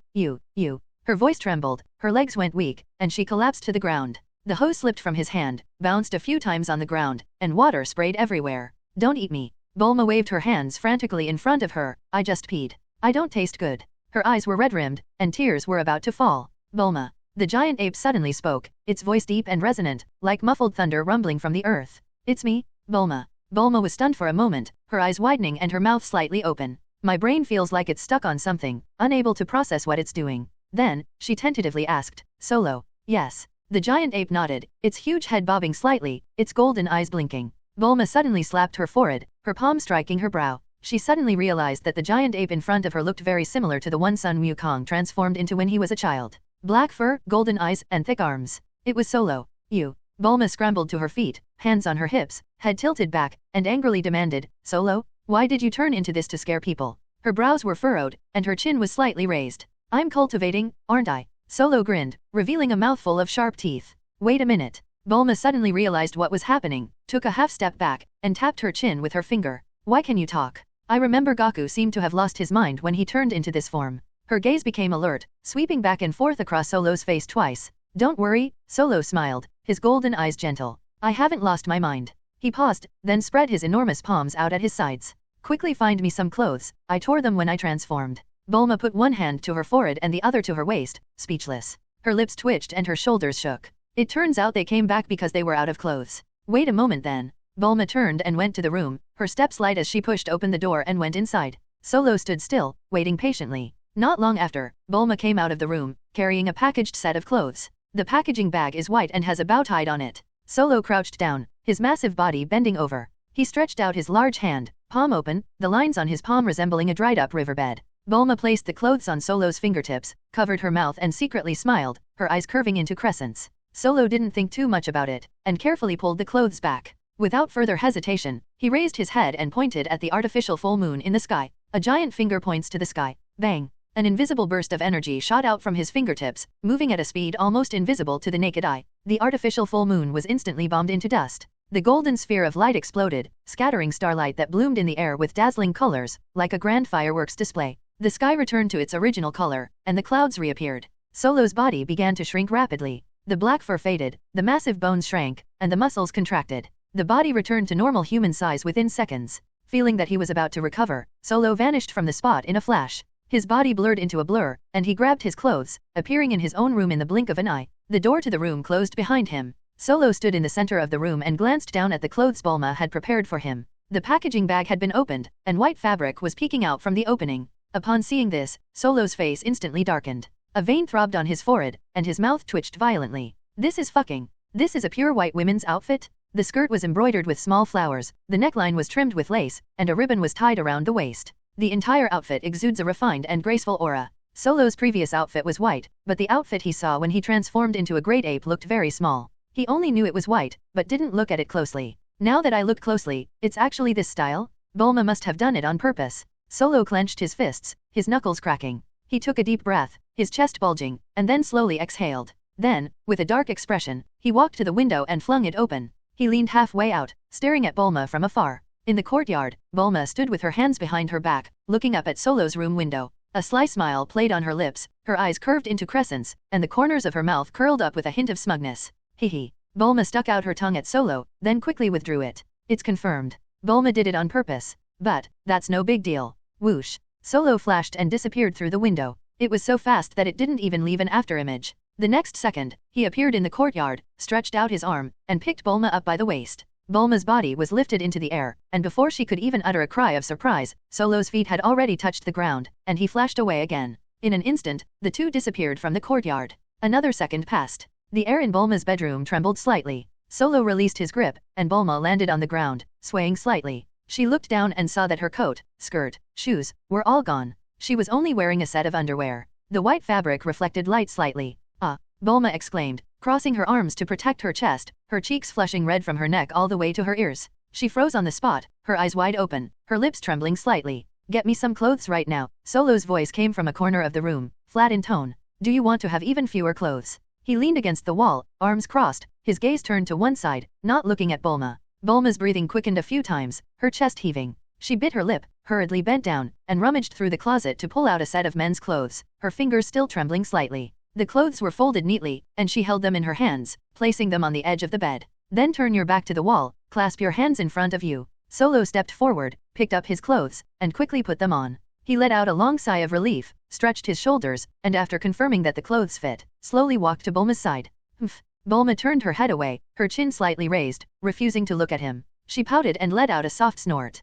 How annoying. By the way, Bulma, Zoro stated his request directly, his tone calm. Could you make me a suit of armor like Vegetas or Nappa's? Apologize. Bulma was still angry, pouting and looking sullen as she looked out the window. You were the one who tricked me with that outfit first. Solo said irritably, then paused, changing the subject. Their armor, I think it was made of something like rubber ceramic composite material. But you can't just take all my clothes off. Bulma huffed, hands on her hips, pointing a finger at Zoro with one hand, her eyes wide. Then she paused, her brow furrowing slightly. Rubber ceramic composite material? With the material's name, manufacturing shouldn't be a problem. I didn't strip you naked, I've been very polite, Solo replied, shrugging. So, you can actually make that special armor now? I don't want to tear my clothes again next time I transform. Is this what you call being polite to me? Apologize. Bulma's voice rose, she stumped her foot, then pondered for a moment, tapping her chin with her finger. No problem, it can be made in 3 to 5 days at most. I've never uttered the word sorry. Solo shook his head, resolutely refusing, his lips twitching slightly, before adding, great.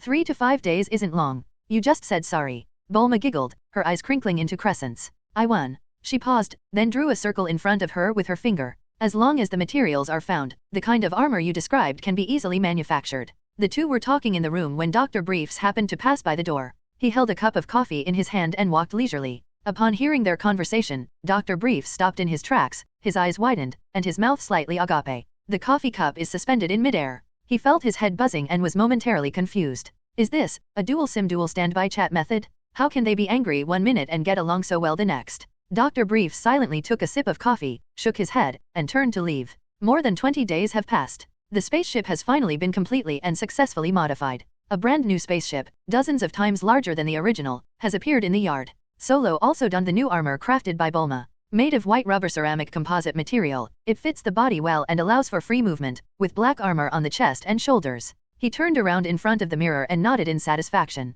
On this sunny day, the courtyard was bustling with activity. Goku, Gohan, Krillin, Master Roshi, Piccolo, Master Korin, Ox King, and others gathered in Bulma's yard. Master Roshi leaned on his cane, his sunglasses reflecting the light. Master Garen stood calmly, his tail swaying gently. The Bull Demon King stood to one side, arms crossed, his massive body like a wall. The group that went to Namek this time consisted of 4 people, Zoro, Goku, Gohan, and Piccolo. Goku, Gohan, and Piccolo volunteered to go. Sun Wukong was curious about everything and had long been looking forward to visiting Namek.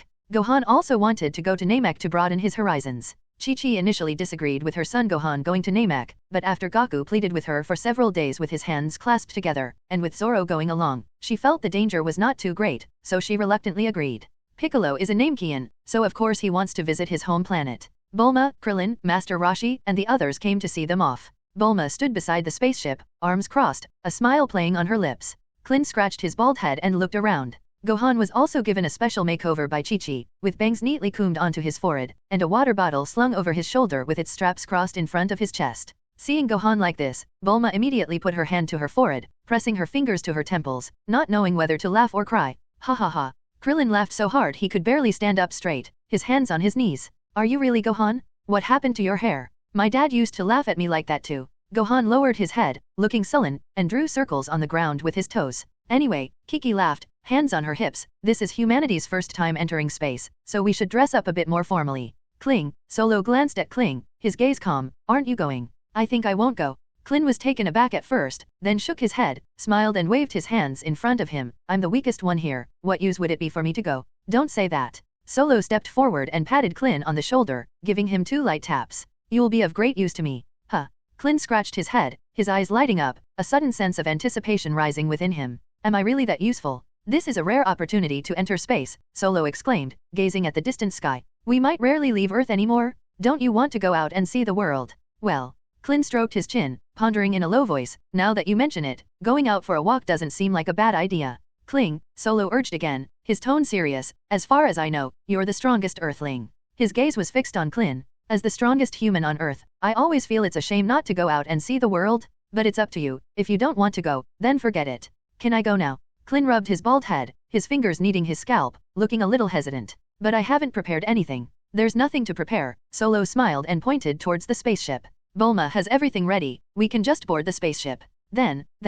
Krillin turned to Master Roshi, his eyes questioning, Master Roshi, I want to go too. He finally made up his mind and clenched his fist in front of him. Go ahead, Master Roshi waved his hand cheerfully, a smile spreading across his face. Hurry up and go. They couldn't wait for Klin to leave. The sea turtle happened to be away on vacation, so I was home alone. I could do whatever I wanted. Master Roshi was filled with anticipation, his eyes behind his sunglasses narrowing into slits. Okay. Klin nodded vigorously, hands on his hips. I'll go. Krillin, are you going too? Goku was immediately delighted to hear that Krillin was going, and grinned widely. That's great. Haha.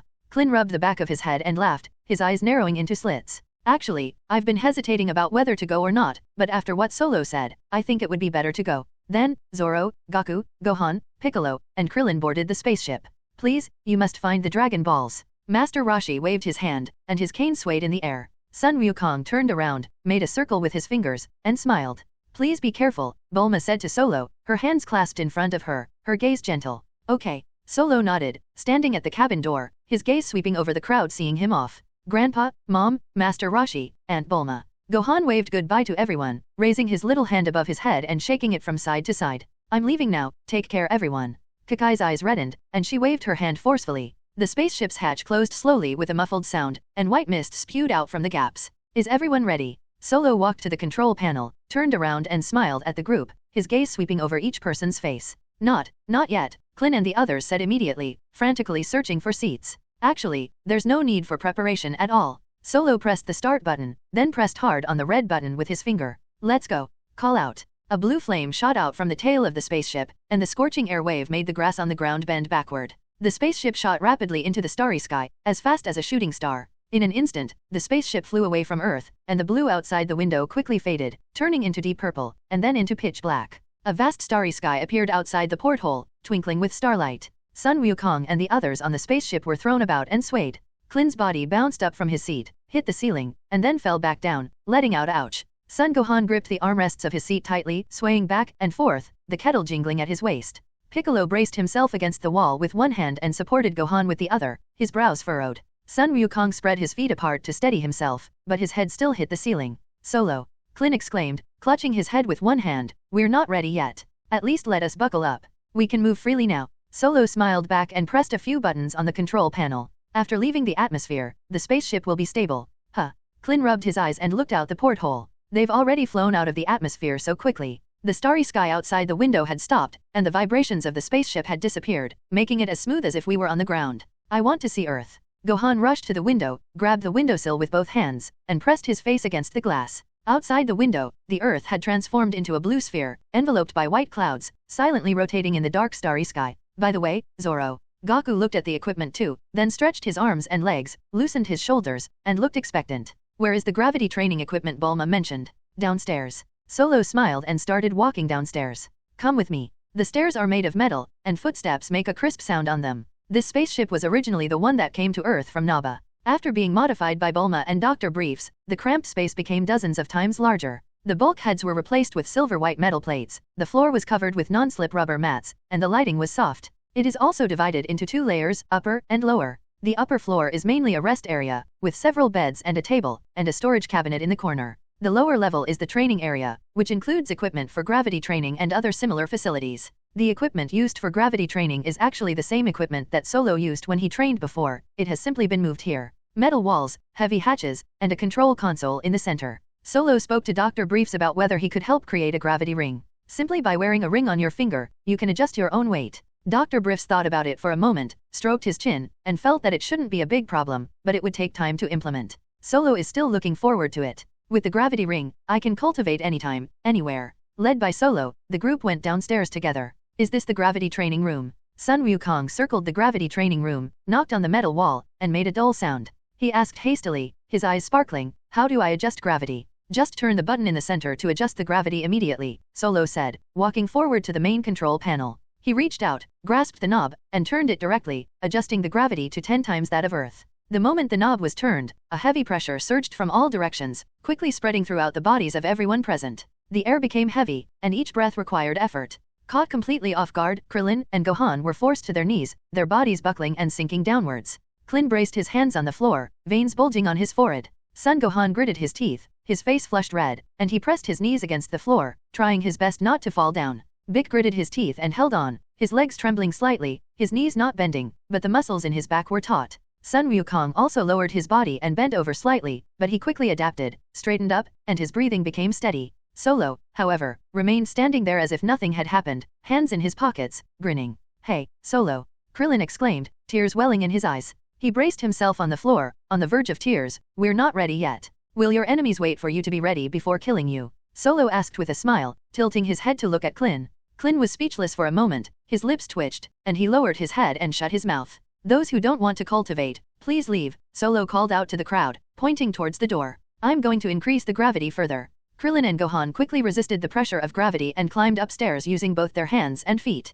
Klin's bald head was covered in sweat, which dripped down his forehead. Son Gohan gritted his teeth and climbed up step by step, the water bottle swaying at his waist. Sun Wukong and Piccolo, however, stayed behind. Sun Wukong stretched his wrists, spread his feet apart, and assumed a pose. Bick took a deep breath, crossed his arms, and stood to the side. Solo walked to the control panel, reached out and grasped the knob, adjusting the gravity to 20 times that of Earth. Turn the knob, and the pressure doubles again. Sun Wukong's body sank, his knees bent, and he quickly braced himself with his hands. His jaw was clenched, and the veins on his forehead bulged slightly. Bick, however, was in trouble. His legs buckled and he immediately knelt on the ground. He braced himself with his hands in front of him, his back arched, and his breathing became rapid. As for Solo, he remained standing there as if nothing had happened, arms crossed, without even a change in expression. It seemed that gravity had no effect on him at all. Zoro. Sun Wukong looked up, beads of sweat forming on his forehead. How many times stronger than gravity is this? 20 times Earth's gravity. Solo smiled slightly, his tone relaxed. That's 20 times gravity. Sun Wukong exclaimed, then looked at Zoro in surprise, his gaze sweeping over Zoro twice. Zoro, why are you completely unharmed? The gravity training room was ready a long time ago. Solo smiled and crossed his arms. I've already trained in advance and adapted to 50 times the gravity. Sun Wukong's lips twitched, his mouth opened slightly, then closed again. Bick's eye twitched, and his lips pressed into a thin line. The two remained silent. There was silence for a moment. Sun Wukong turned to look at Solo, scratched his head, and complained with a wry smile, you're so cunning? No wonder your energy increased so quickly. Why didn't you say so earlier? I wanted to go and train too. I specially reserved 50 times for you. Solo smiled, crossed his arms, and leaned against the control panel. You left me 50 times? What does that mean? Sun Wukong was puzzled, tilting his head and frowning slightly. With your talent, withstanding 100 times gravity is absolutely no problem, Solo said with a smile and a confident tone. So, you should get used to 50 times gravity as soon as possible. Once you're almost used to it, I'll train with you.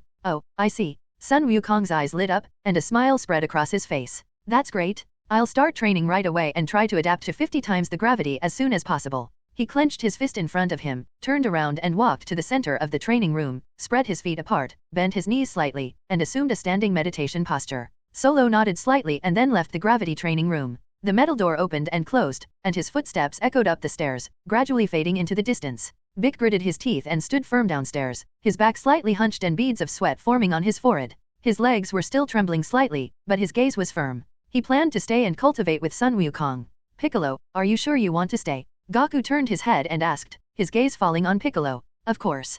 Piccolo glanced at Gaku, his lips slightly downturned, and his chin lifted. He lowered his hands from his chest and let them hang at his sides, adopting a standing posture. When Zoro went upstairs, he found that Gohan had changed his clothes. He and Clint sat facing each other on the floor of the rest area, legs crossed, hands on their knees, eyes closed, meditating. Their breathing was slow and deep, and fine beads of sweat appeared on their foreheads. A few minutes later, whoosh whoosh whoosh, Krillin and Gohan opened their eyes at the same time, panting heavily, their chests heaving violently. Sweat streamed down Krillin's bald head, and Gohan's bangs were also soaked with sweat and stuck to his forehead. Both of them were exhausted, leaning slightly forward with their hands on the floor. Gohan, you're really something, Krillin exclaimed, turning to look at Gohan with a hint of admiration in his eyes. After all, you have seen blood, plus Piccolo's special training, so your progress is much faster than mine. But Uncle Krillin knows a lot of special moves, I admire you. Gohan grinned, wiped the sweat from his forehead, revealing 2 rows of white teeth. As the two were talking, they inadvertently turned their heads and found that Solo had already come up and was leaning against the wall at the top of the stairs, arms crossed, looking at them. Solo's here, Clint greeted with a smile, sitting up straight. We couldn't keep up with the training progress down below, so we trained up here. Make yourselves at home. Solo nodded, walked to the control panel, sat down, put his legs on the console, leaned back in his chair. Speaking of which, Zoro, Krillin rubbed his bald head, running his fingers along his scalp, and looked at Zoro before asking, I've always had a question. Where did that guy named Vegeta go? Wasn't your Saiyan planet destroyed a long time ago? He must have gone to one of Frisia's planets, Solo replied calmly, his gaze fixed on the ceiling. Frisia. Krillin paused slightly, leaning forward with a curious expression. Who is he? An evil fellow who calls himself the Emperor of the Universe, Solo sighed, shaking his head. Cosmic Emperor. Krillin's lips twitched, his pupils contracted slightly, and a forced smile appeared on his face. So, is this guy very strong? Yes, he is indeed very strong. Solo nodded, his gaze shifting from the ceiling to Krillin. His combat power seems to be over 1 million. Krillin's pupils contracted sharply, his body froze, his mouth gaped open, and his jaw almost dropped. What did you say? Krillin leaped to his feet, his body springing up, staggering as he landed, his pale face filled with utter terror. A combat power of over 1 million. Son Gohan also got up from the ground, his face pale, cold sweat pouring down his forehead and running down his temples. His lips trembled twice, and he subconsciously took a step back. Combat power of 1 billion? Krillin and Gohan exchanged a glance, seeing the same fear in each other's eyes. You're kidding, right, Solo? Krillin was on the verge of tears, his face as white as a sheet, his lips trembling. You must be joking, right? I never joke. Solo replied with a straight face, looking directly at Krillin with a serious expression. Krillin's lips twitched violently, he swallowed, and his Adam's apple bobbed up and down. Son Gohan. Son Gohan clenched his trouser leg tightly with his little hands, opened his mouth, but couldn't say a word. The two stared at each other for several seconds, their gazes meeting in midair before simultaneously looking away. His lips moved, then closed again. Terrible? It's terrible? With such high combat power, is he trying to defy the heavens? 1 million combat power. Krillin's lips twitched suddenly, his voice dry, as if he were talking to himself. My current combat power is probably less than 1, right? Could he kill me with a fart? More or less, Solo nodded. Krillin didn't want to talk anymore. He lowered his head, placed his hands on his knees, and stared at the patterns on the floor. Can we not be so honest? You should at least offer me some comfort. Is this Cosmic Emperor named Frisia the mastermind behind Vegeta? Krillin looked up and asked again. Not really. Solo shook his head and tapped his fingers twice on the console. Years ago, when planet Vegeta still existed, Saiyans were combatants in Frisia's army, responsible for eliminating the humans on the planet and selling it to other aliens at high prices. Saiyans are truly wicked. Krillin sighed, hands on his hips. Then, realizing something, he quickly waved his hands and said with a wry smile, Zoro, I didn't mean you that. You're different from those Saiyans. The Saiyans were wiped out because of this. Solo sighed, his gaze drifting to the starry sky outside the porthole. Krillin stared blankly at Solo, his lips moving slightly. He suddenly realized how profound Solo's words were. Solo, have you ever conquered other planets' humans before? Krillin asked cautiously, lowering his voice. The only planet I've ever been to is Arantes. Solo slowly shook his head, his gaze returning to Krillin's face. That planet is like my home, and I get along very well with the people there. You said last time. Colin suddenly became interested, rubbing his hands together, his fingers rubbing against each other, and asked expectantly, is it true that there are 100 cat-eared beauties on that planet? These 100 cat-eared beauties are among the top 100 most beautiful people on the planet, Solo replied with a smile, a slight curve to his lips. I originally wanted to get a few more, but I simply don't have the energy. Krillin's lips twitched, his eyes widened, and his mouth opened and closed again. 100 beautiful women. A picture flashed through his mind. Solo was surrounded by 100 cat-eared beauties, their laughter filling the air. What are you thinking? Krillin swallowed hard, his Adam's apple bobbing. Then, could you introduce me to a few? Krillin asked expectantly, his hands clasped together in front of him, his eyes filled with a pleading look. Solo's face instantly hardened, his smile vanished, and his gaze sharpened. Krillin's body stiffened, and the hairs on the back of his head stood on end. No, I was just joking. Clint panicked, waving his hands frantically in front of him. Please don't mind, I really was just kidding. There are so many women on Earth, and not one of them has taken a liking to you. Are you going to go all the way to planet Atlantis to look for someone? Solo sneered, his gaze sharp as a knife. If you dare to have such thoughts again, believe me, I'll make you a eunuch. Clint shrank back in fright, instinctively raising his hands to protect himself. He dared not utter another sound, lowered his head, and even softened his breathing. Gohan stood to the side, tilting his head to look at Krillin, then at Zoro, a hint of confusion on his face. After training for several hours, Sun Wukong and Piccolo finally came up from downstairs. Their clothes were soaked with sweat and clung to their bodies. Sun Wukong's hair was wet, and Piccolo's cape was also soaked. But their eyes were bright and they were full of energy. Krillin went up to them and immediately told Goku and Piccolo a brief story about Frieza. A combat power of 1 million. Sun Wukong exclaimed in surprise and disbelief. That's terrifying. Bick was sweating profusely, beads of sweat dripping down his nose. He couldn't say a word, his eyes fixed on the view outside the window. Ha ha ha. Krillin chuckled, his voice dry and strained. But our luck shouldn't be that bad, right? Frieza isn't going to Namek. I'd really like to test my skills against Frieza, who has a power level of 1 million. Goku rubbed his hands together, his eyes shining, and a hint of anticipation appeared on his face. Let's see just how strong he really is. Goku, you absolutely mustn't think like that. Krillin cried out anxiously, his voice rising as he waved his hands wildly in front of him. What's your power level right now? Maybe 2. So I need to train even harder. Sun Wukong took a deep breath, his chest puffing out, and then slowly exhaled. He turned to look at Zoro, his gaze resolute. Zoro, I need to speed things up and try to adapt to 50 times gravity as soon as possible. Solo nodded slightly, a smile playing on his lips. Time passed day by day. The spaceship flew smoothly through the starry sky, the starlight outside the window remaining motionless. The lights in the gravity training room are on from morning till night every day. Sun Wukong's cultivation progressed rapidly, from 20 times to 30 times, and from 30 times to 40 times, breaking his own limits every day. Piccolo gritted his teeth and followed behind. Although he was not as fast as Goku, he was steadily improving. Krillin and Gohan meditated and practiced their ki upstairs, occasionally going down to try low gravity, only to slink back upstairs in defeat. 6 days later, Solo's spaceship appeared above Namek. Outside the porthole, a verdant planet slowly rotates in the starry sky. The planet's surface is covered with blue-green vegetation, and lakes are like jewels embedded in the earth. 3 suns appear in the starry sky as 3 different-sized orbs of light, casting their radiance upon this beautiful planet. Is that Namek?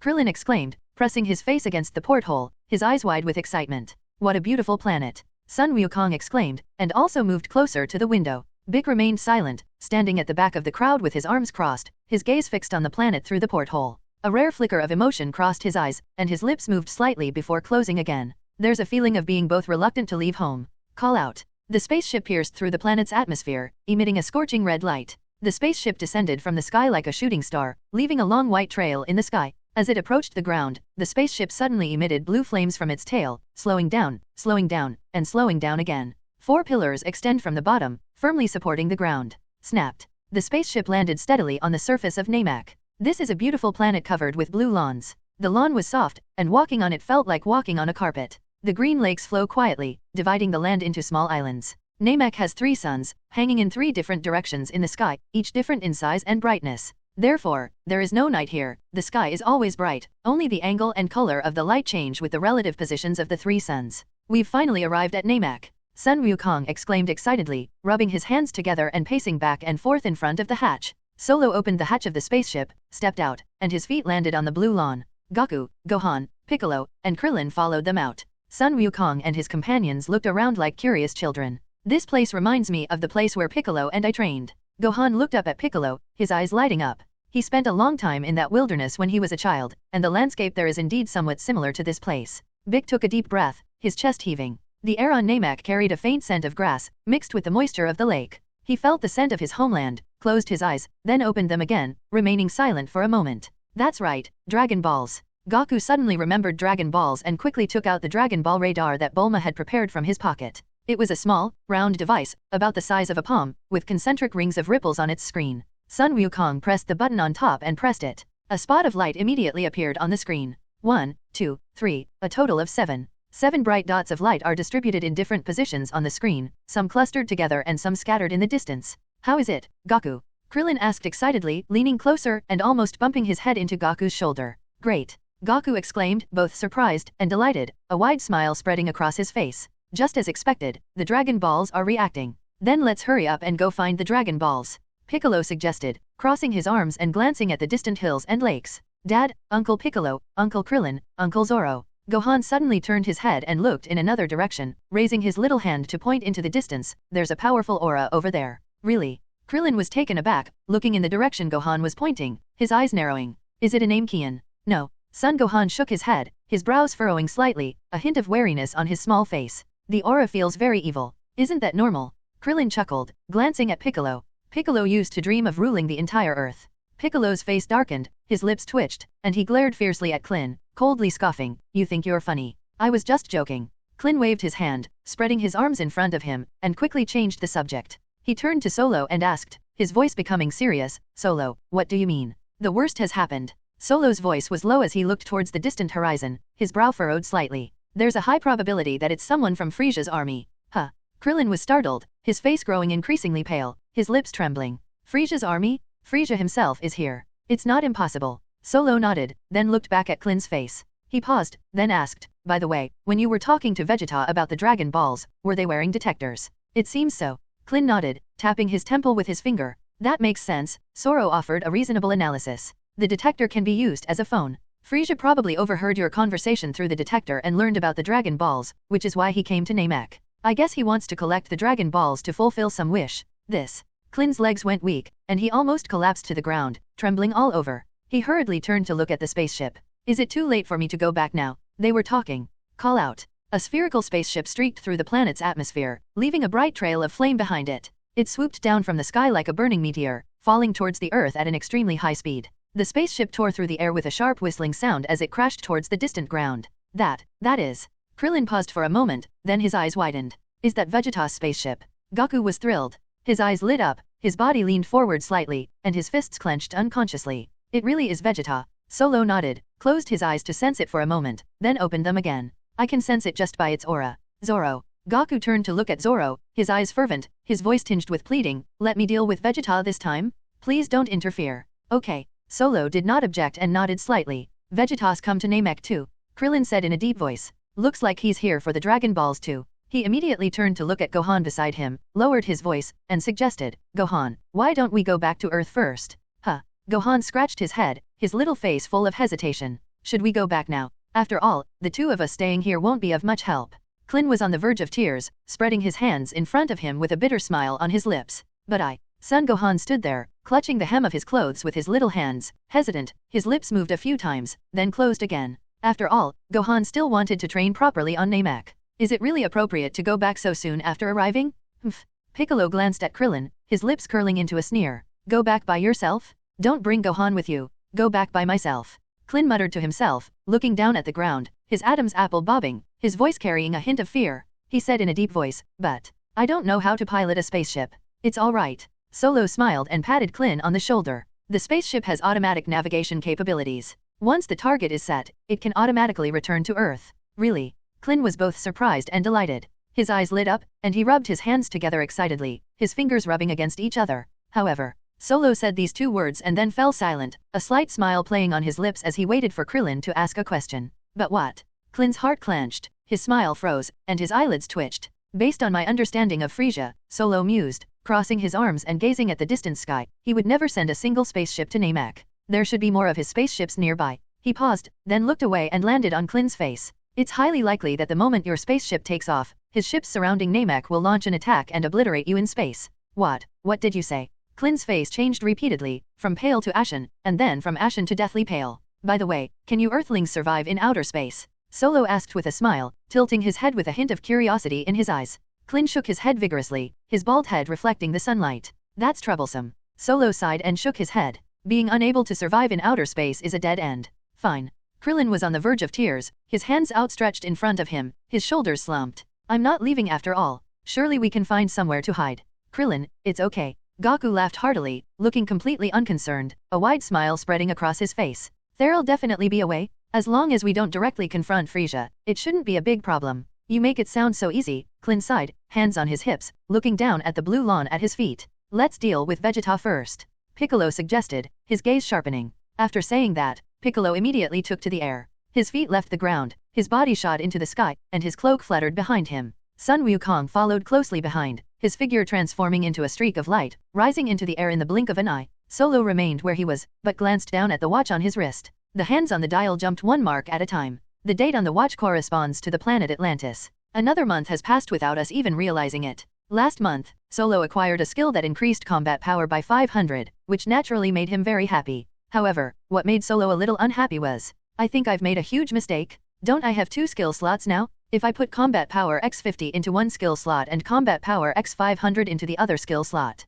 how many times will my base combat power increase? 25,000 times. This multiplier, it's simply outrageous, based on my current base combat strength of 6. So what is my combat power? Their combat power is definitely 15 billion. They could absolutely beat Frisia to a pulp. Solo took a deep breath and then slowly exhaled. I once had a great skill in front of me, but I didn't cherish it. It's too late to regret it when you lose it. His gaze drifted into the distance, fixed on the sky. If God could give me another chance, I will carefully preserve that skill and put it in my card slot. However, it's too late for Solo to regret it now. Furthermore, it's unclear whether the 2 skills can be combined. If it could be stacked, it would be the ultimate cheat code. Hello, everyone. His lips curled up slightly, then As he we wrap suppressed up this it. video, What skills I can I share get a this quick time? note.